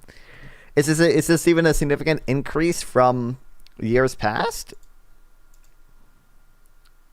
Among people who say they live paycheck to paycheck. Yeah, we're citing the same type of surveys that they do for their paycheck to paycheck stuff. Like, I'm sorry, buddy. If my choices are between the Federal Reserve and if it's between like a large academic study from the Federal Reserve or like an online survey used to drive media headlines, I'm probably gonna side with the Federal Reserve on this one, buddy. Maybe I'm an establishment cuck, okay? But I'm probably going to think that they have the more accurate and more meaningful data there. 54% of people have side gigs. That's a lot more than 5%, Papa. I'm sorry. Y'all are just lying. Yeah, Market Watch. I can post it. I got it. Yeah, Market Watch. I got it. There's no shot, dude. How is there epistemology this off? Where like they're trusting... Why are they trusting this more than the Federal Reserve data? I just would never, like, that just never makes sense in my mind. Maybe it is just because I'm too much of an establishment cuck or whatever. Maybe it's Trump derangement syndrome. But that just never makes sense to me. I don't think I would ever, like, it is so foreign to me to like look at data from the Federal Reserve and then look at data from a online Market Watch survey and be like, yeah, I think the Market Watch online survey is more accurate. It's just so foreign. Got it. I got the link if you need it. I knew people were going to ask for sources. Papa Gibbs came ready. Secondly, if we go back to my notes here, you know, y'all threw a de facto coup after y'all told us, hey, for months, years, Biden was fine. And y'all took Biden down quicker than a whore on nickel night. That motherfucker was stacking out of there so fast. I've never Dropped seen him like a prom dress. Dropped him like a prom dress. Our candidate was losing the election, and we pressured him out, and now our current candidate is leading the election. And it was based, and I'm glad we did it, and it was good. It was not anti-democratic. Your guy tried to... Wait, I can't wait. Wait, stop, guys. There's 3 people talking at the same time. Gibbs, the entire. Wait. Gibbs, I'll give you 15 more seconds. Then we'll have a lefty respond, and I'm throwing it over to Turk because Turk is gonna cry. I can see the pain on his face. He's literally on the beach sitting here drinking Mai Tais. Whenever we look at Trump, when he left office, inflation 1.9%. It went up 9% in the first year Biden went up, and it's gone Wow, what substantive analysis going on there, buddy. skyrocketed. Since then, it's been dog Across shit the ever world, since the Gibbs, Biden. across the world. Why did it go up around the world then? Why did inflation go up around Are the we the world? Is Biden superpower? responsible for that? Yeah, we're the superpower. We're Oh, the could it be? leader. Could it have something to do with the world reserve currency being the dollar? I mean, yeah, I don't understand the mechanism that Andrew thinks is translating the U.S. inflation from being the world reserve currency to like other currencies than having higher inflation. It would affect foreign exchange rates, but I don't think it necessarily means that other countries are going to have higher inflation if we have high inflation just because we're the world reserve currency. I don't think that necessarily follows. You think it's the world reserve currency? That's why What is the lingua franca? Wait, I don't know. Why is it that inflation grew across the world? Andrew, go ahead. Bro, of course, American policies and American economics are going to affect inflation all over the world. I just did. I just answered it. Money, not enough good. They don't like your answer, so it's not going to count. Which Yeah, policies? no Which shit. American policies? Which Wait, policies? Andrew, can I just ask, do you American believe... policies? Which policies? I just want to get clarification. Which policies? Stop filibustering. Can you let the mod speak for 10 seconds? This ain't the whatever podcast. Why don't you answer which policy? Okay, wait. Okay, Bro. let's stop for a second. Andrew, is it your show? I wanted to... Andrew, what do you think caused the inflation crisis globally? And then with order to Turk. Which policies? Which policies led to that? So I would say that the Federal Reserve and the... Oh, interesting. The Federal Reserve, which is actually not something that the president controls. Interesting fact here. They don't actually control that. It's actually independent. Trump wants to control it, which is probably not a good thing. But you won't ever talk about that, will you? Now, Andrew? Policies the Fed has, which has inflated the currency artificially, and the reason that they did this is because they needed to pump billions of dollars out into the economy for all these social relief programs, has caused not only inflation in the United States, but has been extended to our neighbors as well, especially anybody who signed the CARES Act into law. Bro, you gonna let me finish? Who signed the CARES Act into law? Are you gonna let me finish? Federal Reserve signed that. We gotta give Andrew some time to respond quick. I mean, Andrew is somewhat right here. I mean, the Fed at the end of the day has the decision whether or not to print money. Like they're under no obligation to, if the government spends money to finance the deficit spending. They don't have to. They're under no obligation to do that. They can't. That's what monetary offset is.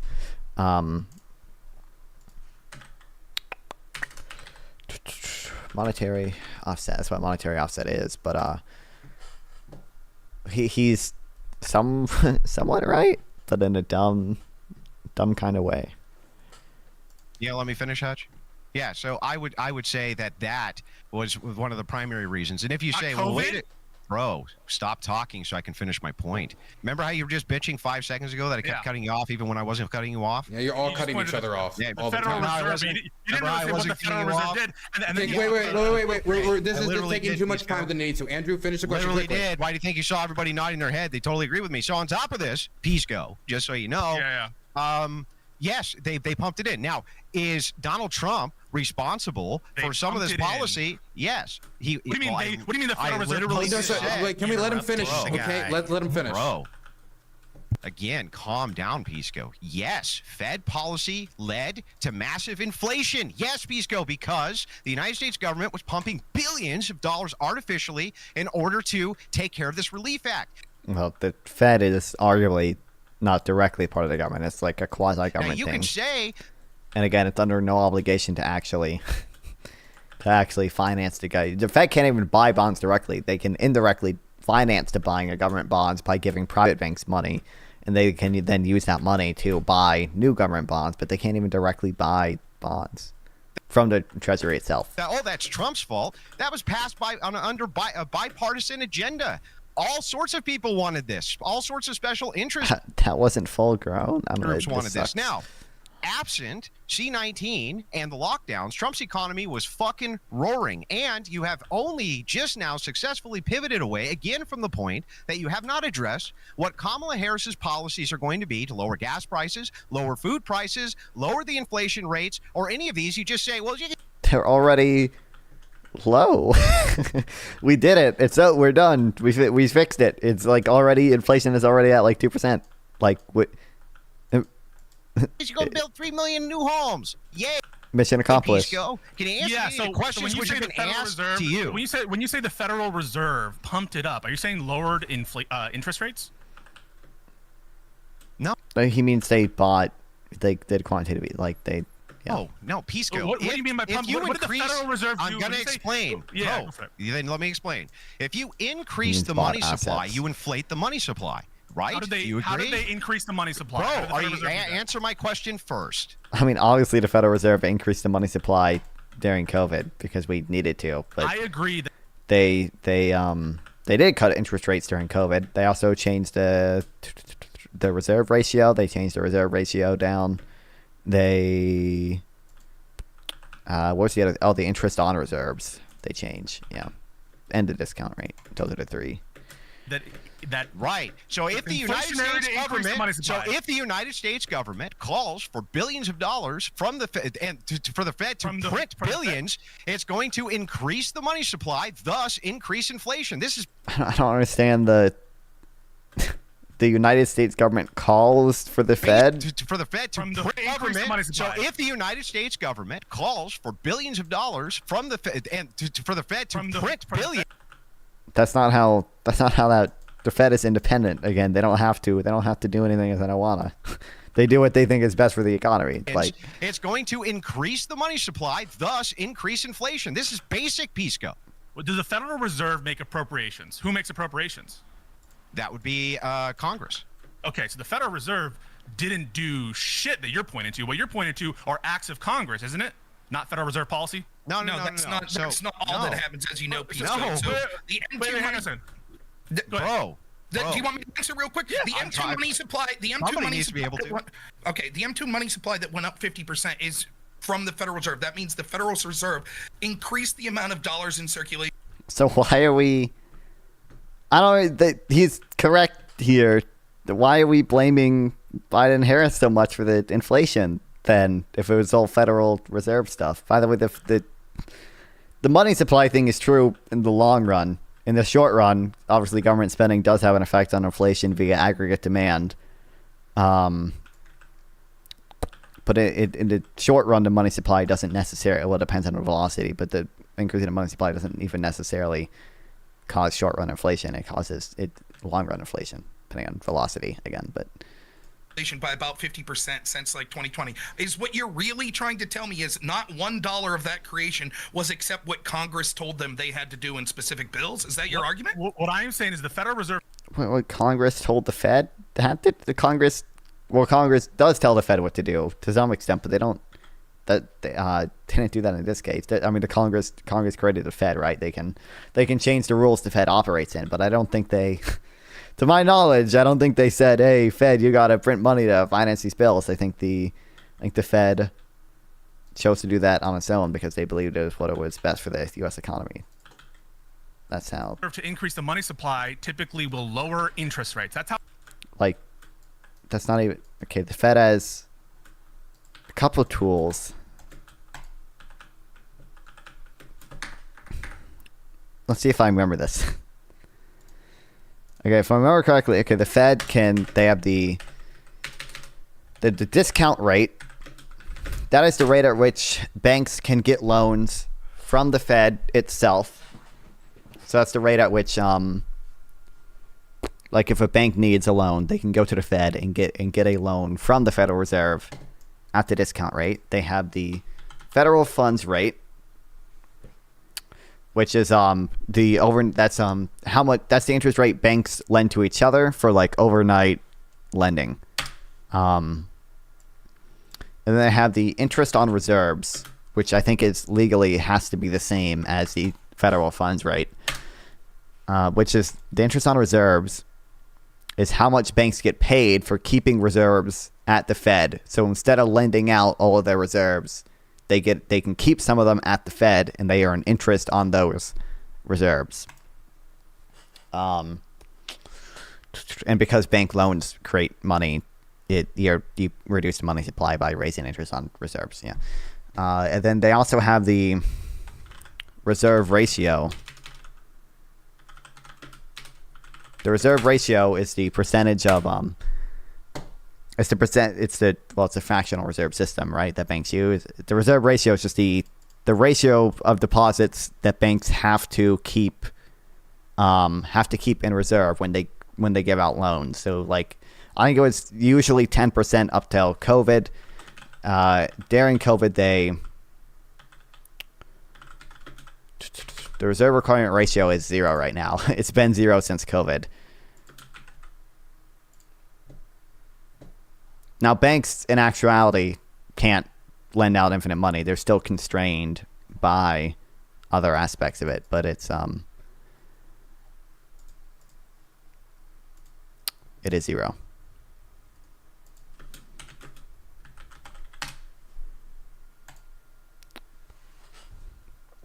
Yeah, it is 0.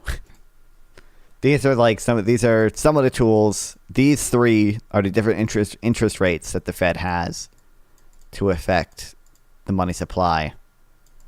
And then it also has more. It has more of these unconventional tools, and it also, I guess, has QE, which is when the Federal Reserve basically buys assets.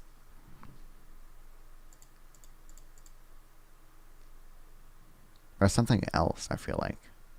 I don't know. They have all sorts of weird tools when they reach the 0 lower bound, but like, I don't know. I don't know if these people understand this.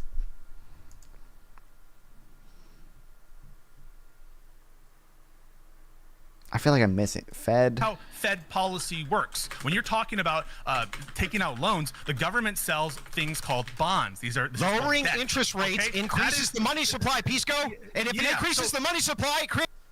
Okay, Fed 0 lower bound. Tools.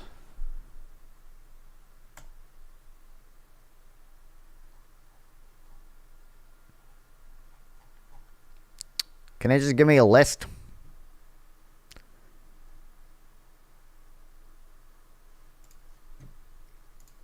Creates inflation, Pisco.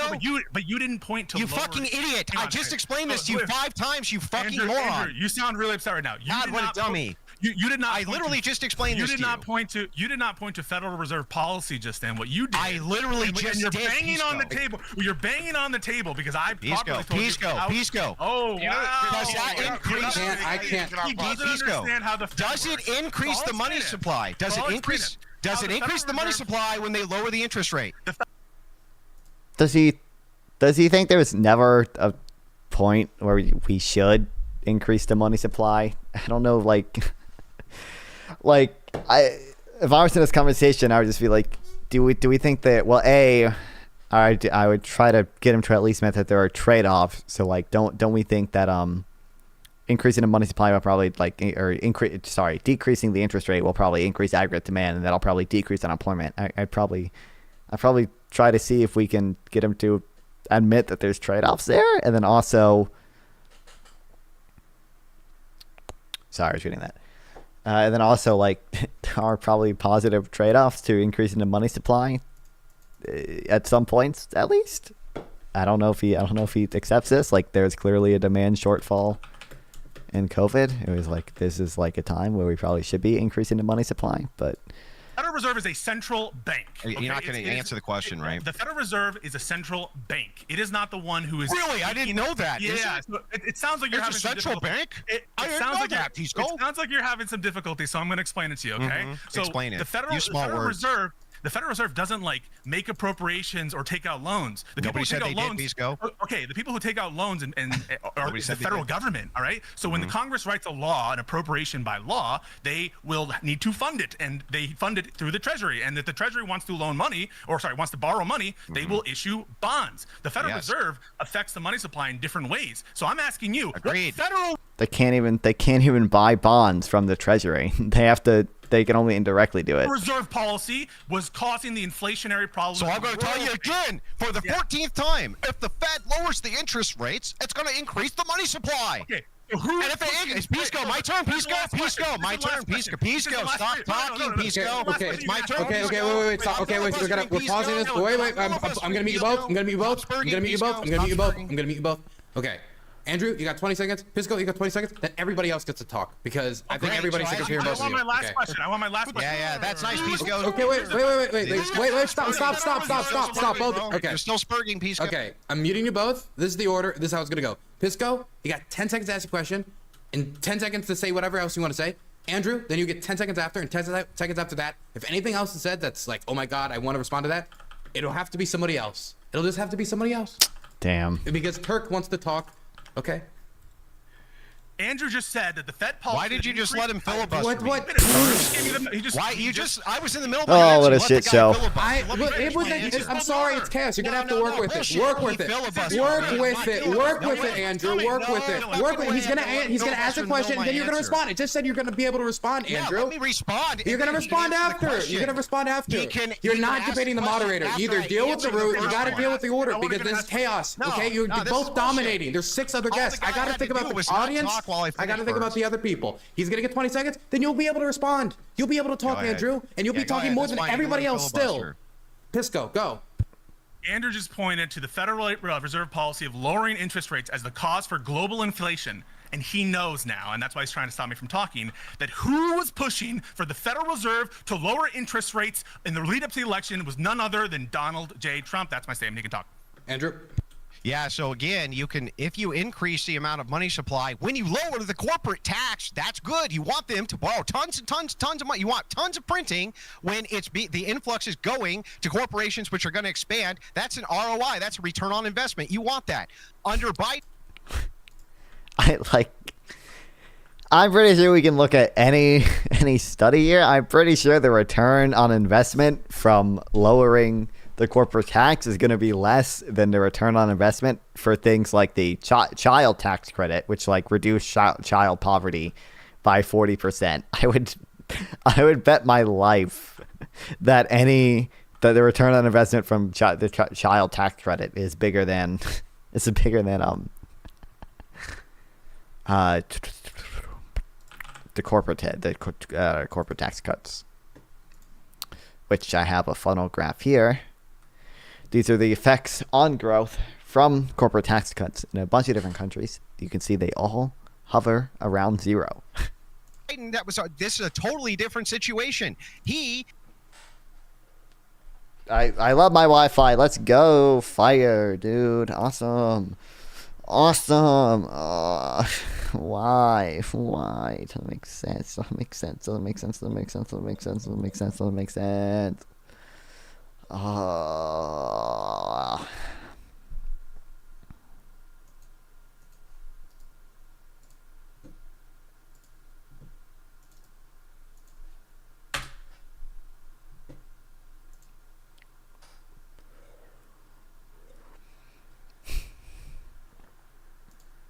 Bro.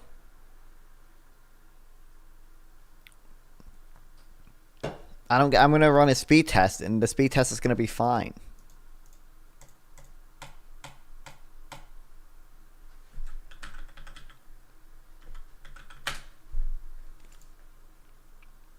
See, the speed test is fine.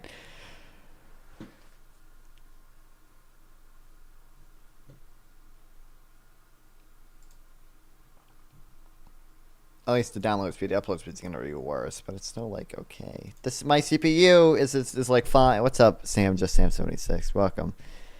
The CPU utilization is at I. Welcome to the stream. I don't get it. I will call Spectrum tomorrow. Unacceptable. We pay for 400 megabits per second. Hippy Dippy don't burns. Yeah. What about it? Yeah. We're reacting to a bunch of people who don't understand how the Federal Reserve works.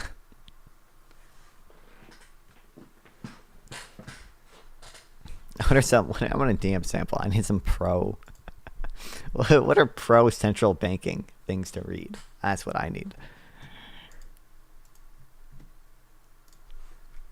How? I don't get it. Why?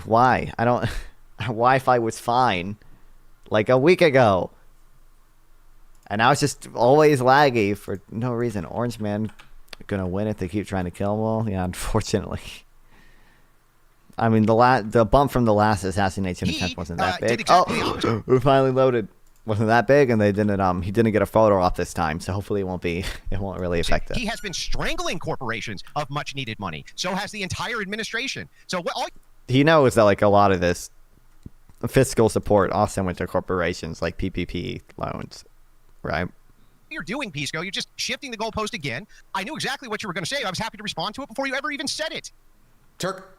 So this exchange in the debate is a prime example of what happened in the debate that happened the other night. People kept going to the past and Trump's policies and why Trump and Orange Man are bad instead of actually going and asking the different people on the stage pointed questions about their specific plan going into 2024. Pisco, I wanted to talk to you, but I don't want to hear your voice or Andrew's anymore. I want to ask the panel, do we feel like we got to learn more about Kamala Harris's actual preferred policies and some of the details? Because like Joe mentioned earlier, there's a lot of things that wasn't done in the previous administration. She wasn't really pressed on some of the guts of her proposals. So it's like, do we really feel like both of the candidates were questioned adequately about their current proposals going into 2024? Yeah, nobody answered my question earlier about opportunity economy. No one was able to define that. I'm very happy to hear your answer. Well, she defined it with different policies, like expanding the child tax credit, the $25,000 grant for first-time home buyers. So again, was that a Republican policy? Question is not what is the high-level policy. Sorry, there's two people talking at once. 1 second. It's Turk's question, but there was something there I'm going to let finish, and we'll throw it back to Turk. Hutch, responding to Gibbs? Yeah, the child tax credit, which has been a Republican policy for, Why I don't know, as long as I've been alive. Republicans block it from being permanent? Why? They blocked it in the Senate from being permanent. Oh, strategic, bro. Like, I mean, like, all sorts of shit. Like a Republican policy. I mean, Trump is not exactly my thing. Policy-wise, he's too left socially. He's too left socially for you, really? I don't. But I pretend to like him because the left hates him a little. Policy. Democrats are the ones policy. She just picked it up, just like she picked up the no tax sunsets, just like she's put Trump's border plan, a wall in her ads. She has no real plans. She just listens to what people like trends, and she posts it. Anybody can look that up. Oh, yeah, just like discussion. This is total bullshit. Just like it's not answering the question that you asked. He didn't answer the question I asked. He's over here just lying. When Donald Trump was asked about his healthcare policy, he said he had a concept of a plan. Wow, and you have zero plan. He's in options. That's not even true. He answered that he used what was already in I have ever heard a candidate give on a debate stage. Oh my God, you're just misrepresenting. And you say you have a concept of a plan? Turk, I can answer that at some point. You guys want to make this about policy? So literally nothing worse than what ever said. So that's the soundbite that everyone's running with. If you go back 30 seconds, a minute to that entire stretch of questioning, he goes and says, we're not going to replace it unless we can get a bill that is cheaper and it has better coverage than the current plan. You didn't listen to his answers. You listened to the soundbite. Trump says abortion is a states' rights issue. It's not. Oh, well, I mean... Trump has to make election considerations because abortion is such a winning issue for Democrats. Thank God. Thank God he's a dumbass and overturned Roe v. Wade. It's our fighting hope. Okay, Democrats can win it if we only focus on abortion. Thank the Lord. But it's his job to pitch a plan. You didn't hear it. You listened to the sound bite. If I may, he says, I'm not going to replace it unless there's a more detailed plan. It's his job as a candidate to articulate a plan. If I may answer your question, Gibbs, if I may, right? So to answer that question, what he's saying is he has concepts, but in the confines of this, as I think we'll all agree, not even the best of debaters can articulate a well thought out, complicated policy in a platform like this. And so what he's giving is a general answer, just like Kamala Harris constantly gave general answers. So he said, look, we're not going to replace what's there unless we have a bill there. We have a concept. So they have concepts such as they want the free market more involved and things like that. If I may, I'll finish. I'm trying to not interrupt anyone. So I don't think I've interrupted anyone. So I'm trying to hope I get the same courtesy. When we're talking about specifically with Kamala Harris, this debate was for different things for different people, and you may like that or not like it, but it is the truth. Trump wanted to do things like not come off as unhinged, pivot or pin Kamala Harris down on what she actually stands for. I think that he ultimately lost the debate because he failed to do some of those things. So your criticisms of him not putting out policies, that wasn't really what he needed to do for two reasons. One, because we could already see what the track record of a Trump administration would be, and despite what you people were going to try to say, I mean, they've both been president. I guess Harris hasn't been president before, but a Biden administration, obviously. Life is a fundamental rights issue. It's outlined in the Declaration of Independence and the 14th Amendment. It's not fall under the It's going to be avoided over and over through this debate. I hope we could all agree that the election should just be a referendum of, do you think the economy and the border was better under Trump or under the Harris-Biden administration? No matter what you try to say that, but she's going to do all this new stuff. She's been there. Her people have been there for 3.5 years. They haven't done any of this. That's number one. But second, he's already put out a bunch of policy plans as well. Kamala Harris has literally hid from the press, didn't have policies up on her very website website until a day before the election, and those policies she put up was literally the metadata showed just copied and pasted from Biden's policy, further proving she would just be an extension of. Yeah, I promise. Just let me finish this one last thing. So Kamala Harris, just because she said 2 or 3 things about policy, and Trump didn't give a specific policy to your liking as much, it still doesn't answer the effect that Kamala Harris has flip-flopped on every major policy description she had in 2020, and the 30-second soundbite that she said, we're going to build 3 million homes and give people $25,000, does nothing to rebut that. That's not just a 30-second soundbite. That's been like a consistent policy she has had for a few months now, since that speech in North Carolina. And more, I guess the speech in North Carolina was before the DNC even. But yeah, like the NBAism is now very much a part of the Democratic platform. So, okay, so can I ask, Trump's solution for the housing crisis is to drill, baby, drill, shut the already shut down border, and kick out 20 million migrants. Border's not shut down. That is a reasonable solution that will bring down the cost. crossings are basically at like 2019 levels by now. Do you think? Okay, so what's his plan then? Okay, the border's not shut down. Let's just get that lie out of the way. Go ahead, Biden's executive order. Biden's executive order did shut down the border when it. Hold on. Immigration has gone up 62% in every state. Hold on. Immigration has gone up 62% in every state except for Texas, where Texas has implemented Operation Lone Star since 2001 and has been dramatically successful, despite the treasonous Biden-Harris administration coming and trying to stop them from, enforcing Texas borders. So every success we've had on immigration has been despite the impeding. What's up, Grumple? Welcome. Impediment of the Biden-Harris administration. Wait. No, I want to. IRI was the one talking, so I want to throw it back to IRI. I want to answer IRI's question. Okay, I will throw it to you. I'd love to hear. States don't have the authority to allow murder according to the 14th Amendment. Neither does the federal government have the authority to do so. They have every duty under the Constitution to defend human life. So what Trump's solution is to bring down the cost of housing. I ask you, do you know what drill baby drill means? Well, we're already setting a record for oil production at 13.3 million barrels. That is precisely my question too. So this is precisely. Biden has proven that we can drill more under Biden than Trump. So what would Trump do to increase oil production? And what happened once we started increasing oil production? I mean, oil is an input for everything, so basically everything will go down at least slightly if if you increase oil production. The price of everything will go down slightly because again, it's an input for basically everything. But housing is probably actually the area where oil would have like the least effect. With I mean, it's used for transportation of materials.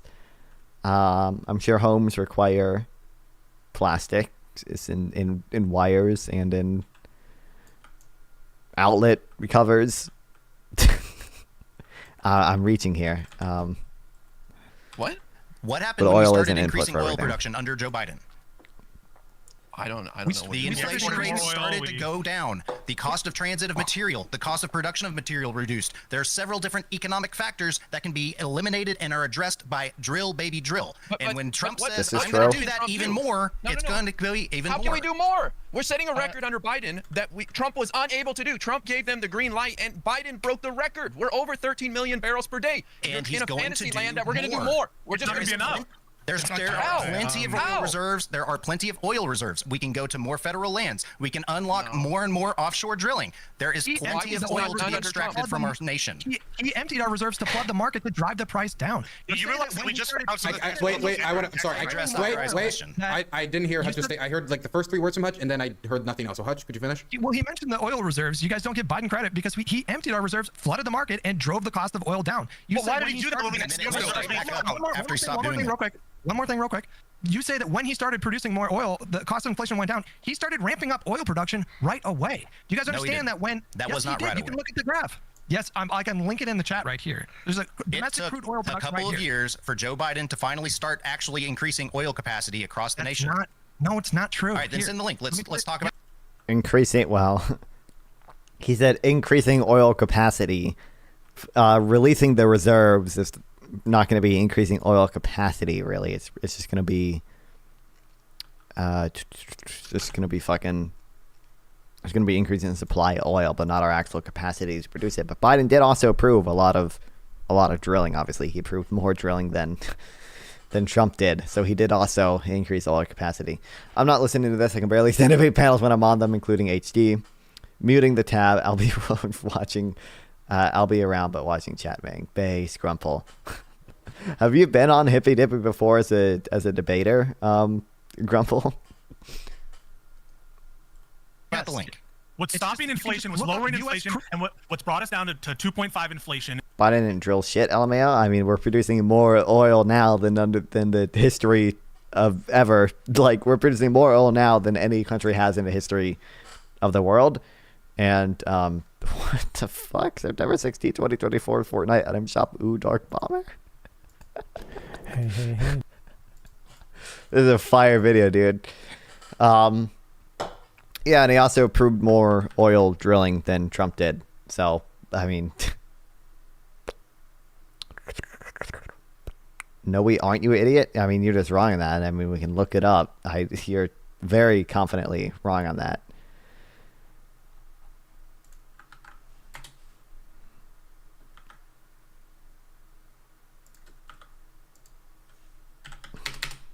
Hold on, I'm DMing people.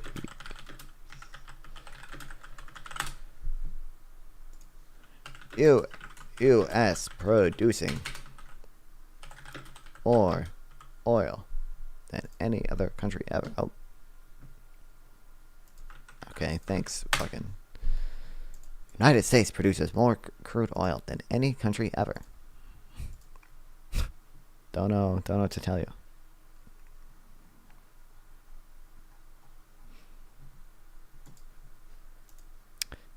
Yeah, I was on like the third one ever Friday show, and on another, I helped out the Sunday show trying to get new debaters.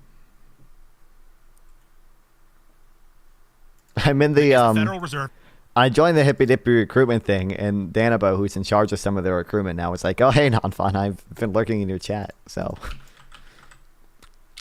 if we had more oil, prices would be lower, and gas would be lower. I mean, gas prices have been coming down, so have prices generally. Inflation is back at like 2%. I think the big reason for inflation was A, the some of the money printing by the Fed, and B, the stimulus bills. But you can't prove it. Biden said himself they shut down. So my point has been proven. I don't know what you mean I can't prove it. That's overall, not recently. This is talking about in 2023. What do you mean that's overall? What? We're producing. This is 2023 right here. I don't. Huh?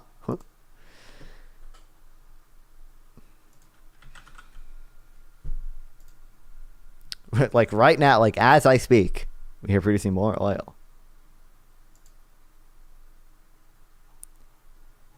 Than ever. You can't prove it. You have statements, no evidence. I just showed you evidence, and I can show you more evidence here.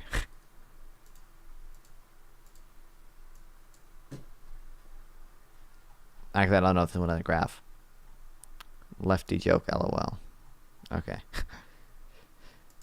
Well, yeah, we're producing more oil than any other country ever. Don't know what to tell you. That's just true. But raising interest rates. That is a contributing factor. Under Joe Biden, the Federal Reserve has had excellent policy raising interest rates to lower inflation. Under Donald Trump, throughout his presidency, he was asking always to lower interest rates. That's Rob, I believe Rob's been waiting. Rob, you've been. Biased lies is not evidence. There's no proof for the stats. I don't know what the fuck to tell you there. What is this? This is a tweet about you. Another Hippy Dippy classic premieres. But you got banned? I should be following you on Twitter.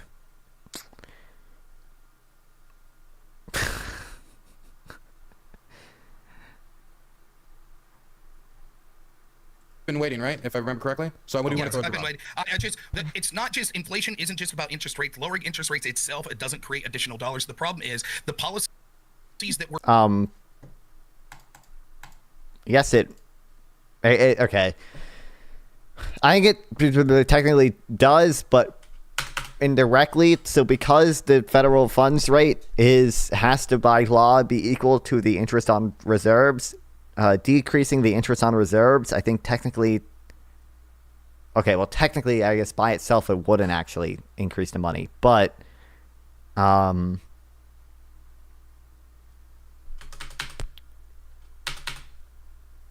was I gonna say? Fuck. But you're giving banks more reserves to lend out, so you are. Does decreasing interest on reserves increase money supply? So I think this does technically. A decrease in this is the reserve ratio increases the money supply, but I think technically this should interest on reserves should also, because that would increase bank reserves. Are bank accounts at the Fed counted in the money supply? Are bank accounts at the Fed counted in money supply? Deposits held by banks and other depositories in their accounts at Federal Reserves. What? There are several standards of measure apply, including the monetary base M1 and M2. The monetary base is summer currency in circulation and reserve balances, or at the okay, so it is included in money supply. Never mind then, it would not be included in money supply.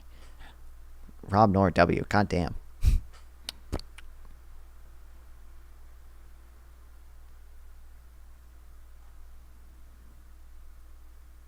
We're largely, I am fully throwing it on the bridge here. I said that the lowering, man, Peace Guy, I gotta it increases the money supply. Let me Econ 101. I don't know what I have to say. It's not economy. It's not economy. It increases demand. I don't think it technically on its own increases the money supply. 101. I guess I'll have to explain this slowly for Pisco. Pisco, is your argument? God damn, why is it? Why, Spectrum? Why? Why? I don't get it.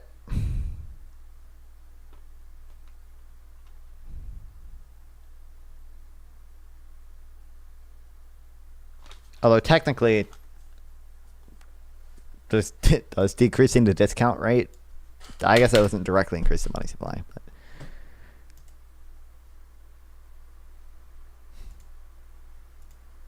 Argument that But decreasing the interest on reserves should, by proxy, increase the money supply.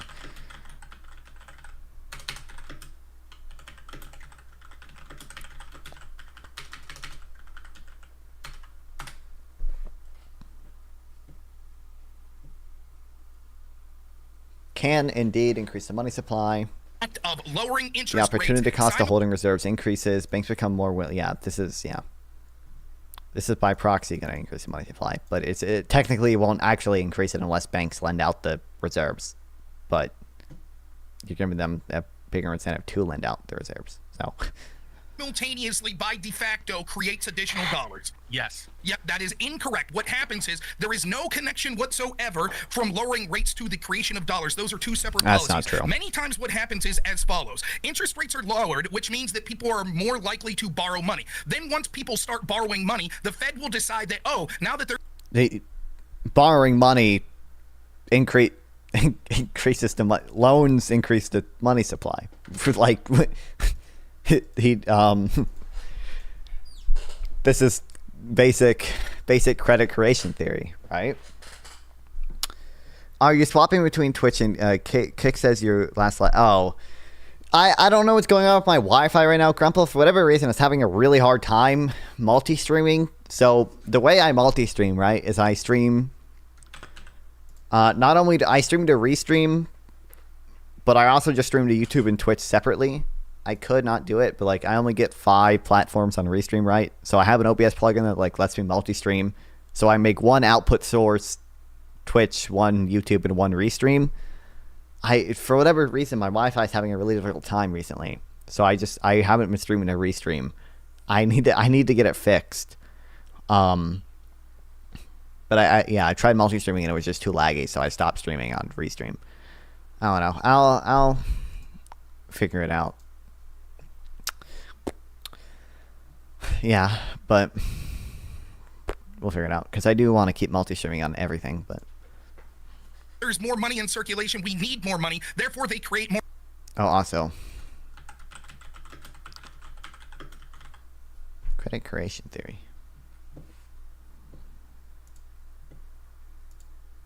I'm pretty sure credit creation theory is basically accepted by everyone at this point, I think.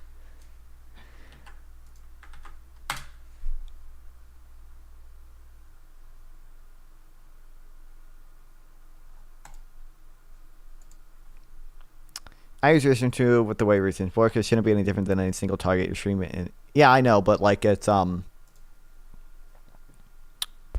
okay, no biggie. Yeah, no, I'm just saying, like, you can see, like, in my OBS, I have the multiple output thing. So restream, even I understand restream's only one upload stream, and then it just mirrors your stream on its own side. But like you can see, I have one for YouTube. And then this one, the main one, is linked to Twitch. And then one for Restream. But I'm just not streaming to Restream because it saves me an upload stream. And I have one for Shorts as well. I don't know I don't know why.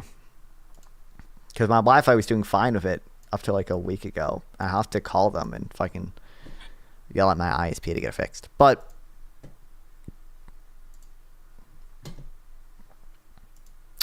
actually, ironically,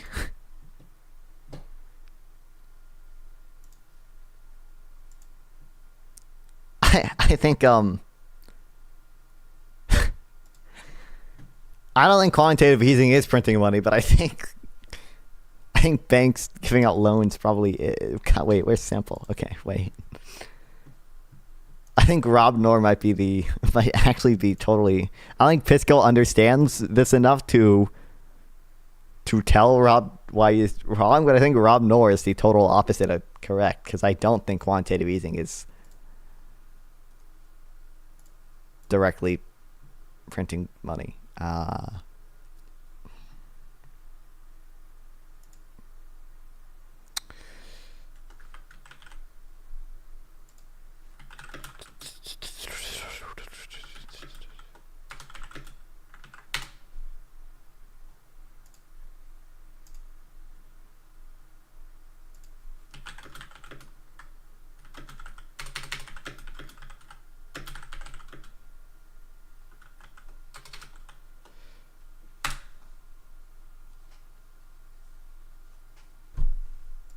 more dollars. So you were fundamentally incorrect in what you're saying. The reason that inflation occurred and that dollars were being printed was because Republicans, including Trump, supported disastrous lockdown policies under COVID. And you can criticize Trump for that, and he should be criticized. Unfortunately for you all, the Democrats and people like Harris and Biden wanted to do it way worse, and they continued to do things way worse, even once you had a Harris-Biden administration, which stymied our economy. Now, the question economist will tell you that lowering interest rates increases the money supply. That is a relationship.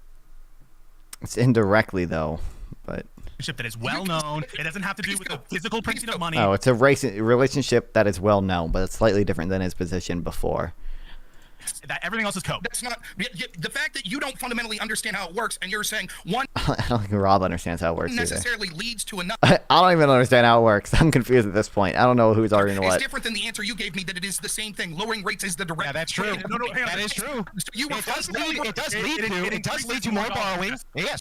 It leads to more borrowing, and borrowing is printing money because banks create credit when they give out loans. Which will then lead to more dollars. I agree with that. But Rob is right that you said that that just lowering the interest rate by itself does it doesn't. Okay. God damn it, Andrew. Andrew is right here. They still have to borrow the money, Pisco. Oh my God! Wait. So are you suggesting to me that there has ever been a situation in our history where the lowering of interest rates has not Pisco, been he was just correcting you. That's all. What's the correction, in fact? Well, the correction is that you said by itself it does that, doesn't it? You still have to borrow the money is what he's saying. Okay, does printing the money increase the money supply? Yes. But wait, no, you still have to hand. Okay, I don't know what it means by printing money, though. Because when people say the Fed is printing money, they mean QE. And at this point, I'm pretty convinced that QE isn't really printing money. It's just shifting assets between reserve accounts and securities accounts. Before Fisco passed the bar, and when he was still a law student, he was like coherent and sane. Hand out the money, but you still need to move the money to a place. Lawyers lie more than anyone else. Okay. No, you don't. If you print more money, you have more money whether you hand it out or not. You got blown the hell out, Andrew, on the other question of interest. Nobody can know you. Why would you need? God, Akana Boy should have been on this panel, or like actually some wonk, or like someone who actually understands this, someone who understands it better than I do even. I don't like. I'm having to chat GPT some of this shit still, but like.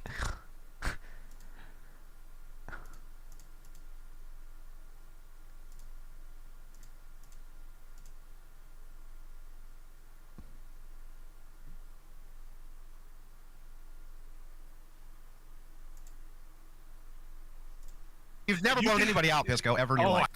Econoboy sounds like he knows what he's talking about. I like Econoboy. I've talked to Econoboy once. Econoboy is a non-fun fan. He hops in. He has been on my YouTube chat before. He's awesome. Econoboy definitely knows way more about this than these people do. Everything I've seen from Econoboy sounds like he knows what he's talking about. So. I guess you agree. It sounds like he knows what he's talking about. I just did. I just did. Everybody, I gotta say, everybody is very wrecked. Everybody is very pwned and owned in all types of pwnage. True. They are all gaped. Everybody, in fact, including me. There are people who have been waiting, so I do want to throw to them. I'm sorry to just derail. I just want Rob to finish up. And we'll have one response, and then we got to go to Gibbs and IRI, who have been waiting patiently. There's plenty more to say on inflation. Just to say that under Biden it was way worse. Everyone knows that they're trying to fudge the numbers. People don't want to talk about it. That's They're trying to fudge the numbers. why the American people think the economy is better under Trump. You know what? You're right, Rob Nor. They are fudging the numbers. You know what they're fudging it with? They're fudging it upwards with owner's equivalent rent. That's so true, Rob Nor. Wow, Rob Nor. I agree, Rob Nor. They are fudging it. Why are we all using CPI when CPI gives the highest measure of inflation? Why aren't we using PCE or a harmonized index which give lower measures of inflation?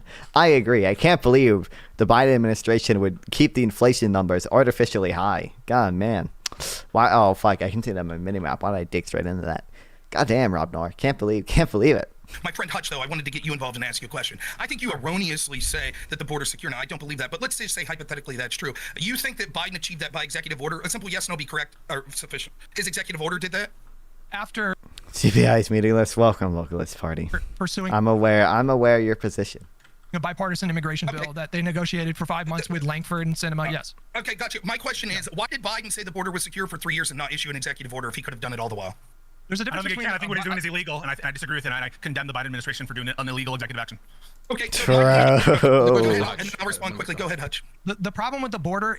I think actually Biden is absolutely criminally immune from any from any legal action resulting from the executive order that he passed.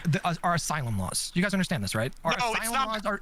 Yes, let him finish first. Let him say the problem first. Yeah. Anybody can come to our border, and as long as they go through legal means and they meet a certain set of criteria, they can apply for asylum. And when they apply for asylum, they are allowed to come into the country, sometimes with an ankle monitor, sometimes with a burner phone. And this backlogs takes anywhere between. I was kind of live. It was trash. Not gonna lie. Too many cringe lefties.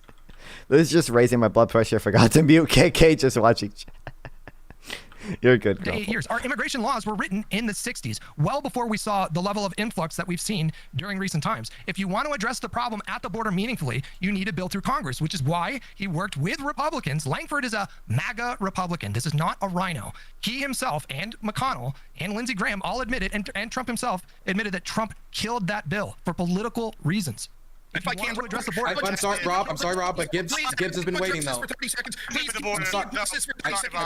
sorry, Rob. I'm very, very curious what Gibbs is to come back to this. Gibbs is saying he doesn't want. He's not allowing you. Gibbs was next. And he wants to do on the same issue. So from the point, Gibbs. That's cool. He'll swarm away now. Thank you. Don't worry, that's fine. Let's talk the border. First of all, let me tell you how dishonest this is. 2016, Trump hosted a bill. He wanted to get a bill through Congress. It had everything they had in the most recent bill, except it had more. The only thing not included was the Dreamers. This is how fucking the Democrats work. They use people like the Dreamers, and then they don't even put them on the newest bill and even include them. And so they sit here and go, "Oh, it's bipartisan." Well, the issue was not as big in 2016, so they were probably willing to give up less. Et cetera. Even though the other bill gave them more judges, more of everything they wanted, and it gave us the border wall. This guy down here, Hutch, doesn't know what's happening on the border. I live near the border. You don't know what's in the bill. You don't know what's in the bill. I do know what's in the bill. You clearly don't know what's in the bill. I know what's in the bill. Let's let him finish. Point for point on it. You're wrong. You're absolutely incorrect. The bill in 2016 under Trump had more. Congress in 2016? It doesn't matter. I'm sorry. I'll let. It doesn't matter. Trump. Let me tell you, you're just wrong. Let me tell you something. There's a reason why Operation Lone Star has been so wildly successful. Let me give you some statistics. Just from the raid on the Eagle Pass Islands, we got rid of 10,000 migrants apprehended, 52 pounds of fentanyl, 38 pounds of ecstasy, 11 pounds of cocaine, 20 firearms, 5 stolen. That's just 3 little islands in the middle of the Rio Grande. You know why this is funny? Because the real problem is not the migration. The real problem is the cartels who are taking advantage of the migration, who are causing problems, who are just damaging ranching here in Texas, damaging ranching in other states. They're destroying American property. That guy's afro is fucking sick, dude. They're shipping fentanyl in here to wild cost, and But he is a Green Party voter, so he is indeed cringe. But his afro is cool as fuck. Pass the border bill, which the border patrol supported. And because of what you're enabling with what the asylum laws and not putting up a wall and deterrence, you're enabling more and more sex trafficking. tried to So change why, the I mean, asylum you laws. lefties and liberals, why do y'all want more sex trafficking? Because Well, yeah, it's an afro mohawk. It's fucking sick as fuck, dude. that's what we're gonna get. Well, I mean, I don't know what we're like considering. Like, it's obviously like a mohawk, but it's also it's like the worst possible place that it could be. Until we have a deterrence up to stop The border bill. The border bill. Enjoy, like, How long ago? Wait, we're gonna have to. Okay, so that was who was that directed towards, Gibbs? Was that directed towards everybody or all of them? Okay, then any of them can respond. I'm So then why don't you want a wall? So why don't you support the border bill? The border patrol made it clear that they didn't think this was the Border Patrol perfect take option. anything. Let him finish, Gibbs. You just get him being basically a sex pest. Let him respond. But you know, this is Congress. Congress, there needs to be agreements. There needs to be balance. Democrats, Republicans. There was a bipartisan border bill. Wouldn't you have supported the bill that the Border Patrol also supported to be passed? Admiral Gibbs, yes or no? No, absolutely not. It was So not. you don't agree with the Border Patrol. You disagree with them that it should have been passed. Yeah, listen. If you are an agency, you're You're always going to hold on. This is really You know more than the Border Patrol? Hold on. Yeah, I guess I do. I don't know. This is the but that's not what's really happening. Is the I mean, that's a you know more than a border patrol. You can disagree with the border patrol on something and not like claim to know more than them, but they're sitting here going, "Hey, we're dying out here. We need more funding. They'll take whatever they can get." And you said, no, we're not giving you funding. Hold on. Here's what's better. Why didn't you like Pisco disagrees with like a 9-0 Supreme Court ruling, so like you know I'll support whatever. the I mean, I disagree with that 9-0 Supreme Court ruling, but bipartisan bill in 2016 and threw your foot down on the Dreamers and then not back the Dreamers in 20 and then There was no bipartisan bill. There absolutely was in 2016. I have the link to the bill if you want it. I'll post it in the chat. No. So there was gonna be. There was the concept of an idea of a bipartisan bill, but that never got through because Trump is a bad negotiator and he could have gotten us funding. I can't wait. I can't. One second. Wait. Let me. Wait 1 second. I want to hear Pisco's alternative version of events. Yeah. Then we'll have Gibbs respond, and then we got to go to IRI and Turk, who've been waiting very So patiently. we remember, those of us who were around and paying attention, we remember the meetings that Democrats in good faith went toward because we knew Republicans who could have gotten the border funding on their own because they controlled both the House and the Senate went to Democrats to try to get a deal. And in good faith, the Democrats were saying, "Hey, give us the Dreamers, give us that." But the Republicans put in some poison pills into the bill, which we can talk about, which we can talk about. But the Republicans could have passed it by themselves if they wanted to do it, but they did not do it because you could not get unity because Trump's a bad negotiator. However, again, in 2024, when there's a bipartisan deal, who's the one who puts it into the ground and kills it? Not Democrats. People along Trump. the border. Again, People Trump. along the border. Again. know this So, is just how the problem is. it's Trump again. So that's how it happened. I'll ask again. Let's let Pisco Let's let Pisco finish the question, and then we'll throw it to Gibbs, and then IRI. I'll ask again. You have a bill that, yes, conservatives don't think is perfect. Yes, the Border Patrol hates Biden, hates Harris. 100% they do. But this is a bill they wanted if they were going to have Democrats anything, would rather 'cause spend on Ukraine than a great big wall. I mean, I would rather spend on Ukraine than a great big wall. Yeah, I don't think like we already have as much of a wall as we probably need. Yeah, it'd be like way too costly to build a border wall on the places that don't have a wall already, and it's not even gonna, like, it would not even be that effective because our asylum laws are so fucked right now that it doesn't even really matter if you have a wall or not.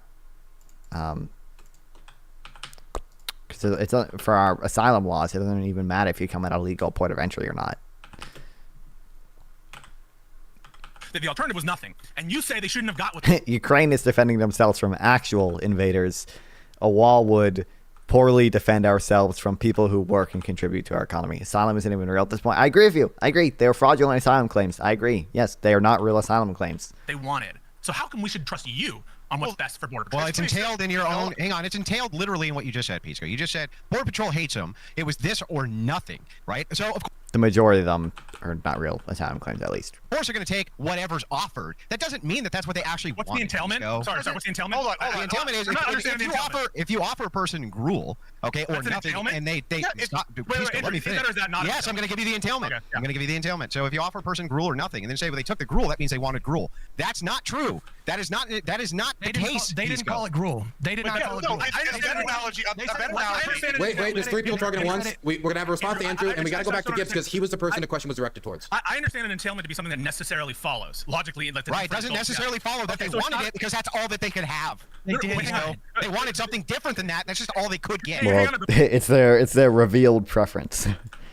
But what is the entitlement that I'm providing? What I'm saying is that they could have picked nothing, which is what Trump picked, or they could have picked something. People on the border They picked something. So where's the entailment? I'm not seeing the necessary inference. Well, you're saying that the inference. You're saying the inference is they wanted this, right? No, they wanted something different. They just would have taken this because that's all they could get. Let me give you a better analogy. Literally, that's what's going on. Hold on. Yeah, it's not. Gibbs, let's throw it to Gibbs. Wait, we're throwing it to Gibbs, and then it's going to be Hutch responding to that.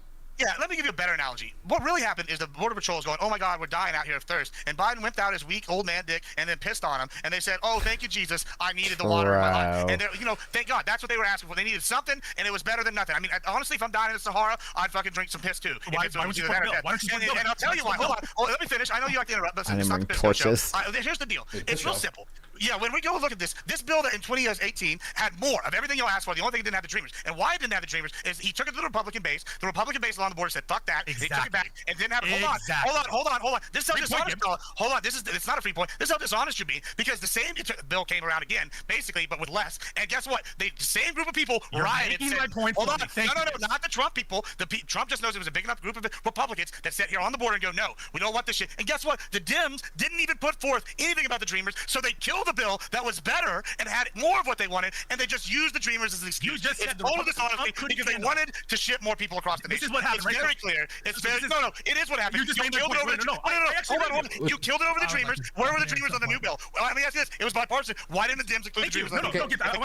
Okay, Pisco, it's a great response, but Hutch has been waiting very much, and I want to throw it over to Hutch. You need to be clear about. Damn, I want Pisco to respond to We that. need to be clear about what the Border Patrol said. What they said was the head of the Border Patrol said, while not perfect, the Border Act of 2024 is a step in the right direction and is far better than the current status quo. This is why the National Border Patrol Council endorses this bill and hopes for its quick passage. Donald Trump personally intervened, called conservative senators and threatened them if they were to give Biden a win during an election year. What you're saying is that you know better than the Border Patrol Union, which, again, this is a divided government. You're not going to get some bill that makes Republicans entirely happy and Democrats entirely happy. It did put limitations on our asylum. That would have helped. It did What was the first thing they said? It's better than the status quo.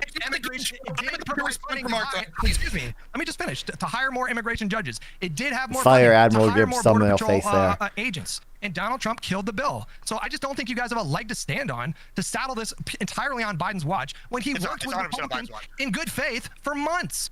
You had the leader of the Senate on the Republican side endorse the bill. You had Langford. It's not fake news. You can look up the quote yourself. Listen, we heard the borders on, the migration's on, none of this got done.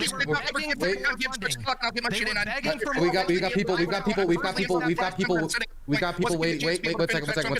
Wait, I get my chance. What? I would like a chance to talk. Okay, but I understand you have a chance to talk, but Ira's been waiting, Turk's been waiting, Joe's been waiting. There's a lot of people who are in line, so I gotta get to everyone. There's 8 people. It is what it is. A lot of people don't like each other, so they're very energetic. I'm gonna get down the list. So I'm just gonna go down the list straight up to make sure people have a chance to speak who haven't talked much of the show. And IRI, I want to throw it to you first, then Turk, then Joe, then we're probably gonna get to Rob eventually. So, yeah, I mean, the border is shut down courtesy of Biden's executive order. It's a temporary fix. It'll probably get struck down by the courts eventually, as Pisco said. It's, but you can look up yourselves. The border crossing numbers are the same as the end of the Trump administration now. That being said, I want to go back to my question about what is Trump's plan to make housing more affordable. The only thing I've heard is drill, baby, drill. Increase the drilling, going to bring down inflation, if I understood correctly. But inflation is already below 3%. The lowest it's going to go is like 2%. So I'd love to hear more about that from you guys, because Kamala's proposed some ideas, which you guys poo-pooed on. But what is Trump offering to bring down my rent? So yeah, I don't want to run too much defense, and I really love Gibbs. Sometimes God brings its strongest soldiers for the hardest battles, so that's always nice to see. I am kind of concerned, however, that nobody on the right side talked about some of the housing policies that he proposed. I don't agree with him. I almost said the M word there. I'm sorry. I hope that lovely person kicks rocks with these policies. But he did articulate the idea of federal land usement. So basically repurposing some of the federal land that's currently not in use, like military bases, certain things within the Bureau of Land Management, to turn that into housing. I don't agree with that. And there's very obvious reasons why. Any liberal who pays attention to the news for 30 seconds can understand why that's a poor policy. Another one is the idea of restricting in some capacity larger corporations from buying homes and using them for things like rental. It's just like they're buying like less than 1% of homes. It's like 1% of like flipped homes. Even it's not even real. It's not even real homes. It's not even It's not even all homes. Properties. He spoke to that a little bit. And then he also, as I think Gibbs was trying to articulate and others were trying to articulate, some relation with immigration as it relates to construction. Basically, he argues in one way or another that restricting immigration can help reduce housing costs. I don't know how exactly that. I predict lowering rates will lower inflation because interest in national debt will go down, taking massive stimulus interest payments down. I mean, we're gonna. I don't think at this point. So I got distracted by Minecraft. Okay, sorry, what did you say? Oh, your MMT rates are raising rates actually raises inflation, and lowering rates will actually lower inflation. I don't know. I don't think any empirical data really demonstrates that. I think it's far more likely that lowering rates will increase aggregate demand and probably keep inflation. I doubt it'll increase inflation. I'll probably keep it relatively stable at like where it's at about 2%. That works out, but that does tie to a deeper point where it would be interesting if there was a second debate just specifically. But it's not about on housing. This is basic logic, but you can make a basic mechanistic explanation to prove anything in economics. That's the issue. Is that I can probably say two contradictory things and make a model that'll lead to both. Especially considering that wasn't mentioned in the previous debate at all. No, you're wrong. Didn't we just illustrate you have your thing where you say lowering rates will lower inflation, but I could just easily say lowering rates is going to increase aggregate demand, which is going to increase inflation. We probably need some empirical data to test these assumptions or whatever. Turk? So just to clarify. Oh, okay. All right. Well, can I quick 15, 20 seconds because we got to get down the list. Yeah. So it sounds like privatize federal land, kick people out, and restrict corporations from certain business practices. And I wonder if my conservative friends would agree with those things. Where is Kamala Harris going to get the procurement for her housing? All right, we chill. Where is she going to procure the land for that? Yeah, but she did propose using federal land to build housing. What the fuck is that? Land. She would be offering incentives. She would be offering incentives to make it cheaper and for. Yeah, no, that's what is that what her plan is? Yes. Is that what her plan is? It actually specifically goes for 1,200 square foot homes, a specific tax credit for these businesses to incentivize them to build more homes. You spend money and you have public-private partnerships. It's not that difficult in terms of what do you think they did for the infrastructure? Yeah. So hang on. What do you think they did? Why would we need federal land to build housing? There's plenty of state land. I mean, doesn't the federal government actually own almost 30% of land in the U.S.? It's just most of that federal land is useless desert. It's just if the federal government wants to build more housing, then the land that they can utilize to do it cheaply is probably going to be federal land that they already own, and not state land that they would have to work with state governments to negotiate with, or private land that they would have to buy. Yeah, you have public-private partnerships. You have state offices as well that coordinate where to build stuff. It's not something that's there's three electric chargers they built for how many billion was that? Somebody said it earlier. How many offices did it take to spend that many billions of dollars? You want to go line item by line item. Oh, you want to talk about economics? This is what's so frustrating to Republicans and normies, really. And it's crazy to come on these panels, and I feel like I'm the only one that talks to anybody outside of their house ever. You talk to these people, and they go, "Man, it's really annoying." You'll acknowledge we pay interest and treasury rate, and this rate is affected by the federal funds rate, which the Fed sets, ignoring the fact that the Fed owns under the treasury level. The effect of interest rate payments on inflation when debt is only 40% of GDP is probably pretty low, but with U.S. 120% high interest rates is big. To see the Democrats spent my dollars on things. There was that one. I actually don't remember if I read all of it. Billion to study dying butcher's language in Paris, France. Oh, we spent billions of dollars on 3 electric charging stations under Biden's administration's what was it? Make America bullshit again bill. It's fucking crazy. I'm just sitting here seeing this, and y'all are trying to sit here and say this is economic growth because y'all throw money at a problem with no real solution, and then just expect the regular American taxpayers to pick up the slack. Pisco. You keep saying this, but the amount of EV chargers on Biden's watch has doubled. And they're currently building 1,000 new chargers each week. Where are you getting this? I don't know where I had an article on the this. Biden administration hasn't done anything to address the cost of the EVs and then the worker shortages within that. That's all. Here it is.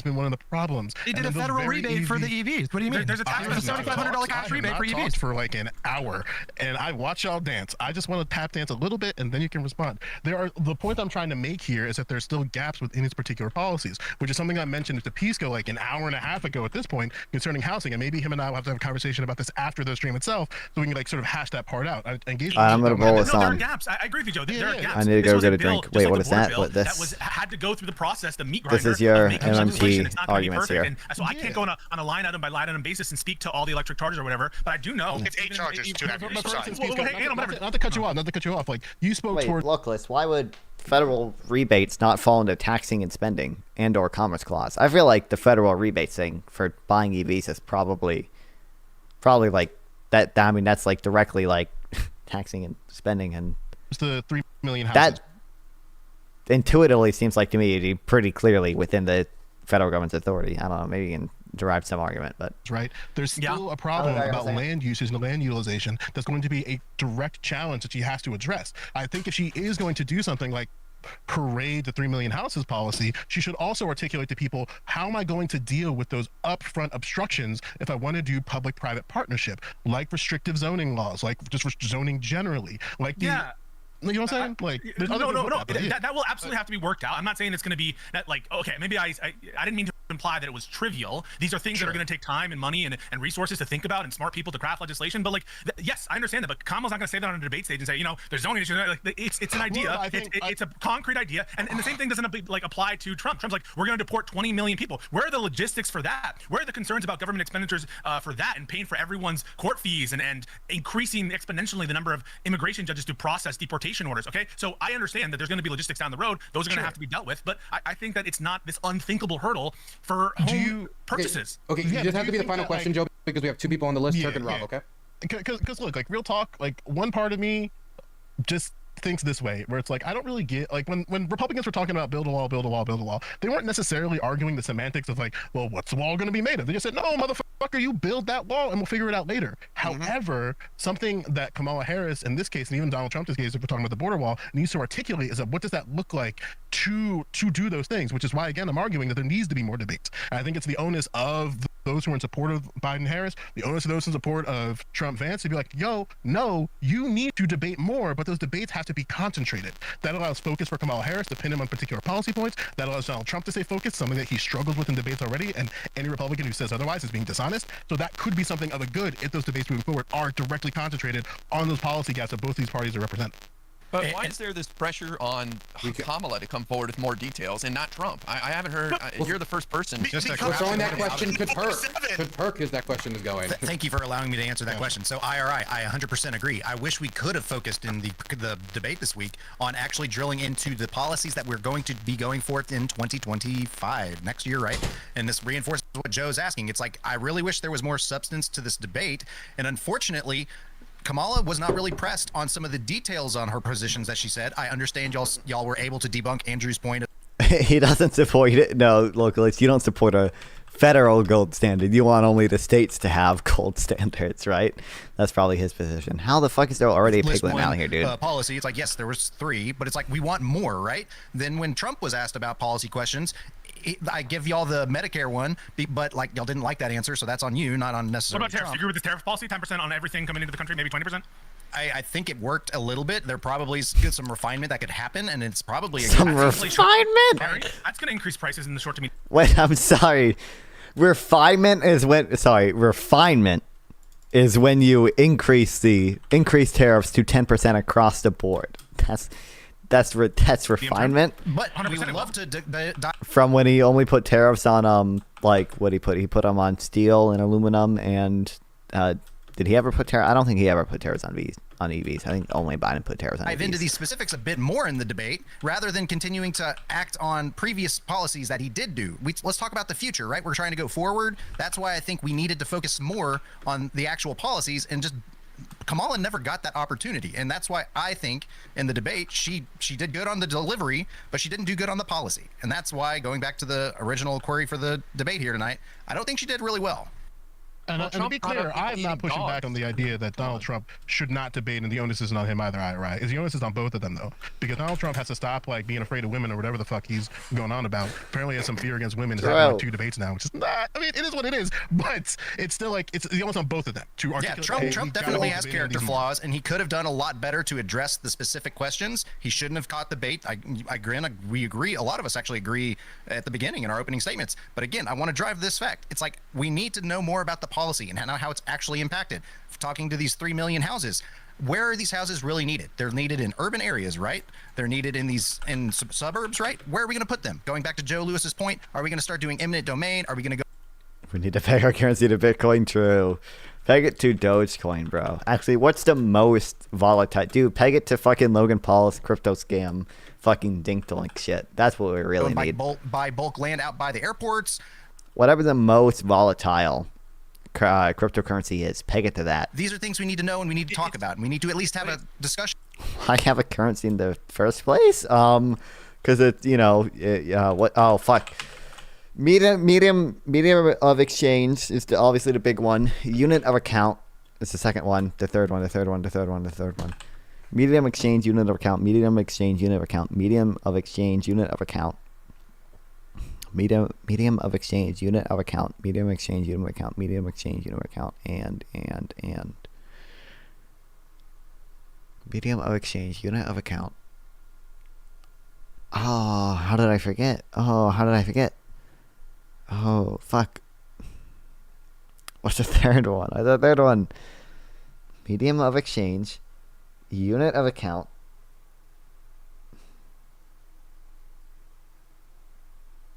I think it's something to do with the ability to save it. 3 uses of money. Store of value. Yeah, that's what it is with saving. Yeah, store of value. Store of value, which you don't necessarily get of goods that you can barter. Medium of exchange, which is you don't really get that. Bartering is a medium of exchange, so it's probably more efficient to use money because money is just easier to carry around than having to trade goats and cows for everything. And then unit of account allows you to easily compare the value of things. It's it's just a unit to quantify the value of something. So I can easily quantify that this microphone is worth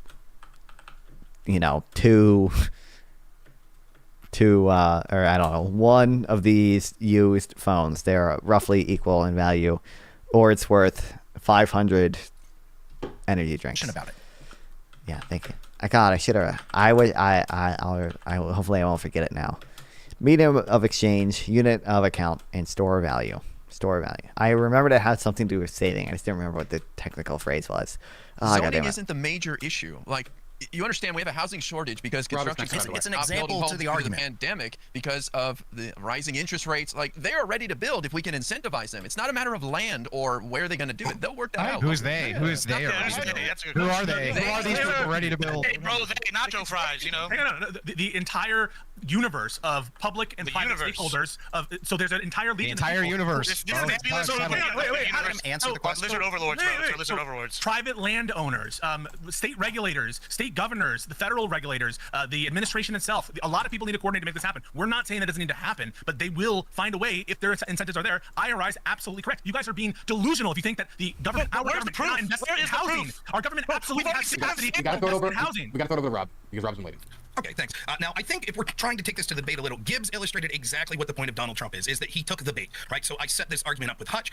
I asked Hutch, I said, if an executive order would be able to solve immigration, why didn't Biden do it 3 years ago? Why instead did he say that the border was secure? Please, Gibbs, you've already made yourself full enough. Why didn't he allow or say that it was a problem the whole time? Why did he gaslight America and Kamala Harris gaslight Mayorkas gaslight and say it wasn't a problem? And Hutch immediately goes, well, the better solution would be it's about asylum policy and blah, blah, blah. And he does this song and dance, which Gibbs then takes the bait. The point that I'm trying to make is... how am I taking the bait here? Whenever I'm quoting real issues and actual because I set up what the ultimate argument would be, and I was unable to finish it for 25 minutes because you took it in a different direction, taking the Sure, so that's not bait. It's bringing real issues to the table. Because intelligently, what Pisco did is very similar to what Kamala Harris did, is say, but the real problem is there was a bipartisan bill that Biden wanted that Trump didn't do. Then we spent 30 minutes talking about that bipartisan bill, when what we really saw, what Hutch illustrated was, if an executive order would have been able to solve this, but Biden refused to do it, it proves that because it's illegal. they were happy with the direction the border was going, which the American people are against, and they're only because the executive order is illegal. now trying to talk about it because it's an election issue, which gets to the problem of this debate and with Kamala Harris, which is she has not had any adversarial press. She has been hidden. She only gave an 18-minute pre-recorded interview with Dana Bash. She didn't have policies up on her website. Turk is correct that it's just facsimile like She does have an issue page up now, statements but that she's now using, many of them of which have been copied from the Trump administration, and it gets to the point, like I said, that Bernie Sanders said, she's just saying what she thinks the American people want to hear. That's it. And Hutch is okay with that. Hutch proves it, because Hutch is now saying it's illegal until Biden overturned a law. True. please let me to finish. Please let me. I tried to be generous this whole debate and not interrupt. Do you agree that taxing and spending must be pursuant to another amendment, and rebates for EVs does not regulate interstate commerce in any way?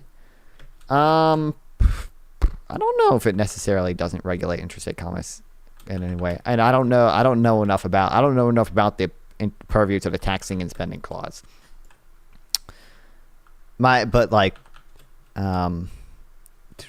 I don't know, intuitively, you're gonna know more about the legal arguments than I do, obviously. Intuitively, I don't see why Congress wouldn't be able to give tax rebates for almost anything it wants. to be able to tax people on their income and say, hey, if you have a child, we're not gonna tax you as much because you have a child, so we're gonna give you a tax credit. I don't really that intuitively me feels like it would be within their purview, but maybe I don't know. Thanks for the follow, woke CIA Trump pilot. Base name. Welcome to the stream. Okay, so Hutch proves that point. He's saying, well, the Biden administration could have solved this day one. So true, Clifton. Okay. They wanted with an executive order. They could have. That's how they did it now. That's how they solved it now. And my point is, but the executive order is illegal. Gaslit us for 3 years and said there's no problem at the border. 2021, no border problem. 2022, no border problem. 2023, no border problem. 2024, there's a border problem. It's Trump's fault. Oh, but now we can solve it with an executive order. Oh, and by the way, when we tell you all the shit that we could have done while we were in office, like reduce inflation and build houses, and we're gonna do child tax credits, all this shit that we could have done. Now we promise we'll do them just until the election's over, and then if they win, they'll rescind on all of these promises. So what I'm telling you is, it is clear that if you're listening, don't take the bait. This debate is about one thing: the record of Donald Trump. He's had 4 years of policies that he's instituted. He's had adversarial relationships with the press.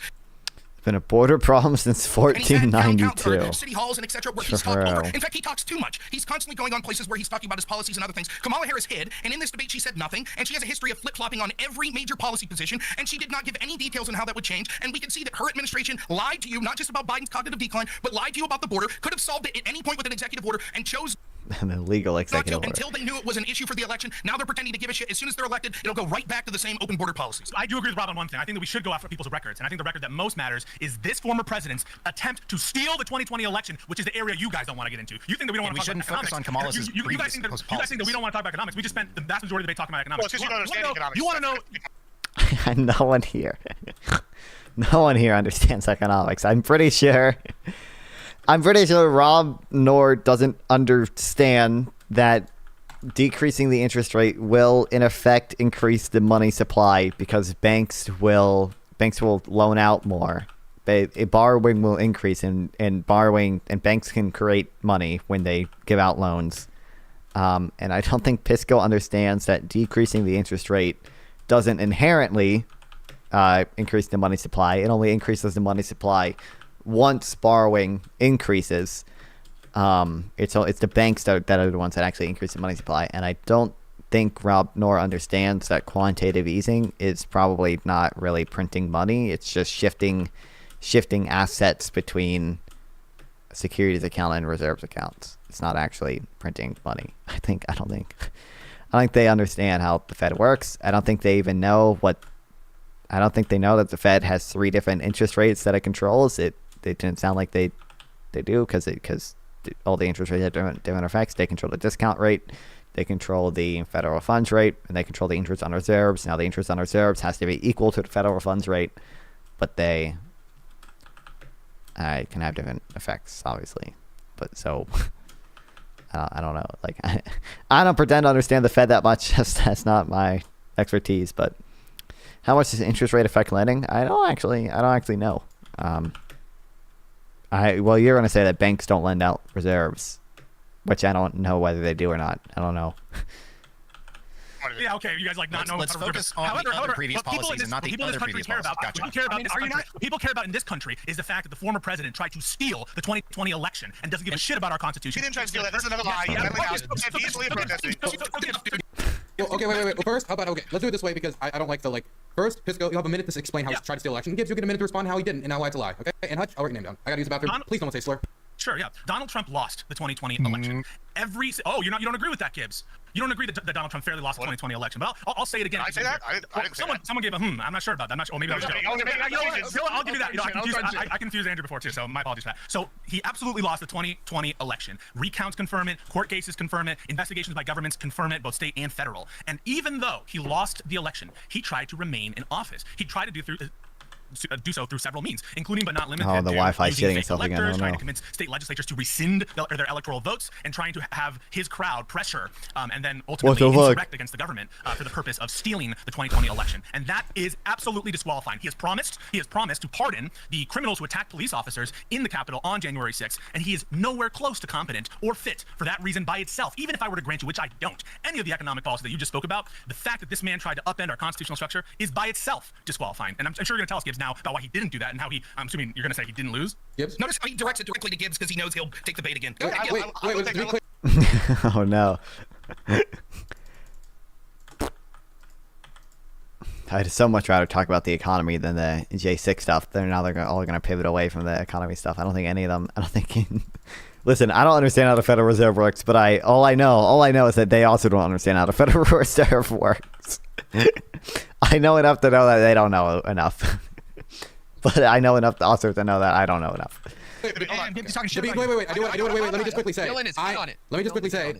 in on it, yes. No, Gibbs said the thing, and so I said, wait, let's let Pisco say it, let's let Gibbs say it, and I want to have them respond. Rob, you can talk about it after. If you think Gibbs doesn't make a good point, you can make a good point after. Gibbs? Yeah, Rob, listen, I think you're talking at cross purposes, Rob. One, I don't think he said that. First, he said his speech peaceful, patriotically. It's been pretty well established. We're just going lies. You know what? If I was Trump, I'd probably think things were rigged against me too. I haven't seen any evidence that it's overwhelmingly rigged against him or whatever, but some of the lawfare could make me see that as if I was Trump. Now, that being said, I don't give a shit about that. You know what I care about? Let me tell you what I care about. The treasonous behavior by the Biden administration and the Harris administration along the border. On what? Oh, on the border. I thought he was going to say on prosecuting Trump. But... I have sat here and heard all this bullshit. Texas, when they joined the United States as a country, it was on the condition, A, we're going to sell part of our land, get our debts done. B, the Rio Grande, which Texas already fought a second war after the War of Independence. Hold on.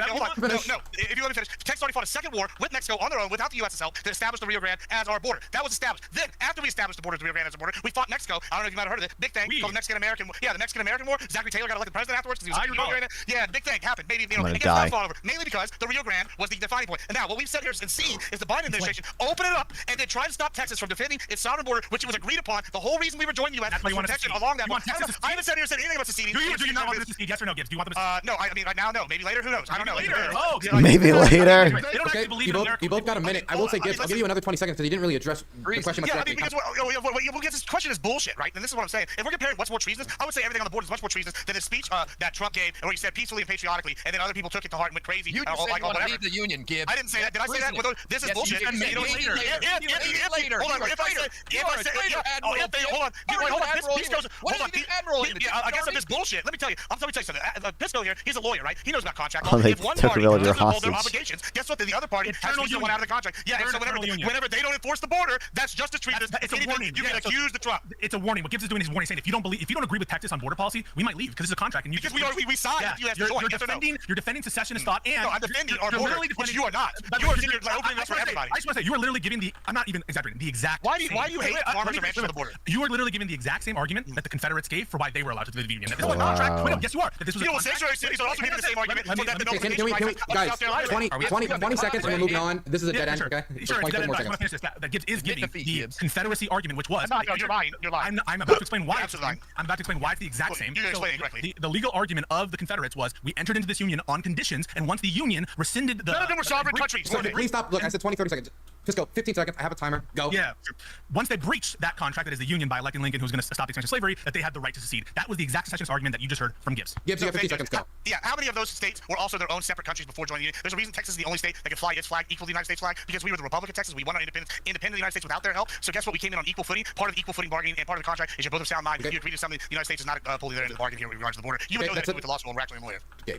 Rob, you wanted to respond to something earlier? Yes. Notice how I said in my opening that what you'll see is the constant deflection from the records of the Harris-Biden administration and the Trump administration, and how things like the economy and border were much better under him. We got Hutch to They've talked about that for an hour, 30 minutes now. They only like recently shifted to the J6 stuff. Like that actually all it would have taken was an executive order from the Harris-Biden administration to solve everything. They instead lied for 3 years and said that the border was secure. An illegal executive order. He keeps leaving that part out. There's no answer from anyone on the left by that. But Pisco is smart, like Kamala Harris was smart in throwing out bait. And just like Trump took the bait, Gibbs takes the bait. So he does exactly what I said he would do in the opening statement. I keep talking shit about Gibbs. I think he can do that, but you know, I'm not gonna take it. It's just because I have a different argument style than him. I'm not gonna sit here and argue about it in the weeds whenever I have really shit about. Thank you, Localist, for confirming you are in fact a treasonous, and there's no treasonous, and there's no reason I should take anything from you seriously. He's not. The only thing he's dog walking is his own reputation, because he's sitting here, he's wrong. I'm spitting facts. He's over here sad. I don't know. I'm sorry, but wrong. No, I appreciate the interruptions from everyone. I'll finish my point. Okay, we're gonna finish with Rob. Hutch, I got your name down. It's okay. Okay, so again, all that this did was Pisco. He knew that they had to take the bait because they don't have an answer for the fact that the American people correctly blame the Biden-Harris administration because they could have solved this. Oh my God, you've already talked about the border and the economy for the entire panel so far. Like, I think it's fair if they want to talk about the J6 stuff, you can talk about that for at least a little bit, guys. Come on. I actually said I'd rather talk about the economy than the J6 stuff, but just because it's funny though. It's more interesting. I learn more trying to figure out what they're talking about because they say something I don't think it's true and I have to fucking Google it. With an executive order, right? Hutch was the one the question was directed to. So I'll get Hutch's answer. I don't need your answer, Pisco. I want a fucking pet raccoon, dude. We'll see what Hutch says. He's the one that said that the executive order solved all this. So they intentionally allowed this to occur. And what they're doing on the left is just what Harris did, was it refused to talk about these things and instead pivot to more democracy, more racist. I talked to Pisco, as he knows, probably 20 plus hours on January 6th. It's been litigated ad nauseum. It's all as people were struggling to buy eggs and milk and afford houses. Pisco and Hutch and IRI and their ilk were celebrating the January 6th committee, celebrating throwing nonviolent prisoners in jail, celebrating the terrible treatment of them. That's the nonviolent prisoners. So to the undecided voter out there, I implore you, were your wages going up under Trump? Could you afford homes? Could you afford eggs? Could you afford groceries? Why are mortgage rates so much, Rob Nora? Why? More secure? Were we on the verge of World War III? The answer is all of those things were better, and Pisco and company don't give a shit. They're fine with that because they just want to use lawfare to go after their opponents and scream racism and mud democracy, just like they did in 2016, saying Trump would be a racist and a threat to democracy. Same tired argument. We also have. Wow, who was right? Wow, who was right about the Trump being a threat to democracy thing in 2016? I think the liberals were mostly right in that one, Chief. Unfortunately for you, in our nation's history when Donald Trump was president, the largest amount of civil unrest. Do we really want to go back to that? Because it was all whipped up by communists. You also lost 1.1 million people to a pandemic. I bet you if Hillary Clinton was president, wouldn't have lost anywhere near as many of those people. Wait, what? I'm living in there. My turn. Gibbs, hang on. Let me question Hutch, then Andrew. Hutch just raised his hand a bit ago. Then Andrew. This is. I kind of want to take a different tack, so let them finish this up, and I want to ask Andrew. No, answer Rob's question, Hutch.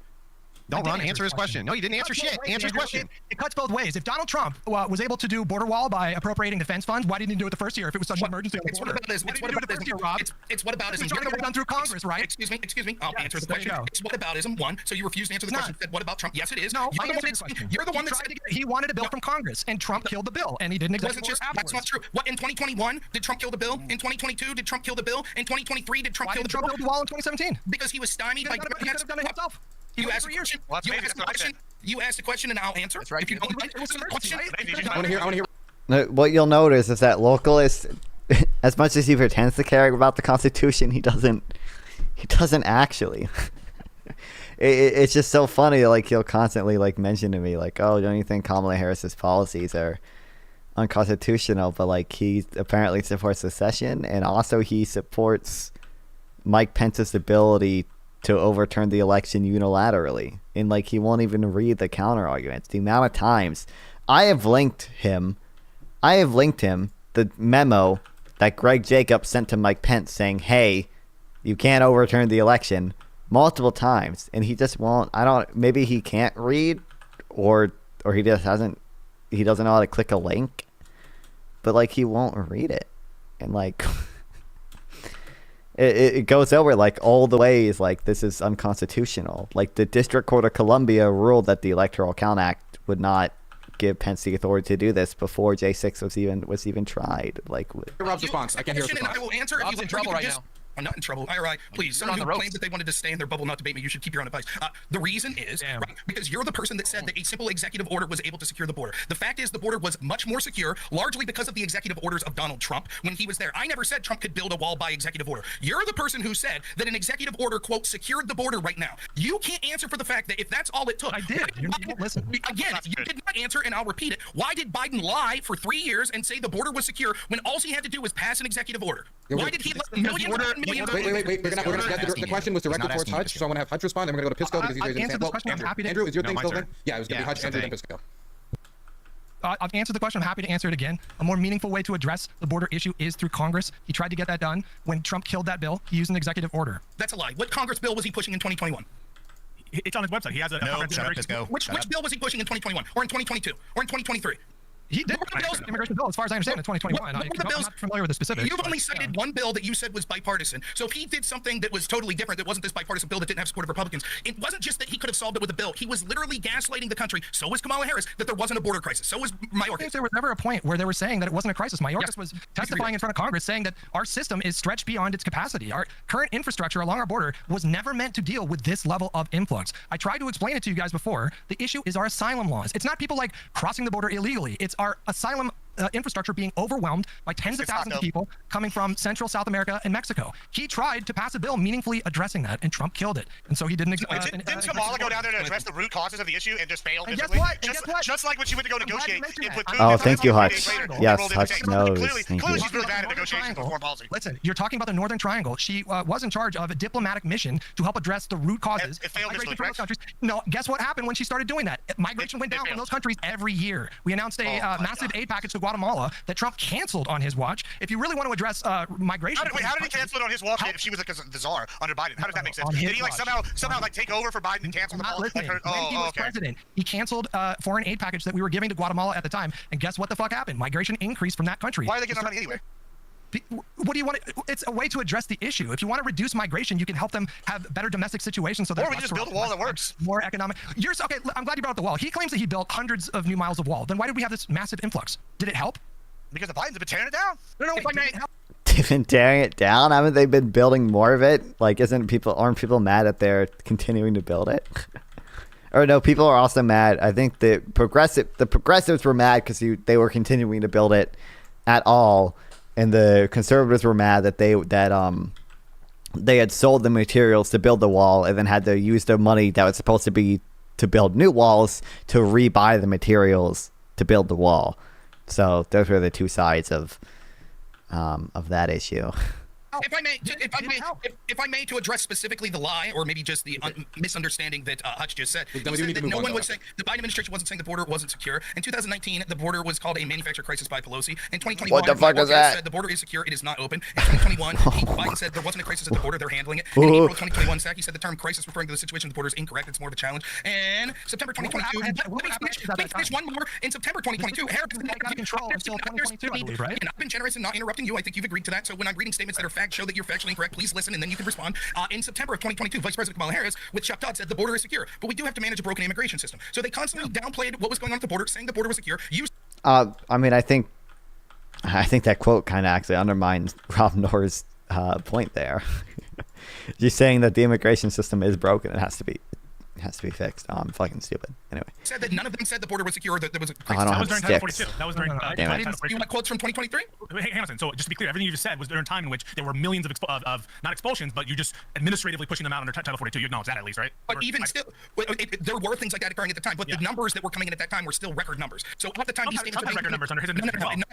Not even close to the numbers. In 2019, it was the highest level since Obama. He had it above Obama, yeah. Okay, so then you're saying emergency powers during COVID. I just want to be clear before I look up up the data, then I'll be quiet and I'll look it up and present it to you. But what you all are saying is that the 2019 numbers of illegal immigrants or undocumented encounters were very similar to 2022. That it wasn't massively worse than 2022. That's not what they said. They said it was higher than Obama. Wait. The question. There was a question asked. I do want to make sure that I can hear the rest of it. Oh my God. None of us are. You said that there were record numbers. The number of immigration in the late period has been increasing. They increased massively under Donald Trump. It is if you look at the slope, even if you guys are, sometimes it's good to keep an eye on what the Groypers are doing, what Nick Fuentes is doing. He excoriates Donald Trump for this because the record and the number absolutely did spike under Donald Trump at various points in administration. They went down in 2020 when they started doing the Title 42 administrative, which is out because of COVID. Absolutely, that is true. But Biden continued that policy until a certain time, and then the crisis, emerged, and it was really, really, really bad. And so I agree. But it wasn't a crisis still happened to people in New York. You can even say that some messaging around this has been really, really bad. What you cannot say is that Biden did not present a bill in 2021, a comprehensive immigration plan. He did on day one. He had a hundreds of page long bill that addressed border security, addressed the broken immigration system. So that absolutely is true. And the question about why didn't he do this executive action sooner? I think what Biden is doing is illegal. Okay, before Pisco goes down. No. This is the worst. Fucking no. Ooh, I didn't place it down in time. No, let me go. Anyway, okay. What was I saying? Oh, before Pisco goes down that rabbit hole. Let me just write down.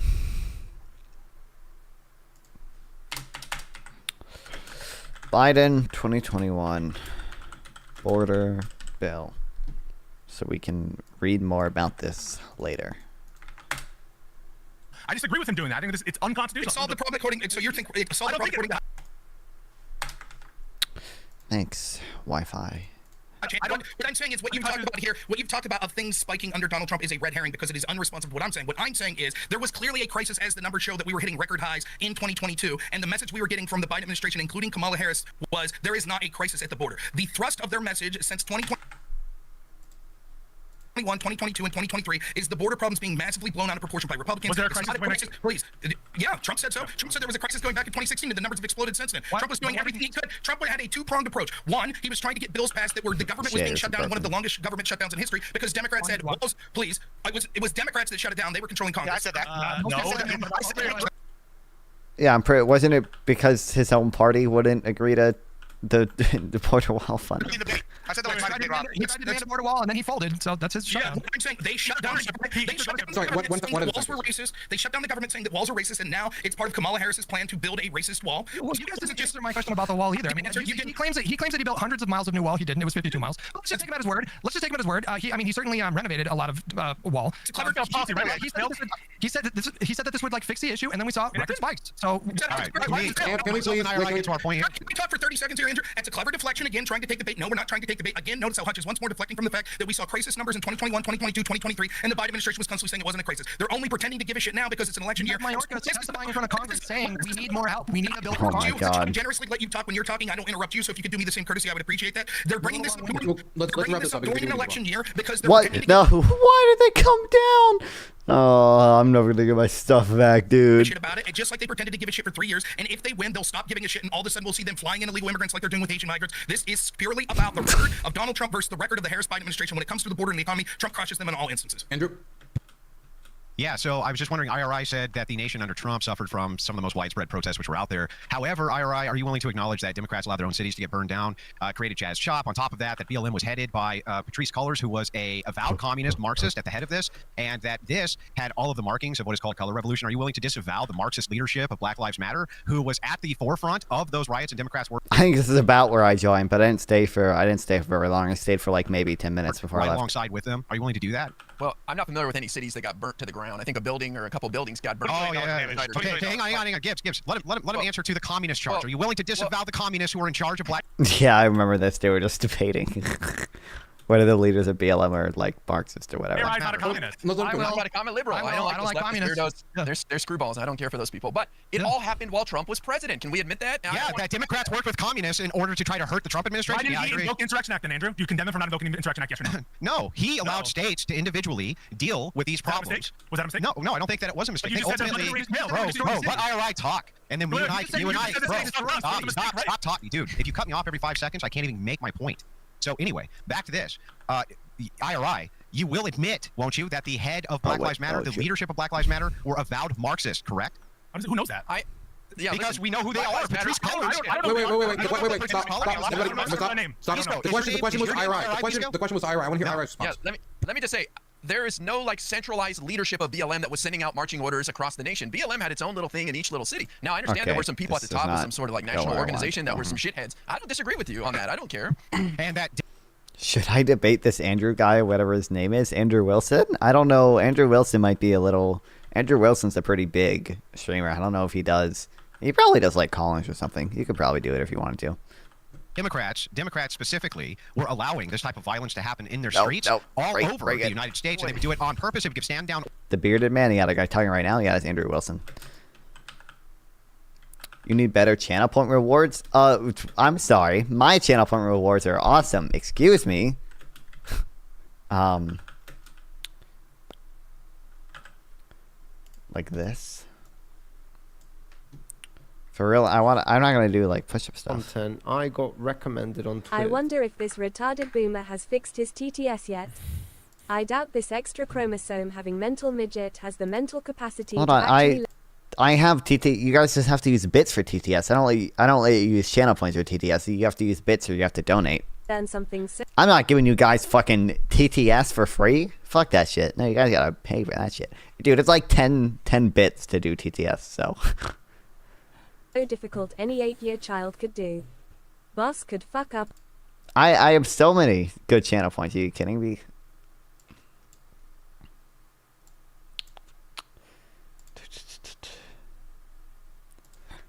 Come on. What are you doing? Why are you still peeing? Magna! PPG dog. That's not a good channel point reward. Some Kamala Harris memes. It's gotta finish this first, but Magna. I have so many. You can do AI. You can do like I just only use TTS for free. I gotta incentivize you to spend money somehow. I have so many like the AI, the TTS thing. I have linked to AI. Like you can if you donate, there's like an AI guide, so you can use AI voices, and then like you can play like fart sound effects and stuff for bits. You know, text to speech is 5 bits. This you can do text to speech stuff here as well, and then text to speech here stuff as well too with AI voices. Now I need to ponder. Let's like if drop you want, Tilted Towers and get the victory royale. like you just have to. Oh, this is really. Wait, how do I make this less expensive? Why is it 500 bits? It should be 5. Orders to their own police departments to the point. Hang on, IRI. To the point where it was the first influx of gun ownership that we saw, where Democrats started actually move the goalposts for Democrats. Democrats started going and buying guns in mass in order to defend themselves from these very lunatics. Later, Hold on, sorry. one acquitted, one Kyle. Oh, I can Rittenhouse. only make it 50? Why am I not able to make it? Why am I not able to make it 5? Self-defense, who I remember on your show, you tried to verbally crucify. Irrelevant to the point. Why did Trump praise Tim Walz? Let IRI speak. Peace go. It's between me and him. You talk plenty. I don't want to get into a big BLM thing. My whole point is that it happened while Donald Trump was president. Do you admit that? That's the point. What do you mean? Democrats allowed it to happen. So what? Democrats These are localized issues by your own admission. You claim these are all localized issues. Pisco, why do you keep talking when we're in the middle of having this argument? So if you claim that these are all localized issues, right? Oh, BLM didn't have any grand leadership who was coordinating any of this. So it's all localized, and it's up to these local governors, local politicians to deal with these, kind of riots which are going on in their streets. And how did they deal with them, IRI? Didn't they just kind of let them do whatever the fuck they want, damage property, millions upon millions of dollars in property?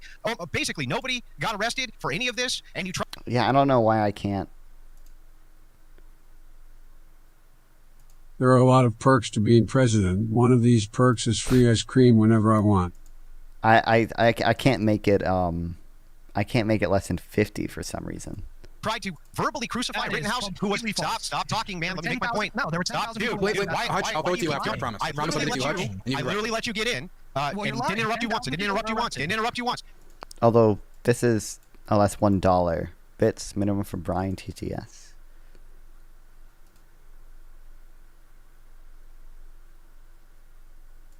We're no straight.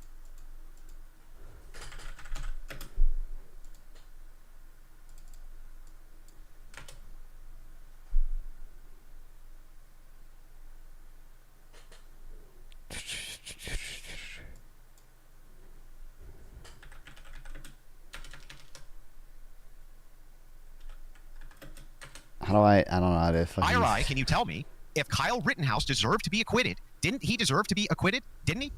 I did not see the evidence. I wasn't on the jury, so I didn't get to see all the evidence, so that's not a call for me to make. I respect the jury's decision. Okay, that's it. But you won't disavow the Why Marxist are they leadership doing either? a Kyle Rittenhouse debate?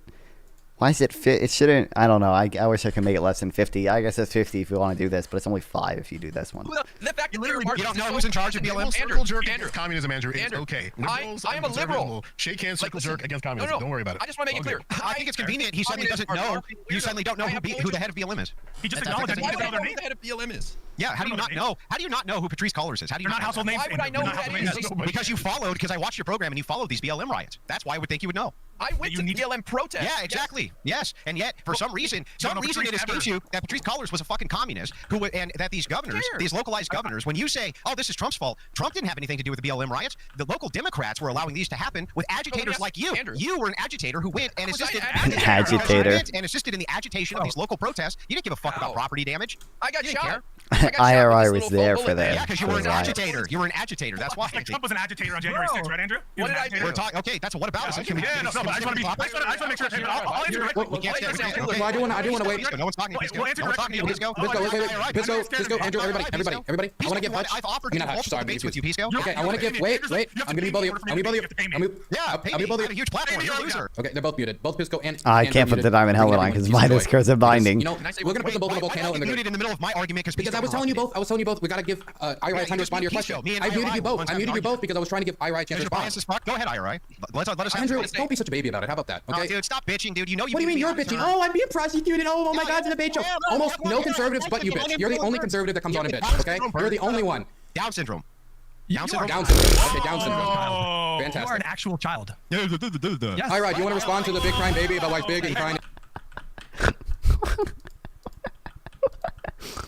Well, dude, why are my debates like this? What the hell? Baby. You okay with that? All right. Were you an agitator? Okay, let's get back to the debate. Yes. Let's get back to the debate. All right. Were you an agitator? I was not an agitator. I was there filming content and supporting my local community. But I just want to say, Andrew, I'm a liberal. I think communists and leftists are cringe, man, and they hate me and they wish death upon me. So they look at me as the same as you. So we are holding hands on that. Trust me. Well, I think we need to have another conversation about this IRI. We had one before and it was pretty good, but no, I watched some of your content. It looked like you were participating in the agitation along with BLM, doing everything that you could to push your kind of. When you were there, you were doing everything that you could to profile this as some type of inequality. Anyone on Twitch poll. Or everyone on Twitch poll rather needs therapy. I'm just responsible for this. Yes, I watched many. You're a bullshit. You don't. Ask IRI if I was in a chat multiple times. Ask IRI if I was not in a chat multiple times. Was I not in your chat? Yeah. I'm gonna let you respond, IRI. But was I not in your chat multiple times? You even talked to me while I was in your chat. Isn't that true? This is 4 years ago, so I don't recall it. But that's what happened, Pisco. I was there. I actually do follow leftist content. Why don't you point to a specific of agitation? You just said he said things, but you can't point to a specific. Yeah, I was getting into it, but you just interrupt me. So why don't you go into it? Yeah, I've been trying to go into it, Pisco. It's crazy. Doesn't seem like that. It sounds like you're making fun of people with disabilities. That's what it seems like. No, just Dylan Burns. Andrew, you're a cunt. You've always been a cunt, and the only thing that's gonna change is one day you might have more cunt kids. Okay? Now let's continue with the topic. You don't have any kids because you're gay. I'm bisexual. Oh my God. I don't know what this has to do with anything. I tell you a cunt, you're like, haha, you're gay. Okay? You are a child, my friend.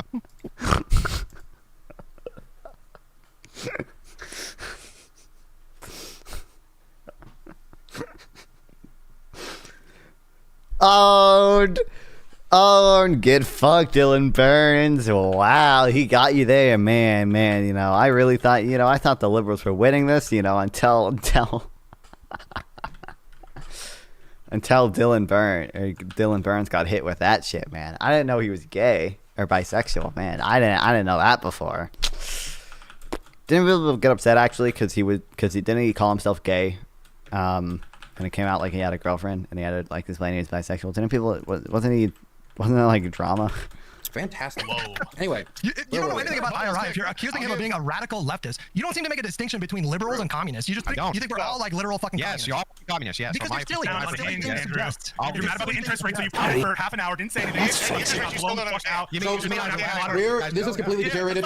I don't see. We're gonna go down the list. There's 2 more names. I'm gonna wrap up, ask the questions people donated for, and wrap this up. We're gonna throw it over to Pisco, then Gibbs, then we're gonna do final statements, and then we're gonna read the donations, and you can all get out of here. The attack doesn't really work from Andrew because Trump presided over BLM. If you have a problem with how governors were doing it, then you necessarily have a problem with Trump not invoking the Insurrection Act and praising many of the governors who you say are responsible for this. You want to talk about Minnesota, where I'm sure you guys are pointing to the things that burned down. Why did Trump praise it? Trump is in charge. He's the person who can absolutely mobilize the National Guard if he wanted to, and just like in January 6th. And so the attack doesn't really work because, as IRI pointed out to you, to the extent that you see a government fault there, Trump is absolutely responsible for coordinating it. And if it is as large and as bad and as society destroying as you say it is, you can't possibly say that it's a local issue and it should be held locally if what you really think is this was crumbling our society. And so the attack is not, it doesn't work. And of course, it doesn't work in light of your, kind of downplaying of January 6th as well as other issues. And I really think that your behavior tonight, Andrew, has been despicable. You've been crying. Stop whining. All you do is whine. And then you go after the moderator, just like Trump did, just like sycophants are doing, and you're calling him like, a degenerate because. Oh my God! Oh, clutch your pearls harder. Just like you went after women at the start. Oh my God! Oh, Andrew's so mean. It's all hate. He's so mean. Andrew's so mean. It's all hate. It's all ugly. It's all hate. Oh, Andrew's mean. And frankly, it's weakness because you're losing all these points. And that's why you say, in order for me to debate, you have to pay you money because you're a scared little rat. Pisco is happy to debate. I think the personal attack section of the rules section has just been disregarded in its entirety this episode. We're gonna throw it over to Gibbs. Yeah, I mean, because I'm the paragon of not making personal attacks. That's what I'm known for. Sorry, I couldn't resist. Yeah, so I got to object to a couple of these things. I feel like we'll start with a similar personal attack. Start with, hey, I feel like a lot of people, including one of the people on my own side, might need to get one of these tampons that Tim Walz is talking about before we begin because they don't know stats. It's pretty clear. Just look at Greg Abbott. We can go to the stats with from text.gov. 85% decrease in immigration here in Texas is Project Lone Star. We've seen all sorts of stuff. I can go by line stats. 516,000 legal immigrants have apprehended. 45,000 criminal arrests. 35,000 felony charges. We've apprehended over 500 million lethal doses of fentanyl, enough to kill every man, woman, and child in the United States just from doing this. So clearly, it's not just an immigration issue. Whenever people keep talking about the immigration issue, Wait. 5,000 lethal doses of fentanyl? Over 500 million lethal doses of fentanyl, enough to kill every 500 million. Okay. man, woman, and child in the United States just from doing this. So clearly, it's not just an immigration issue. Whenever people keep talking about the immigration issue, and this is part of the reason why Kamala failed so bad, is because, hey, listen, it's an infrastructure issue. Texas is on the brunt of this. These other states are on the brunt. There's no infrastructure being built, whether that's whatever being done, like whatever. And no one cared about this issue. This is how dishonest Dems are. No one cared about this issue until Abbott started shipping people to New York and Chicago, and all of a sudden, the Democrat constituents got up in arms and go, hey, maybe we should fix the border. We should build a wall around Texas and stop letting them ship immigrants to Chicago. There's actually videos of this. I can pull them up if we want to later. I know someone's going to try to say, Texas part of Mexico I know that's something they do here. And so finally, on that note, it's pretty clear after they lied about the border, they lied about Biden's competency, which, oh God, they cooed him. He's gone. They took him out back and shot him like a dog. The guy's literally on a beach. It's crazy. And you're sitting here going, oh, whatever. It didn't happen. Gives taking the bait. It's clearly after 12, 16 years where the Democrats have controlled the president. It's not Trump's fault for the little time where he tried to fix the goddamn catastrophe that is the economy. Goddamn catastrophe is foreign policy. I mean, look, under Trump, Russia didn't invade. Under Biden, Russia invaded. Is this your ending statement, or was this like a statement? No, this is just all these things that they lied about internally. And yeah, well, it's not anything. I got more. Don't worry. I'm just saying all these people have been lying completely the whole time, and then they want to sit here and talk about, oh, personal attacks, good faith, bad faith, whatever. Maybe just stop lying and admit that everything's been bad since the start with Biden, and nothing's got better statistically.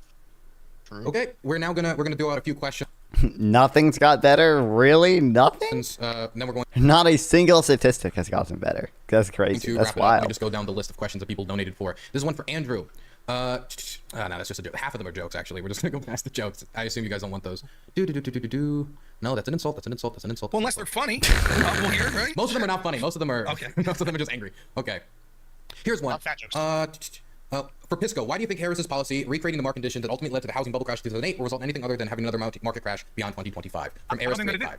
Yeah, I don't think that it is recreating the market conditions of the Great Recession, because the point is to lower the price of homes. And the problem with the bubble was, on the one hand, these kind of new financial instruments, deregulation of housing and lowering standards for who's allowed to get a home. And so this would not kind of invoke those things. I don't know that it would cause a kind of bubble like we saw in the Great Recession. In fact, I think the attempt would be to lower the price of homes and to give people the financial ability to reasonably buy and purchase a home, not to like go above their means. And I don't think this would affect the kind of mortgage-backed security industry. It wouldn't affect the kind of corruption that we were seeing in the credit rating agencies or any of the kind of bullshit from Fannie Mae and Freddie Mac. And so I don't think it's on all fours with what was happening in the housing crisis, which I think is completely different.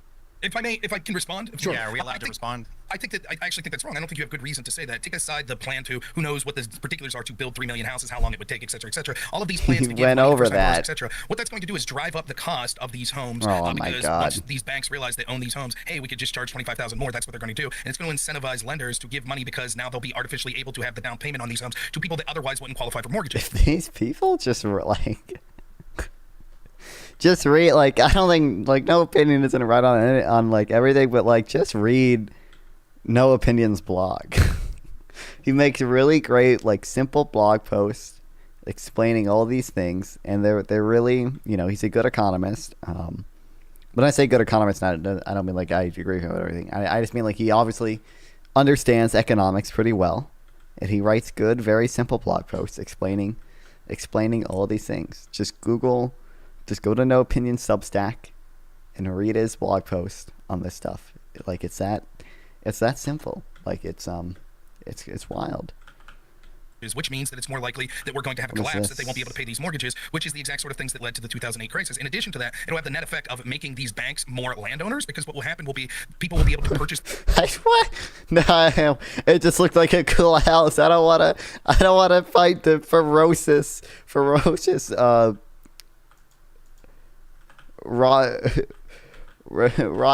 What? Rothnot? These homes and get mortgages, and then once they default on the mortgages, Wait, they will become the property of the bank, which means oh no, he can go through the wall. In the hands of the wealthy even more, which will have the net effect in the long run of meaning that the people that are on the lower and middle income scale that elsewise would be able to qualify legitimately for these mortgages won't be able to do so. Also, one little pet peeve I have is like little rude, Hutch, to talk to your audience while someone else is talking. Just a little pet peeve. I leave my audience here, but you're saying when I talk. Just saying. I'm not trying to be rude. I talk to people doing it. I'm not trying to be disrespectful. I'll take to anyone. I've done this the whole time. Andrew's audience knows. Wait, did he really just get mad at Hutch for like talking to his chat while he was talking? I feel like that's like that. He's a fucking streamer, dude. Yes, this is how it works. You talk to chat sometimes. Well, I think so. I didn't see him doing it. That's fine. That's my response. Okay, we got some more questions. This one is simple. Can each person give their best prescribed policy for their preferred candidate? And I'm going to start with Gibbs. Just make it quick, 5 seconds. Just say policy. Gibbs? Yeah, sure. I want wall and immigration reform. I want it easier for people to come, and I want security at the border where we funnel people in through legal ports. Could have just said wall. That would have been even more basic. But immigration reform is important too. Like, you can't have one without the other. Like that's something I think people bash like Republicans. Like if you're near the border, we know we need reform. We want people. This wasn't quick. Okay, I know. I'm just clarifying. I'm sorry. 5 seconds for everybody. Andrew. That's all. All progressives in prison. Okay, Hutch. Paid family and sick leave. All right. $6,000 child tax credit. I think that would help a lot. Joe. Weapons embargo 100% towards Israel. That's for Jill Stein, isn't it? Yes. Yeah, I thought so. Okay. Pisco. My favorite is the personal one. I don't think it's the best for the country, but my personal is the Supreme Court reform. Okay. Rob? Firing everyone who's engaged in lawfare. Got and Turk. Abolish the NFA. Got you. For Andrew, what do you fear more? Giving a definition of insurrection or letting Pisco talk without spurging the fuck out? You mean Pisco interrupt the entire panel the entire night, regardless of who was talking? And not only that, that was not my burden in that debate. Unfortunately, many people reviewed that, and Destiny got fucking wrecked, just like Pisco would. Neither one of these idiots have any clue what they're talking about anytime they're pressed on any issue. I don't know if that's what the majority of people thought there. All they do is deflect and do whataboutisms. They're not debaters, they're morons. Okay. Can you explain to me just real quick? Can I just ask him a question? Did you put No, you can't ask a question. Yeah, I mean, you have to put $20 super chat. Okay, but yeah, actually that's right. You have to give $20 super chat. You have to $20 You have to pay me $20. Hutch, use your video game money. Send in the super chat, bro. It's a donation section. Yeah, you did really okay, good. Okay, I'll give the one example. What did that guy say about the Supreme Court? He just said he wanted Supreme Court reform. I missed it. He didn't really specify how. We'll go towards the end. Hutch, I'll let you go first so you can ask him a question in your any statement. That okay? No, it's all right. Let's just get past him. We can just attack this more. Can I have 20 seconds to respond to what he just said? Okay, but then we got to move on, okay? Okay, the only point here Andrew is might be able to respond, and then we'll go on for another 5 minutes. You heard Andrew say to tomfoolery, I have a secret definition of insurrection, but I'm not going to reveal it until I have my next opponent on the definition of insurrection. It's just more games with him. It's more absolute, like, little ways to try to get an edge, whether it's yelling over people or calling people gay or calling people, like, Down syndrome. It's all bullshit. It's part of the narrative. He's an idiot himself.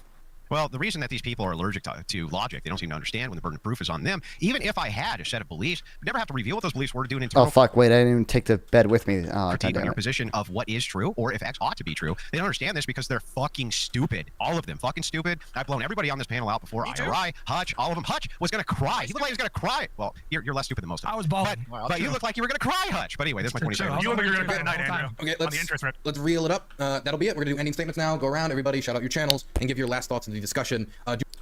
Reform is challenging You're not Jerusalem's asking questions to somebody that has already. Yeah, checks and balance. That's a point of reform. You probably don't want the Supreme Court to be. It's that the founders kind of intended the Supreme Court to be the weakest of the three branches, and it seems like increasingly that is not the case. That's kind of the point of doing the reform. Past you. You can ask a question to somebody who's going to answer after you, but obviously they can't respond. So we're going to start with. Let's start with Turk. Yeah. So I was prepared for a different prompt. And I tried to. I don't know. I guess we'll watch it. Today, and then we completely got off the rails talking about stuff that clearly was evident with the actual debate that happened this week, and everyone kind of fell for the trap. I think Rob, did the best trying to stay on the topic here, so I tipped to Rob there. I really, again, I think Kamala delivered the best. During the debate, I was like, man, this is not going well, and that it just shows just how bad Trump performed in the debate. But again, it's like when it comes to policy, people see through some of the stuff that was said on Kamala's side just because there wasn't a lot of substance there. I really wish there could have been more substance, but the moderators were just not having it. They wanted to vet through Trump's previous errors and all of his bad bugaboos, which, we've talked about for the past 8 years, actually. We talked about it while he was in office, and we did the same thing tonight. So I think I should just go play Diablo 4 some more. Amen. What build are you running? This is a Barrage Rogue, Okay, now we're going to throw it over to Gibbs. Okay. I can't leave. Sorry about that. So closing. I think the age-old expression of quickness is quickest does. That sums up what we need to do. The quicker we can get Kamala and Biden out of there, the better. Everyone made fun of Trump during the debates. We talked about the debate a lot, which, like I said, wasn't the topic I prepared for, but we were ready. He made fun light of the issue that taxpayers have with Kamala saying, "Hey, we're going to advocate for transgender surgeries for illegal immigrants in prison." And I thought that was so outlandish. And I googled it. Turns out she gave a whole speech to the ACLU where she advocated for this in quite a bit of detail. Well, I know we didn't cover that. I wish we had. I have all the quotes and stats ready. I guess it was a trap that didn't get laid, and I didn't get the bite on like Rob would like to describe for me. But I was ready for this trap. Either way, it's terrible. The economy's terrible. Foreign policy's terrible. Listen, if you think that it's going to be positioned to be better under Kamala, brother, let me tell you, you got 3 brain cells and one of them just died gasping for air because you forgot how to breathe. It's terrible. I don't know how anybody can be in favor of vote for Kamala right now with everything so blatantly obviously bad. The border, economy, foreign policy, it's a wash. Kamala has no answers. Her answers are vague. Trump does have answers. You can look them up. What I keep hearing is buzzwords, opportunity. Harris does have a policy page by now. It's such a dumb criticism at this point. Vote Trump, don't vote Kamala. You can find me everywhere as Admiral Gibbs. We do gaming and politics and a lot of general bullshit. Good times. Let's go. Kamala blew Trump the hell out of that debate. It's obvious. Everyone's saying it. Even the conservatives on this debate are saying it. All of the punditry is saying it practically, and they're coping because their daddy can't handle any possible loss or him, perceiving to be on the downswing at all. In terms of the two candidates themselves, there couldn't be possibly a greater contrast, both in substance and in character. In substance, Kamala Harris's policies are way better in every possible way. An actual plan to address the immigration crisis, the housing proposal that she's putting forth, the child tax credits that she's putting forth, her changes to the Affordable Care Act and making healthcare work better for everyday Americans, to say nothing of the other kind of issues that maybe are less in front of your face, but are just as significant. The Supreme Court reform, which are badly needed, among other changes as well. But this really should be an election about character.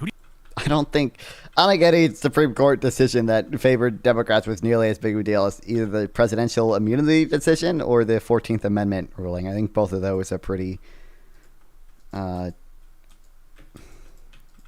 a lot bigger deals. Also, you yourself, I don't want to hear any shit from you. You yourself, I'm pretty sure, have admitted that the reason you like the 14th Amendment ruling is not because it was based on constitutional originalism, but because, quote, it was the right thing to do. Who do you trust to be the commander-in-chief? Who do you trust? The presidential immunity thing was not a big deal whatsoever.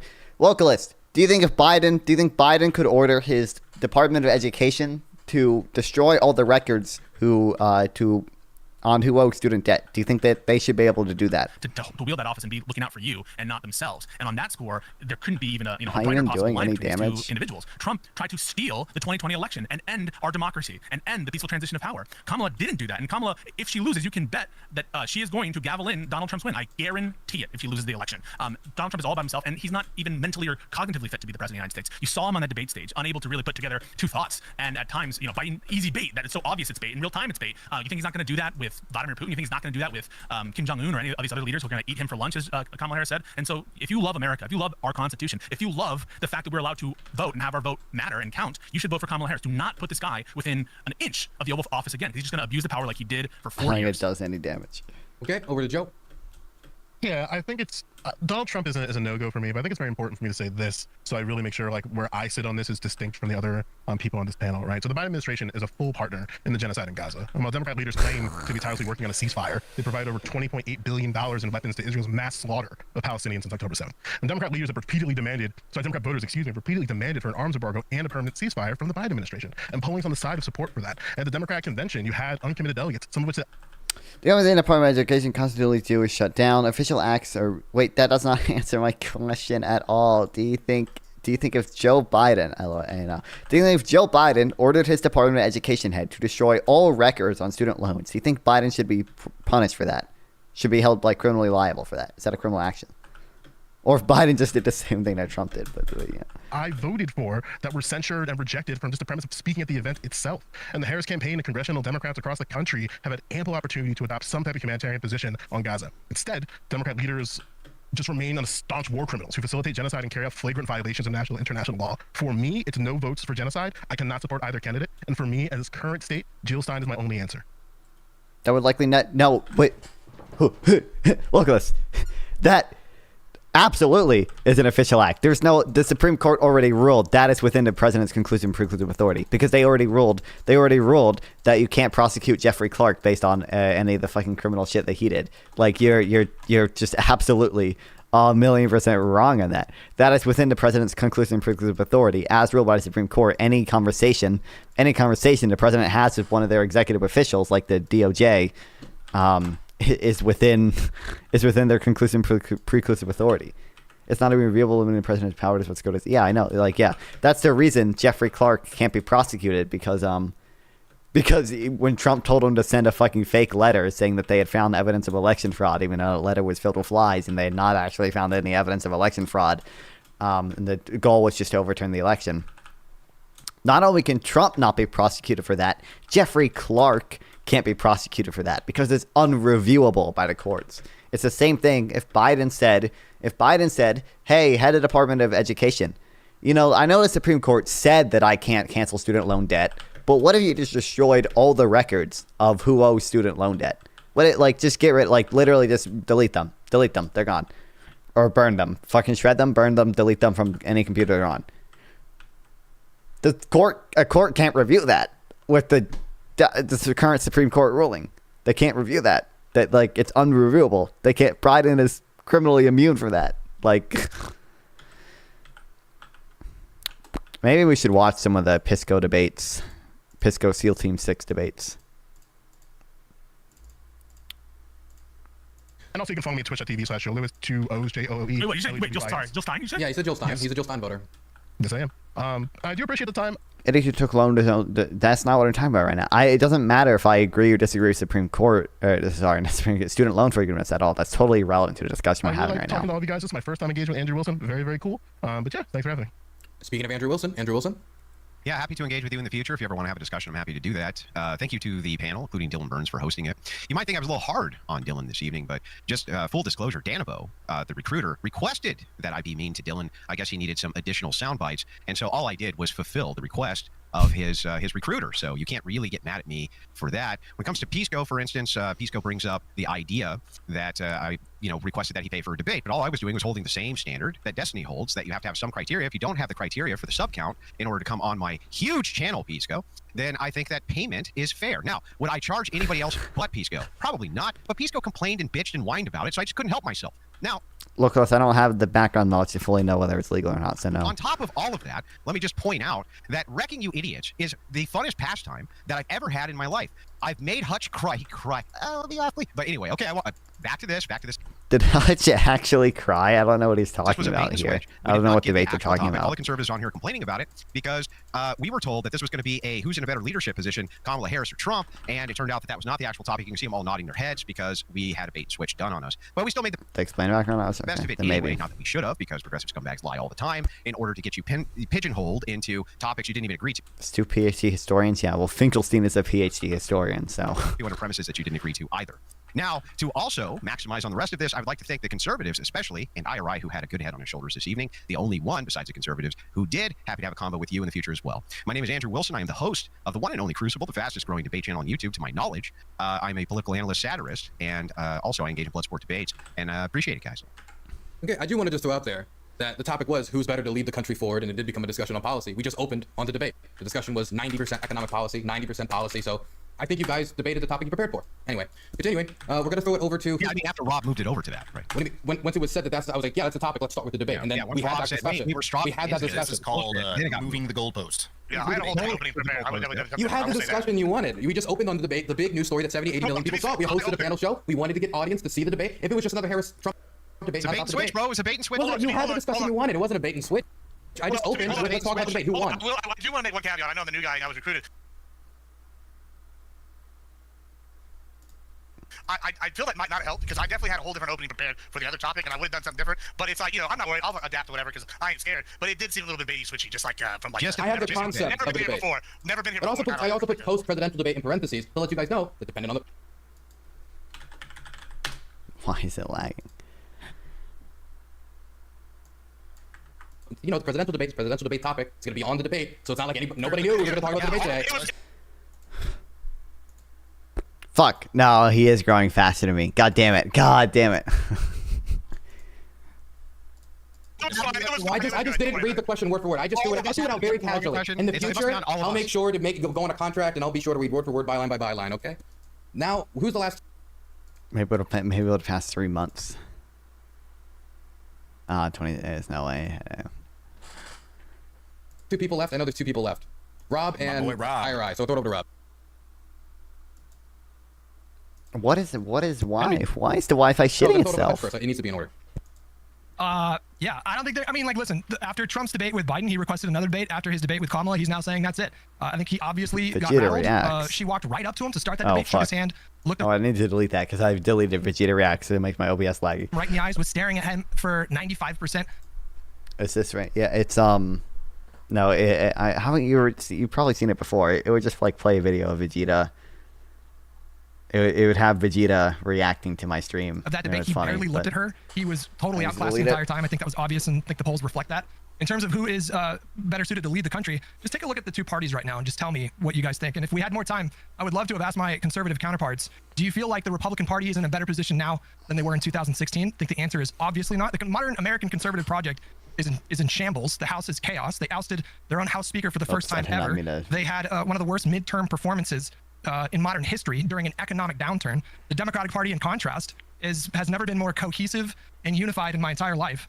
I like our chances. I think we're looking pretty good to win the House. I think we're looking pretty good to win the presidency, and the Senate isn't completely out of reach. And so I think we are the adults in the room, and I think that the modern conservative project right now is just it's a joke. It's ridiculous. I think most people understand this. But Dylan, just real quick, if you don't mind, I'd just like to ask Hutch very briefly. Hutch, yes. Would you be willing to continue this debate with me with Rob Noor moderating after this is done? No, I'm getting dinner, bro. Okay. If you want to set up a conversation about politics some other time, we can do that. Okay. Ira? Actually, no, Rob. It would be conservative, so Rob. Yeah, give it to Rob. All right, fair enough. So I do think that the topic wasn't initially what we What's agreed up, to. Paul? Welcome back. Fan streamers with 2x videos. This is only 1.5, brother. Initially, then it perceives as if I'm on the side of the lefties, like I said. But I do think that we adapted. And the only reason I think it's worth mentioning, because I am vaguely aware that someone not understanding the specific topic before has led to a lot of controversy. So I just want to get on record, even though I think we did adapt, and I don't think. Is that my hero, Andrew Wilson? It is. It harmed my you came at like the tail end of this, I but think yeah. I did great. I appreciate everyone's interactions on here, even those that are going harder than others. Obviously, I have love in my heart for the conservatives on the panel. Even Gibbs, who I was shitting on because I was upset that I laid a trap for Hutch and you stepped on my toes and it took me 20 minutes to get to it. But to talk about this briefly, I think Trump underperformed in the debate. I think he did poorly. I think Kamala Harris did poorly, but less poorly. I don't think it'll have a big effect whatsoever when it comes to how this election will be proffered. I think that what I tried to do is what Trump should have done is to not allow the deflections that you see that gets off the target of. Kamala Harris has been hidden. She hasn't explained her position. She seems to, when she ran for president previously and was very clear about positions, she seems to have now done a 180 on those, but we haven't heard that from her mouth. We just hear from surrogates and other people on mainstream media places that are saying it. I'll be back. She seems I'm to be pulling running a this on. vibes campaign that the establishment institutions, including the majority of the legacy media, is completely dragging her across the finish line. But if that's what the election becomes about, and I get it, I get what Hutch is saying, like, oh, despite the poor economics, Democrats did better than expected in 2022. Yeah, that's the point. That's why I'm a populist. I think these institutions are corrupt and they control the narrative. And when you control algorithms on places like Google and the majority of the legacy media and academia and the entertainment industry and the intel agencies are on your side and lying about things like the Hunter Biden laptop, etc., putting their thumb on the scale every election, yes, it makes it likely that the party that has disastrous policies ends up winning elections. And I'm predicting that will happen again. I am predicting that Kamala Harris will win. But it is no doubt that she's hiding. And if the election is about the track records of Trump and what the country was like under him economically and through the border, it was doing phenomenal. And then when we look at the Harris-Biden administration, which it's just an empty suit that was running as Joe Biden, and it's the same as Kamala Harris, it'll be people behind the scenes. I found it humorous at one point. IRI said, who are those people behind the scenes running things? Right, who's running the presidency now, IRI? You don't know. That's the whole point. But my democracy, right? My democracy. The most anti-democratic thing I've seen in modern elections is the entire establishment gaslighting the American people about Biden's mental health. Then once the primary was effectively de facto given to him, coming out and forcing him out, and then installing a woman in Kamala Harris that would not have had any chance of winning a primary, would have a very small chance, and then basically keeping her under wraps and saying that all of her policy prescriptions will be said later. We even have her surrogates going out like, she shouldn't talk to the press. Why should they? People will look at her policies and try to spin them negatively. No shit. And she had a chance in this debate, despite what I think was Donald Trump's failure. I think if she wanted to be transparent, she could have outlined specifics on many of these policies and what her agenda would be. She could have explained to the American people why she has so radically changed her position on Green New Deal things, defunding the police, getting rid of private insurance, banning fracking, paying for transition surgery for illegal immigrants, building a wall. All of these things are things that she had incredible articulation about being one direction before, and And now she's just saying, I've changed, but my values have been the same, and hasn't explained any of it. So I did not take the bait. I correctly articulated why the economy is in shambles, and it's the fault of the Harris-Biden administration, why the board is in shambles, and it's the fault of the Harris-Biden administration, why we can see the policies of Donald Trump were doing good for this country, all people, even the middle class, lower class, and people in inner cities, people in rural America, people in the suburbs, and that his presidency would bring more of that, much better than the failures of the Harris-Biden administration that is ran by committee and would is only pissing on your leg right now, telling you what they think you want to hear because they're refusing to explain why they do 180s on their policy position or why they didn't accomplish the great things that they say they're now going to do so for the past 3.5 years when they controlled so much of our government. I'm Rob Norrie. You can find me. Just search my name, Noerr. Thanks. It's called Normal America with Rob Norrie. He never shills himself. All right. Yeah, Rob, you really got to work on brevity, man, because you say some interesting stuff, but you fucking ramble for 10 minutes and everybody tunes out, man. So you really got to start trying to fine-tune it a little bit, champ. And I'm glad I may be bad at debating, but at least I'm not a pawn of Russian propaganda, and like you, who was featured on Tim Pool's The Culture War. True. YouTube site. So congratulations, Rob. That was I, by the way. One of Russia's stupid pawns, you idiot. That being said, Kamala Harris had a great debate. These Republicans, conservatives are coping because she got to knock it out of the park, and she only did okay. But she did just fine, and I'd be upset, too, with all the energy on our side and my candidate saying,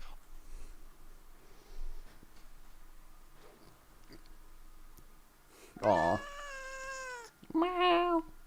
Cry about it. Look at this guy.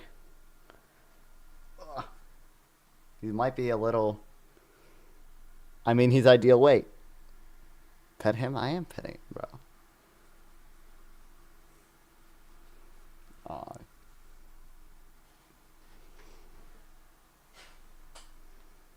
Over here. You wanna... Maybe he'll stay there. Oh, nope, he's leaving. He doesn't like me. He went over to his food bowl. Well, I think it's empty because he's fat.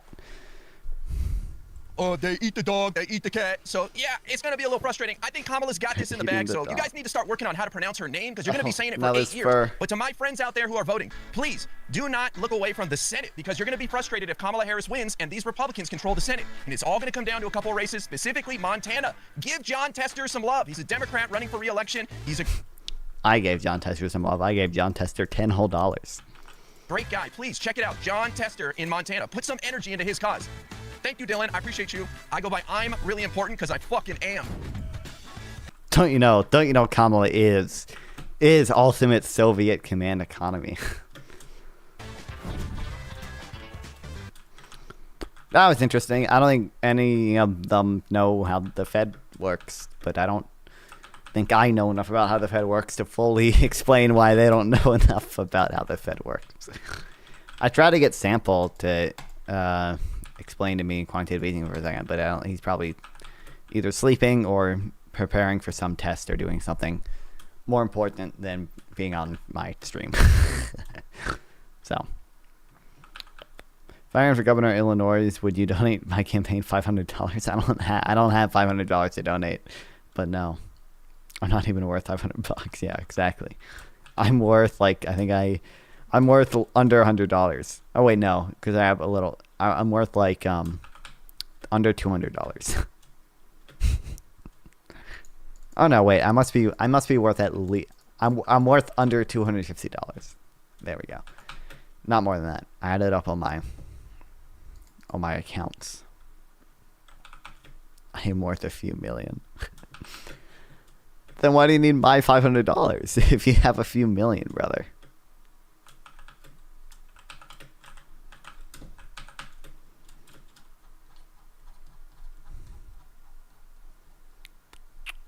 Yeah, finance your own campaign then, exactly. Like...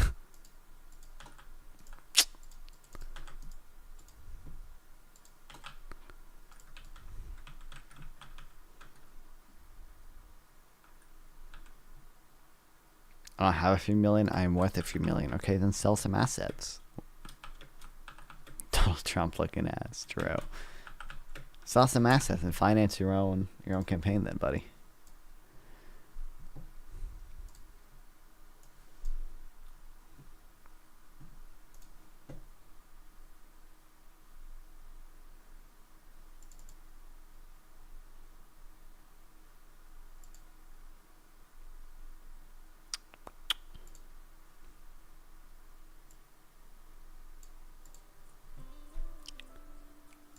Alright. We're going to read a few different things.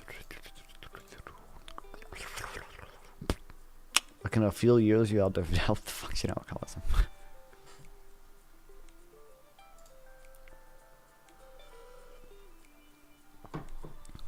In a couple years, I'll have a few million in cash, will you?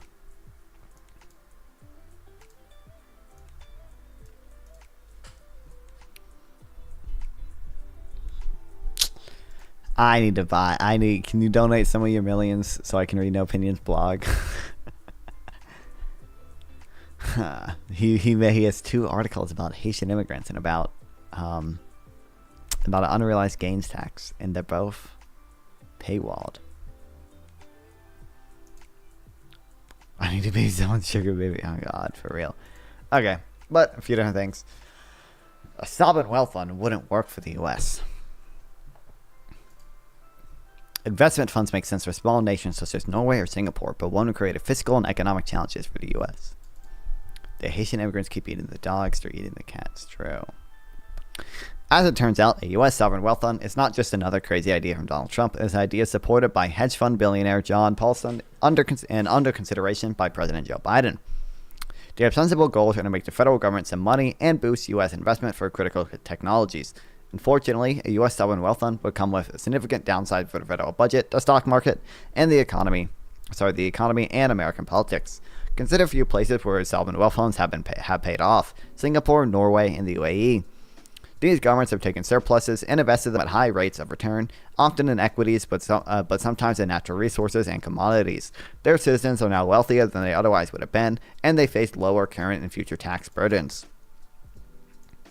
These countries have some broad features in common. Most important, they typically run a surplus in their government budgets. In the case of the UAE and Norway, fossil fuels are an important part of that equation. But for Singapore, it is its effective fiscal management combined with some forced savings program.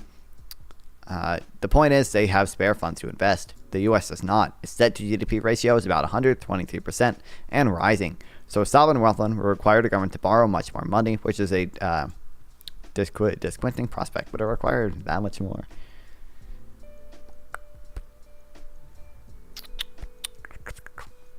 Not fun. When are we going to be based in theocracy build? I don't know forever. We're going to get to that point.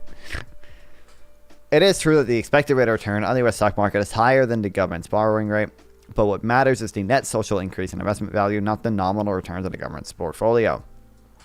If the government buys some of my mutual funds, for instance, and it earns a 7% return that I otherwise would have earned, there is no net increase in social value. On paper, the sovereign wealth fund looks like a huge success, but the government has simply issued more debt and redistributed some equity returns away from the citizenry and towards itself.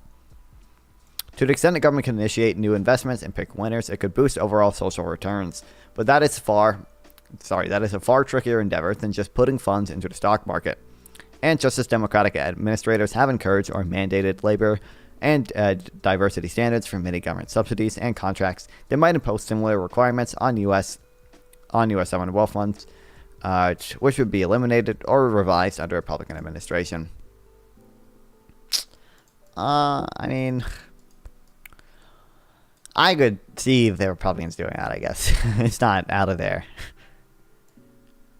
character, but if it was popular enough, it could gain. I don't know. I could see, considering, I guess, Trump and Biden both are considering it at least.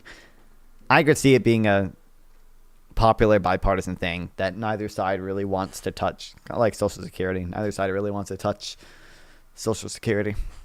I guess Trump wants to have no tax on Social Security. One notable feature of successful sovereign wealth funds is a relatively high degree of political discipline. The UAE is not a democracy, which enables it to make decisions with a minimum of political or voter interference. Its investments can be made without excessive concern about whether they appeal to various interest groups or impact on the next election. Singapore is a democracy, but it is a single dominant party with some built-in advantages, that's true, and it keeps some of its investment decisions non-transparent. It is widely believed many of the fund's investments were made in China in the early years of Singapore's growth.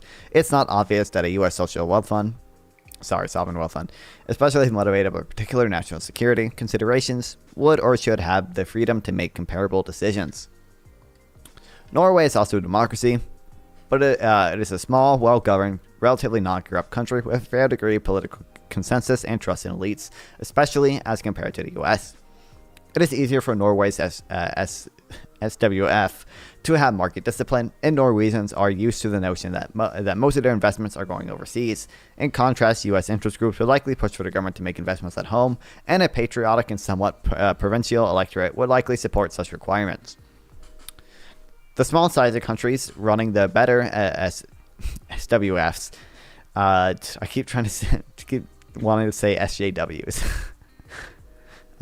Bring yet another advantage. They can participate in asset markets as simply as another investor. A U.S. sovereign wealth fund, at least one as envisioned by Trump, would be enormous in size. Not only could that hurt its long-term returns, as a large American SWF sought to trade, it might push prices against itself. But its size could have disturbing political implications. If the U.S. SWF bought a significant percentage of domestic companies, it would essentially bring the U.S. into a kind of socialism based with extensive government ownership of the economy. It's tempting for the federal government to put more in equities and investments, but this is one idea that should be left to the side.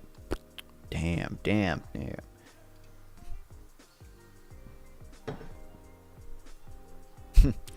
There was a good debate between Micah and SDL. It's probably the last episode on Free Blocks. They what should the state do? It was a liberal Micah versus market socialist SDL. Eventually they got to a point of the discussion. Oh wow, great chapters, dude. Intro and the rest of the video. Wow, really put some effort in there. I'm assuming Akana Boy is the one that edited this. Good one, Akana Boy. Nice one. Anyway,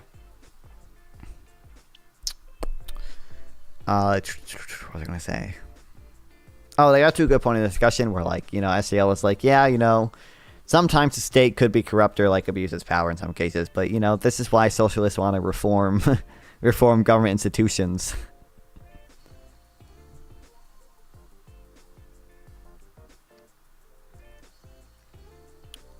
So have like ranked choice voting and things like these, so they couldn't be no,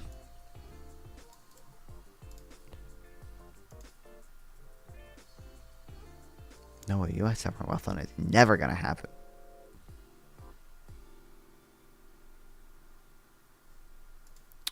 So it couldn't be abused in the same way. And have an algorithm that supports like just Nazis. Akana Boy calls me non-fun at some point in this.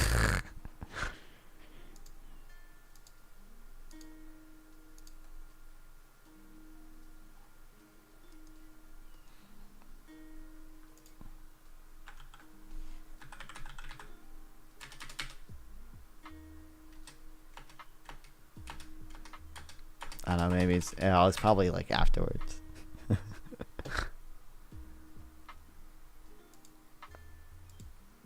I don't know, you'll see it in the like fucking chat at some point, but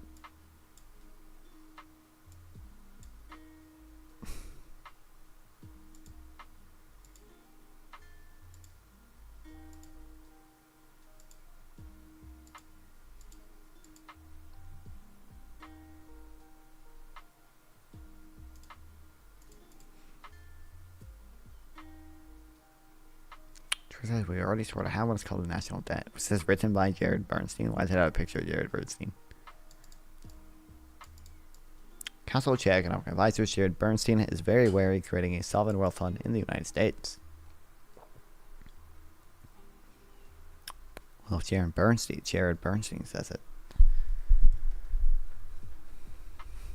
Not been a campaign season characterized by high-minded approaches to economic policy. So when Donald Trump mentioned the idea of a sovereign wealth fund earlier this month in a speech at the Economic Club in New York, it kind of flew past me. We'll create America's own sovereign wealth fund, Trump said, to invest in great national endeavors to benefit all of the American people. Why don't we have a wealth fund? Other countries have wealth funds. We have nothing. Perhaps I ignored this because Trump spent more time discussing what he wanted to call it. We can name it something different. We'll call it something that's appropriate. Then clarifying how it would actually work. According to Trump, it would be funded through tariffs and other intelligent things, and the money would be spent, as he put it, to build extraordinary national projects and everything from highways to airport transportation infrastructure, blah, blah, blah, blah, blah, blah, blah, blah. The idea of a sovereign wealth fund has been kicking around for a while among both liberals and conservatives, and my guess is Trump threw it out, so he could sound somewhat brainy in front of an audience of policy wonks. Notice self-conscious use of the word intelligent. The Biden administration is quietly considering a sovereign wealth fund too, with National Security Advisor Jake Sullivan holding weekly meetings about it with his deputy, Dalip Singh. I just heard a creeper explode. Probably be in my house. I fucking love tariffs so much. Why? Why? Cringe. Unbelievably cringe. Unbelievably cringe statement. Documents have been circulating in the White House, according to Bloomberg's Just One Grow. Actually, we don't even need this open right now. Though apparently not to Jared Bernstein, chairman of the Council of Economic Advisors, it's certainly not something I've talked about in meetings. Bernstein told Wingrove and pronounced himself very wary of the idea. I'm with Bernstein, and not only because Trump should win the election, he probably just use it to pay his legal bills. A sovereign wealth fund is a worthy idea in theory, but the United States is poorly positioned to create one because it has $35 trillion in debt, requiring annual payments of $1 trillion just to cover the interest and running the annual budget deficit of $1.5 trillion. I think the balance between federal and state governments is fine. Made in America, yeah, but tariffs are just a bad way to do that because the loss in consumer surplus is way bigger than the gain in producer surplus. And Iowa car crop. Well, we can get into it in a second. Okay. Opinions vary about how serious the problem this is, but it's very much the opposite of a budget surplus, which is what countries typically must have in order to create a sovereign wealth fund. Countries with sovereign wealth funds usually have some resources, most often oil and gas, and that's gushing revenue faster than the government knows how to spend it. Kuwait started the first sovereign wealth fund in 1953 to manage proceeds from its oil reserves. Botswana started a sovereign wealth fund in 1993 to manage proceeds from its diamond extraction. China started a sovereign wealth fund in 2007 to manage excess proceeds from its stupendously rapid industrialization. Some countries use money as a rainy day fund. Others use it to cushion their economy from the volatility in the oil markets. We do something similar as strategic petroleum reserve. Some others use the sovereign wealth fund to finance economic development. Here in the U.S., some individual states have sovereign wealth funds. The biggest and best known being the Alaska Permanent Fund, established in 1970s after construction of the Trans-Alaska Oil Pipeline. The Alaska Permanent Fund distributes an annual dividend to the Alaskans of about $1,600. What nations and states with sovereign wealth funds have in common is more revenue they can or wish to spend on government services. The U.S. government is not blessed with that problem. The last time this country had a budget surplus in 2000, George W. Bush quickly pissed it away, and then some with a series of reckless tax cuts. The U.S. Doesn't lack tangible assets from which it might generate significant revenue. The mainest land that the federal government owns out in the West, but it manages these very poorly, charging below market rates and sometimes nothing at all from mining rights, oil leases, and grazing fees. Remember Cliven Bundy? He's a Nevada cattle rancher who, starting in 1993, refused to pay grazing fees. When the tab reached $1 million in 2014, the Bureau of Land Management started impounding Bundy's cattle, only to be chased off by armed protesters. The BLM hasn't been back since. You might call the uncollected fees a sort of unofficial sovereign wealth fund dedicated to the perpetuation of the Bundy Ranch. In his book, 2014 book, With Liberty and Dividends for All, Peter Barnes adds to these American natural resources various types of intangible co-owned wealth, including the electromagnetic spectrum, intellectual property protection, and the right to pollute, and fractional reserve breaking, i.e. the right to hold in reserve only a designated fraction of bank deposits. In the latter case, as I noted last week, the Federal Reserve attempted to impose on too big to fail banks a 20% increase in required capital reserves. These are banks that you and I had to bail out after the 2007 financial crisis, and will have to bail out again after these big banks stumble into the next big crash. The banking gangs, led by Jamie Dimon at JP Morgan, told the Fed more or less what Bundy told the BLM, and the Fed scaled back its proposed regulations to require only a 9% increase in the required capital reserves. This is why we can't have nice things. Barnes' book was a stirring manifesto that proposed the federal government charge fees to businesses that extract wealth from public resources in amounts that reflect the resource's actual value and distribute the proceeds to Americans. Doing so, among other things, give a badly needed boost to the masses of the people left behind by globalization, deindustrialization, financialization, and all the rest. Barnes' Sovereign Wealth Fund resembles what Matt Brunig later described as the Social Wealth Fund. I don't know, he had an article about it.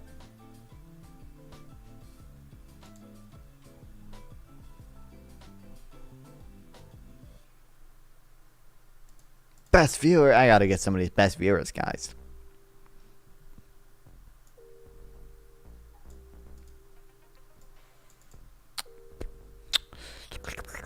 Bank proposed that all owners of land pay rent to the government for the privilege of possessing it, and that the money be put into a national fund. Based. This fund would pay every adult American annually today's equivalent of $24,000, dropping to $16,000 after he or she reached the age of 55. These payments, Paynes wrote, would be compensated in part for the loss of his or her natural inheritance by the introduction of the system of landed property. But it's a strategy for a nation that knows how to collect its debt and pay its bills, as the U.S. does not. The only collective asset the U.S. knows how to mine effectively is its debt, because ours still is regarded even after January 6th as the world's most reliably stable government and currency. We possess the world's most highly prized debt, sold around the world as treasury bonds. American debt is a luxurious product converted on par with Cuban cigars, Scotch whiskey, and Iranian caviar. When the sovereign wealth funds of other nations need someplace safe to invest, they beat a well-worn path to a treasury auction. Uncle Sam extracts $8.3 trillion per year from this hapless insolvency by selling debt. That dollar amount dwarfs roughly $2 trillion, the roughly $2 trillion contribution to crude oil after our debt, the second most plentiful resource, contributes to gross domestic product. In a sense, the U.S. already maintains a sovereign wealth fund, but whereas other countries use proceeds from theirs to invest in the future, we use ours to bail out the past.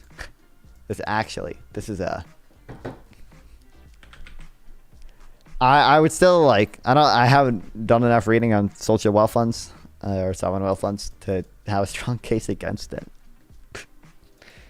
But I think I could actually do a really good line of argumentation with that. I could do the U.S. already has a social wealth fund or sovereign wealth fund. Relying on its prized resource.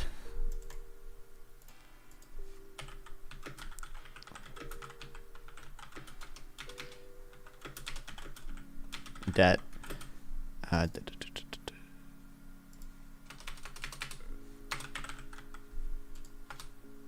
could do this, and then I could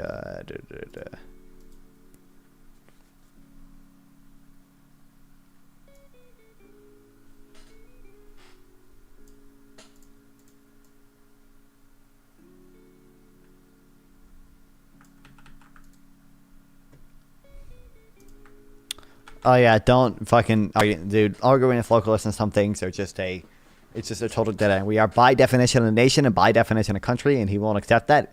Pence did not have the legal authority to overturn the election. He won't accept that, despite how obviously wrong he is on both of those things. But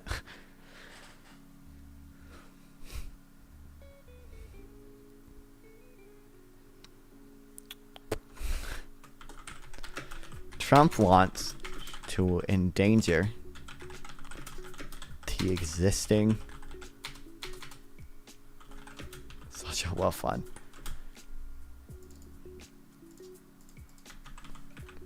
by establishing control of the Federal Reserve.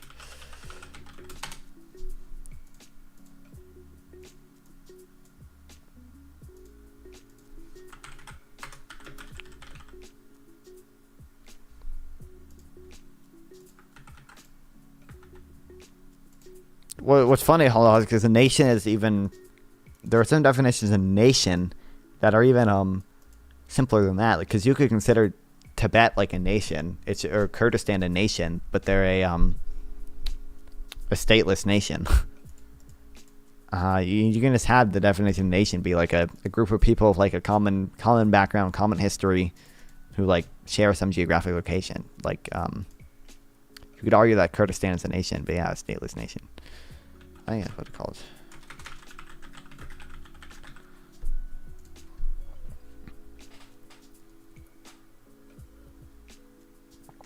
That's what an ethnic view of a nation is, but it doesn't even necessarily have to be like, I don't know, strictly ethnic. Palestinians, yeah.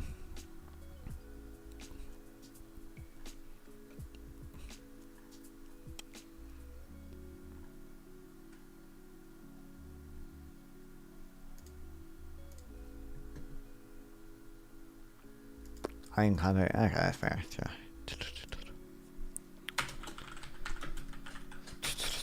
Trump president should have a say. Just make decisions.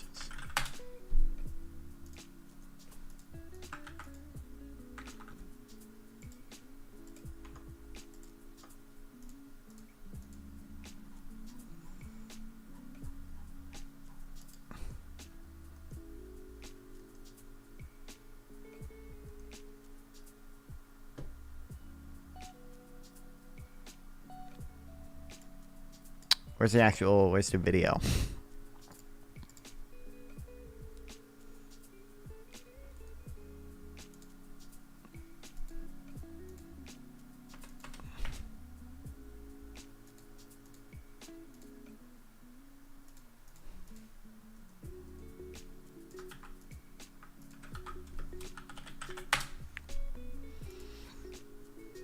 The Federal Reserve is a very interesting thing, and it's sort of gotten it wrong a lot. And he's tending to be a little bit late on things. He gets a little bit too early and a little bit too late. And, you know, that's very largely it's a gut feeling. I believe it's really a gut feeling. And I used to have it out with him. I had it out with him a couple of times very strongly. I fought him very hard. And, you know, we get along fine. But I feel that the president should God, have the way at he least say talks is so retarded. there. Yeah, I feel that strongly. I think that in my case, I made a lot of money. I was very successful, and I think I have a better instinct than, in many cases, people that would be on the Federal Reserve or the chairman. God, he hates Jerome Powell so much.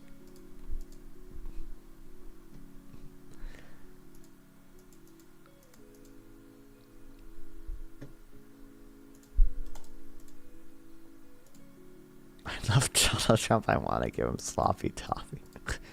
Even though Jerome Powell better get Person of the Year this year. He was up last year, but he got like 1% of the vote.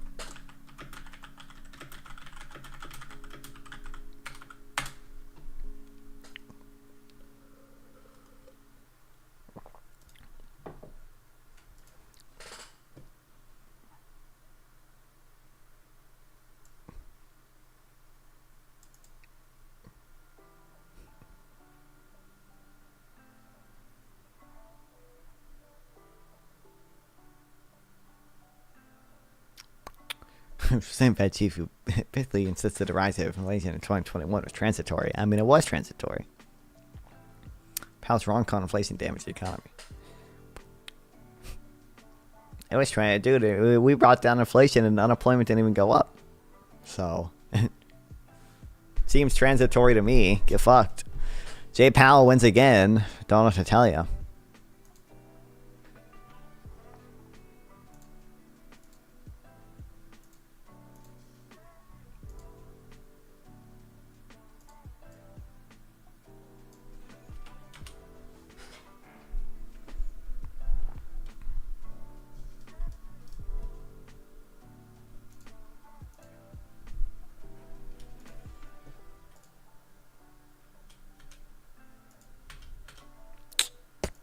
Okay, this is by the way, I feel bad. I don't know how many of you were here when I had the debate on free will with North.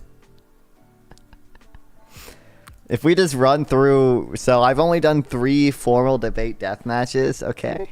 I've only done 3 formal debate death matches. I don't think I'm a particularly good debater, right? I would never like. I've won all the debates, but that's because I strategically. When I do a formal debate, like I do it like relatively strategically. So like I prepare for it a little bit. Although I didn't really prepare for the abortion debate, nor did I really prepare for the free will debate. You should debate me. I did debate you, but I'm talking about like formal debates. But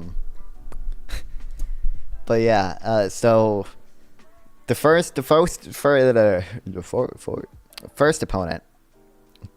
David Denson, aka Panda. You know, we had our abortion debate. It was I won 2-1. Split decision, so I did win, but it wasn't unanimous. It was 2-1. 2 judges for me, 1 judge for him, and by scorecard, I won 2. The judges gave more points to me in total than they did to him. So he then blocked me and calls me a dumbass nonstop on his stream. Refuses to talk to me or engage with me at all now. So there's that. Okay. Second opponent, Bimmy on a wealth tax. Okay. Own him. Completely own him. 0-3 for him to me. I won by unanimous decision. That's what I'm saying. Won by unanimous decision and scorecard, obviously. He's now a banned streamer. So total victory there. The third debater, North, another unanimous decision. Beat him on free will. Did not block me, I don't think, unless he did. He could have. But unadded me and then deleted his Discord server and left all our mutual Discord servers. So gonna take that as a complete victory there. Are you pro free will? No, I was anti free will. Although I feel bad, I feel like I really like talking to North on I enjoyed the free will thing because I won, so obviously I enjoyed it.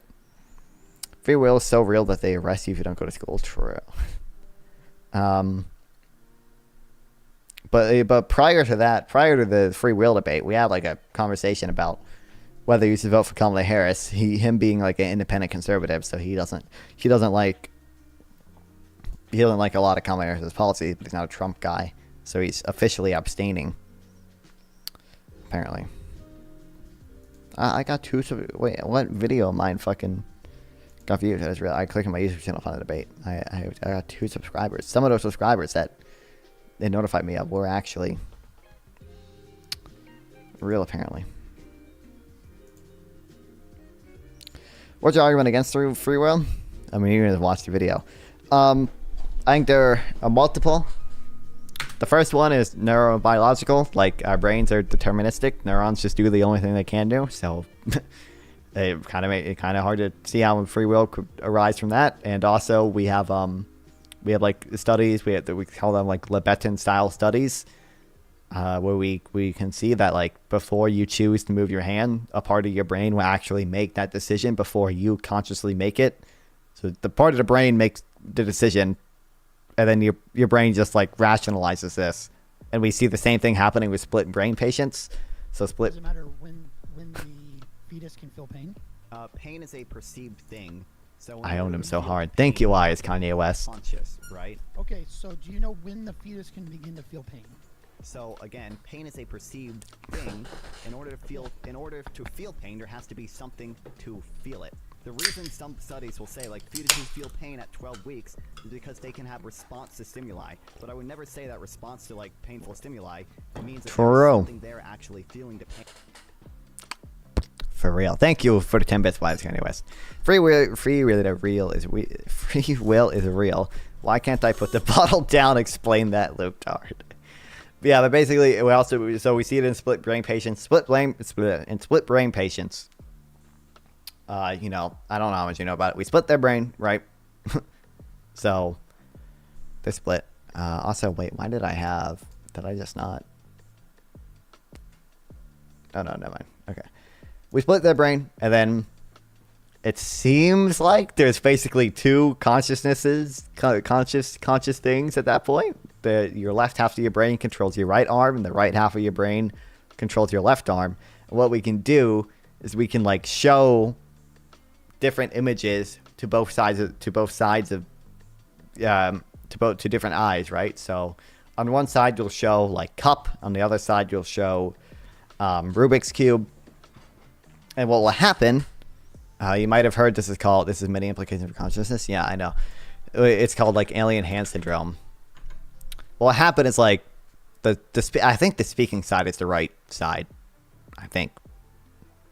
I don't know. Whatever side of the brain speaks will like see what the screen says, and they'll pick up what they saw, and they'll be like, I picked up this because of X reason, because it's what I saw, right? But then their other hand will act independently and pick up what they saw, and then when you ask them why they picked it up, they'll make up some excuse. They'll say, oh, because I also just like Rubik's cubes.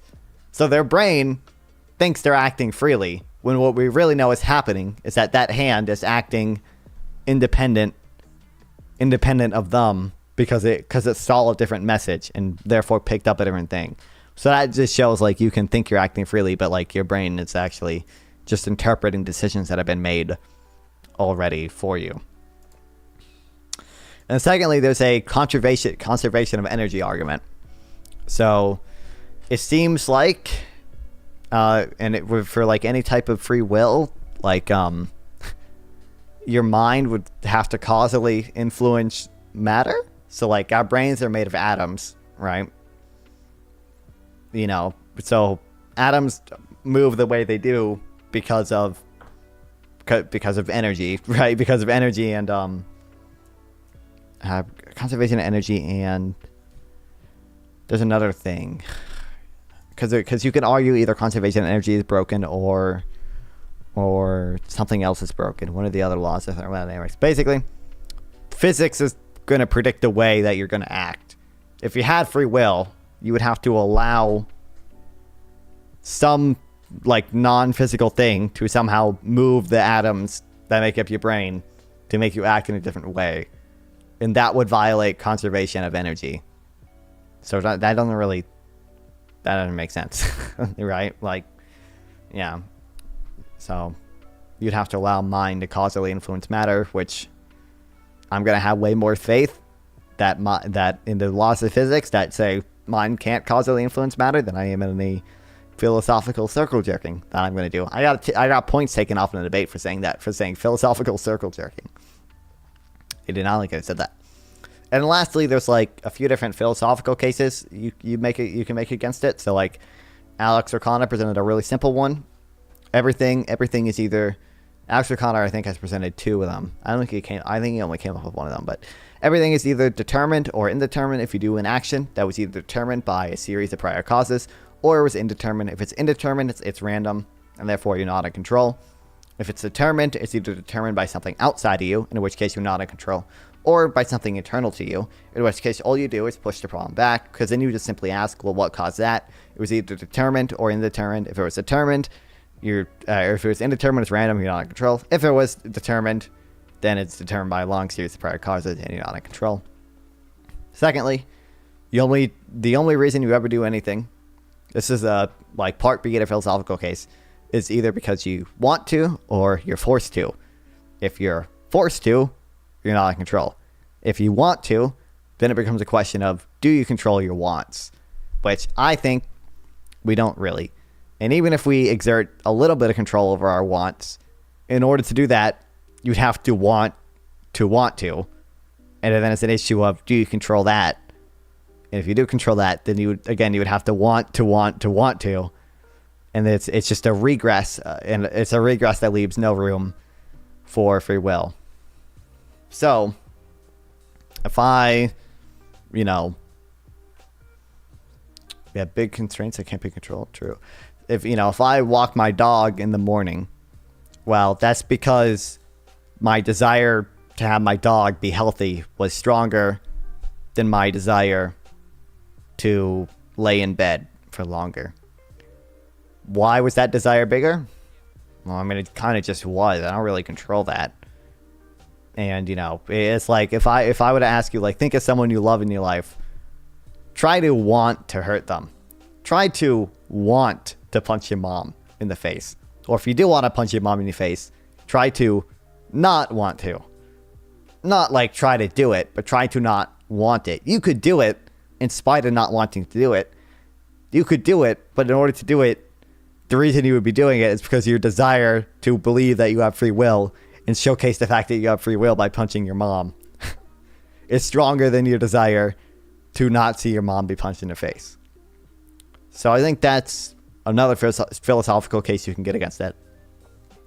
3, I think Sam Harris makes a good philosophical case where he kind of mentions that a lot of your thoughts sort of just emerge in conscious experience, and you're not really responsible for them. He has a good lecture on this that's like an hour long, and obviously I'm going to watch all of it. But, you know, these are just like thoughts that emerge in conscious experience that you do not really control. Is an illusion. And I hope to convince you also that this matters. And that's the popular notion of free will on some new footing. Let's just see.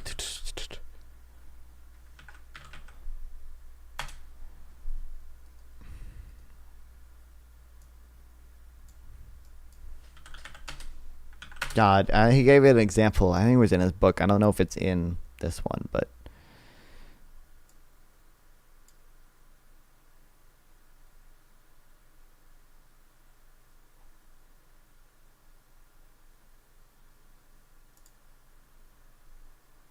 be here tonight, presumably because you wanted to hear what I had to say about free will. And you're trying to listen to me, but you have a voice in your head that just says things. Haven't you noticed? Now, I'm standing up here trying to reason with you, and you'll think, he looks a little like Ben Stiller. That much like Ben Stiller. Urge in consciousness. Yeah, it's like thoughts just emerge. Authoring them. We can't think them, we can't choose them before we think them. That would require that we think them before we think them. If you can't control your next thought, and you don't know what it's going to be until it appears, where is your freedom of will? Now, at this moment, some of you are thinking, what the hell is he talking about? Here's what I'm talking about. You didn't choose that thought either. If you're confused by what I'm saying, you didn't create that state. Conversely, if you understand what I'm saying and you find it interesting, you didn't create that either. Everything is just happening. And that includes... So I would say Sam Harris more like Sam Harry as good one, dude. I would say like those are the cases against it, and you could go deeper into every one of them. So Sam Harris has his book on it. Sam Harris's book is pretty short.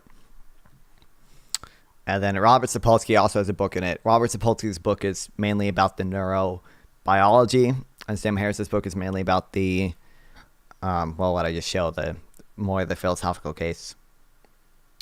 And there are some papers that are covering anything, energy thing. Anyway, oh, I forgot. This is my reading screen, guys. It has Subway Surfers for you guys, so chat doesn't get fucking bored.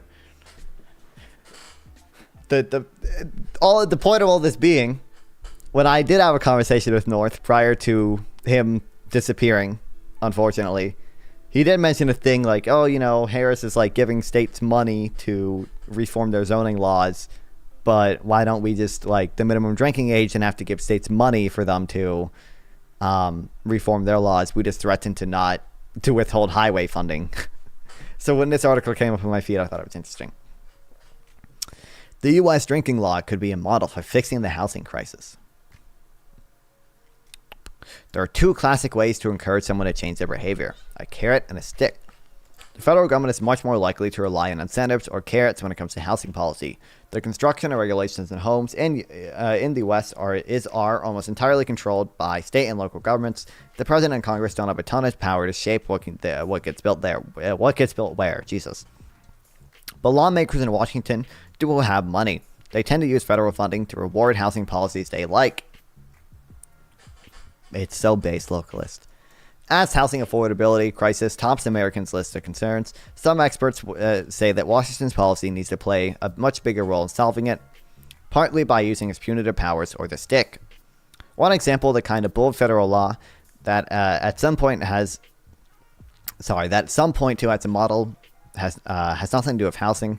The National Minimum Drinking Age Act, signed by President Ronald Reagan, a Republican, in 1984, required old states to set their alcohol drinking age at 21 years old or risk losing some amount of federal funding for highway construction. The threat worked. All states moved quickly to comply with the law. Because Congress transportation funding is often must-pass legislation in Congress, lawmakers were able to tag on a provision intended to force states and cities to make building homes easier. A recent op-ed in the New York Times, Edward Glazer, a Harvard economist, said that the next administration must implement a housing construction law that follows the model of the Drinking Age Act. The legislation could establish a minimum construction levels over 3 years for all counties with median home values above $500,000, Glazer wrote. States with high-priced, low construction counties would have to figure out ways to overrule local zoning law codes themselves or lose federal transportation funding. Skyrocketing home prices and rents are largely a result of a severe shortage of housing. A web of restrictive land use laws, building codes, and other regulations make it challenging or impossible to build enough homes. The federal government needs to figure out how to accelerate the process of unwinding those kinds of local regulatory barriers. Ben Metcalf, the managing director of the Tenner Center for Housing Innovation at the University of California, Berkeley, told Business Insider. And to do that requires a bit more boldness. Not fun. Do you know who John C. Calhoun was? I've definitely heard his name before. I don't remember who he is.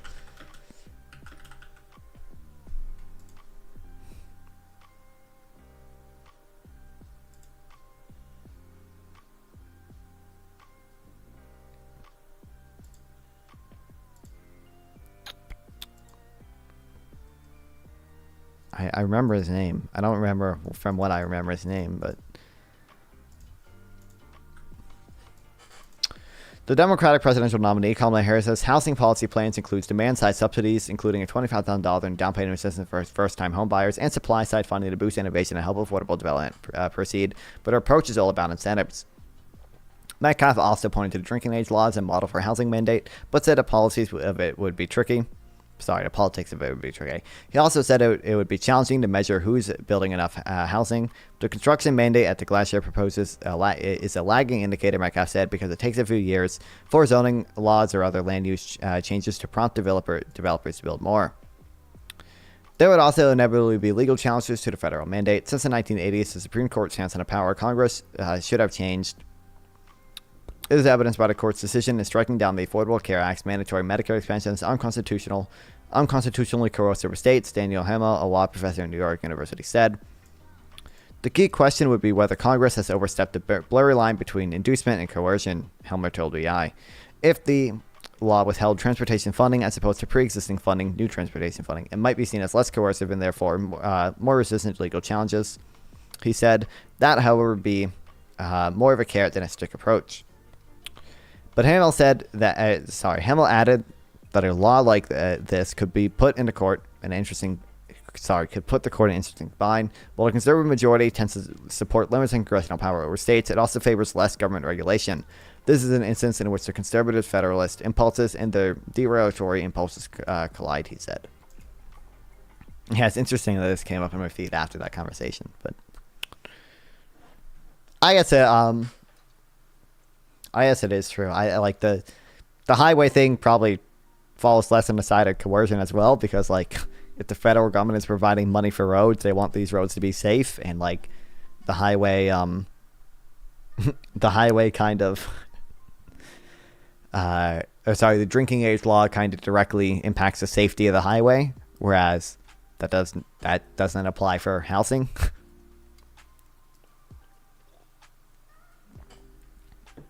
Doesn't make YIMBYism any less based, but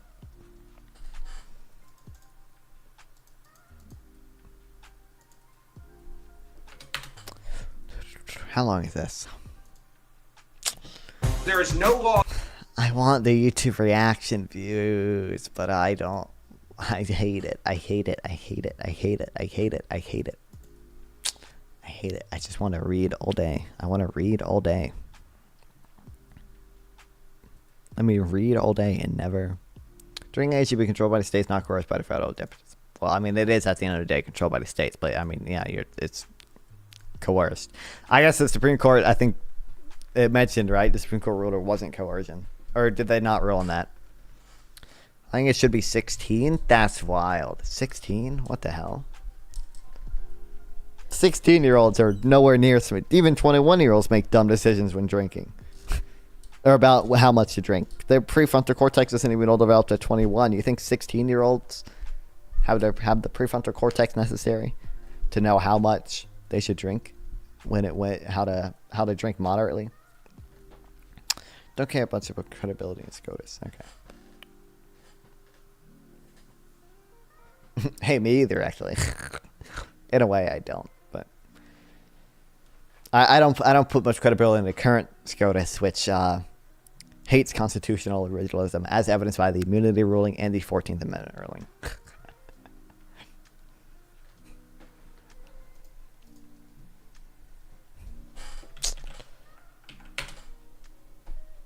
I don't worship SCOTUS.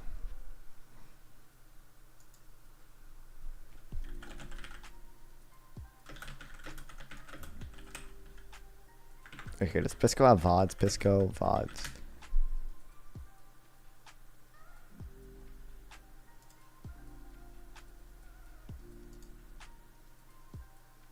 Really? How do I view Pisco's VODs? Because I know he... Are they on his Twitter? Localist, can you answer my hypothetical earlier about the Biden administration? What happened to PBG, Turbo the Boss? Well, PBG and Turbo are banned, so they can't exactly be... can't exactly be there on the boss's stream anymore.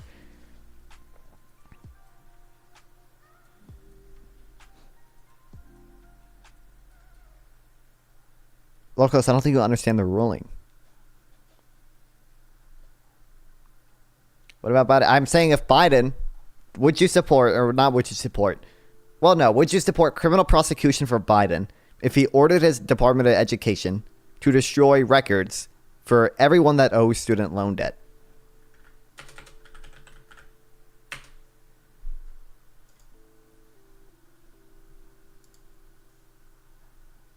I think it's VODs. Does he have VODs on Twitch? But the VODs on Twitch get deleted.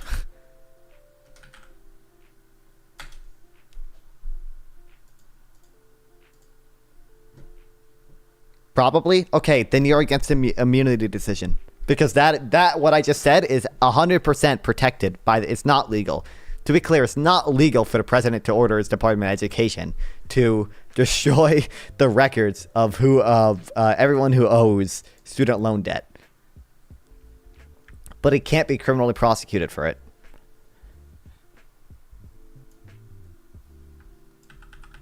That's not true. You realize in the decision it says whether or not it's legal doesn't matter. You realize it doesn't matter, right? The letter that Jeffrey Clark was going to send was not legal. You realize that you're dead. You're contradicted by the ruling itself. It explicitly says the applicability of the legality of I forget the exact phrasing. Canceling student loan debt is unconstitutional. Well, guess what? If Biden does what I just said, you can't prosecute him for it. You're fucked. It's like the applicability of a generally applicable law does not matter in determining acts from... the legality does not matter at all when determining an unofficial act from an official act.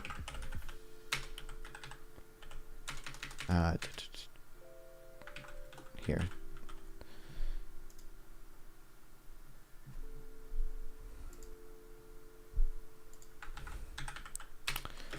Nor does the... Okay, generally...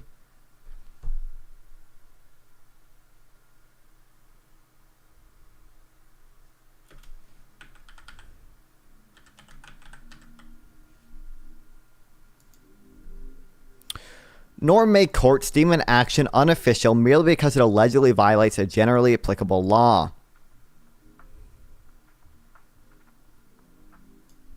Yeah, I don't think you understand that.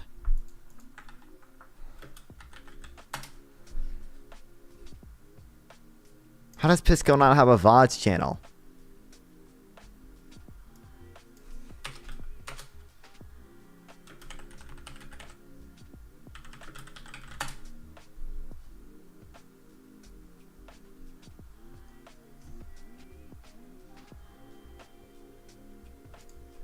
I'm Pisco's Hopefully in it's this. uniform.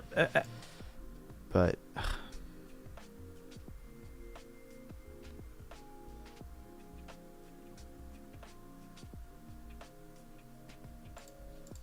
A question for you, since I'm not going to be able to listen to the whole thing until August post the VOD because I'm about to leave, but that's furthered in favor of Trump official action. So actions essentially as a private citizen or whatever. Yeah. Because it seems like it would be. Absolutely wouldn't, and that's a great thing to identify, Stephen. Keep in mind that Nixon was being investigated more for like the obstruction component than necessarily being involved in the robbery itself. It's more of the crimes afterwards, where he like recruited members of the actual government, right? The White House counsel and others. And so I don't see why Nixon Destiny's a liar and a did fraud. anything wrong under that standard. I'm And looking. I'm certainly not if even he- looking. I'm not looking for Destiny. I'm looking for. I know Pisco has a ton of debates about this, and I was trying to see if we had a VOD channel because it'd be entertaining to watch, and it would also be informative. But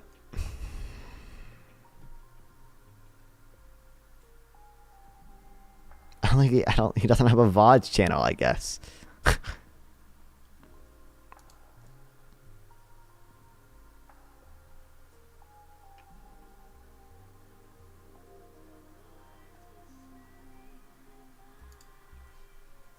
Oh, this is his artist channel.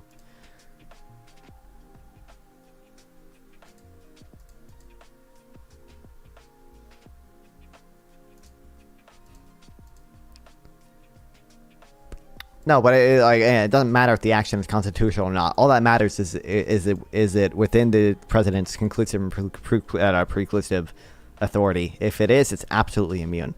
It wasn't legal when Jeffrey Clark tried to send that fake DOJ letter about election fraud, but it doesn't matter because it's within the president's conclusive and preclusive authority. So you're fucked.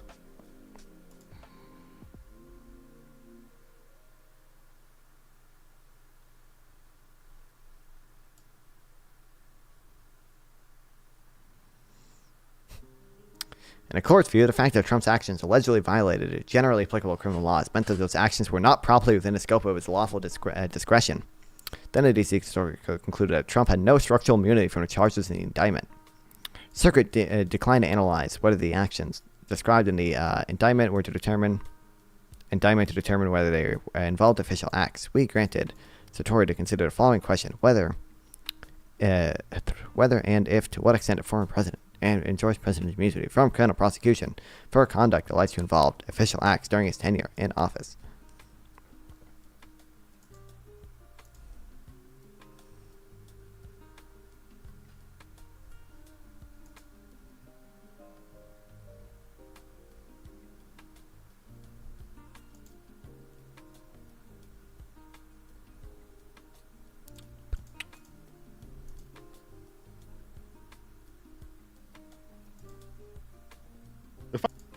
Crimes he gets can get no punishment. Let's start with this. But we're opening up this impeachment thing to say that you can Whether the Trump cases should be dropped on the selective prosecution. Yeah, true, get dude. this level punishment of That's disqualification and cigarette removal. daydreams. Shout out Nevertheless, Andrew Wilson. How's everyone doing? Oh. Yeah, I don't, He doesn't have a VODs channel. I guess there's this. Maybe we'll react to this one day.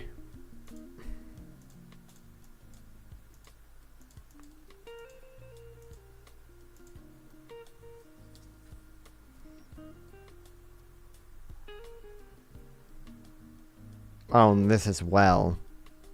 For overcoming the presumptive immunity, which is for any official act, not just to ones within its conclusive and preclusive authority, so any official conduct.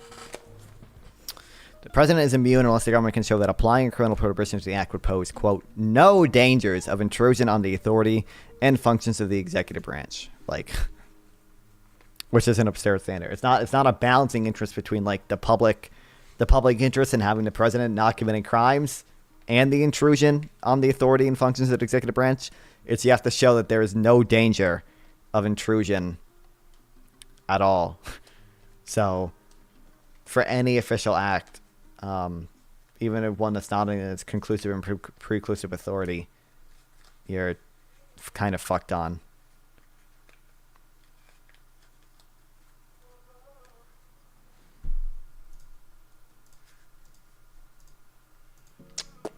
Yeah, anyway, I need to start streaming longer again, but I gotta edit the videos. So, it was a somewhat short stream, but thanks for watching.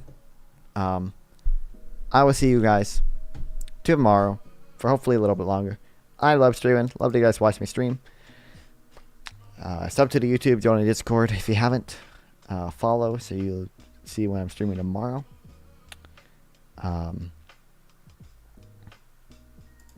Go to Carbon Says, I guess. Thanks. See you all tomorrow. I'll get the Wi-Fi fixed tomorrow, hopefully. If not totally fixed tomorrow, I'll start fixing it, and it'll be fully fixed later on.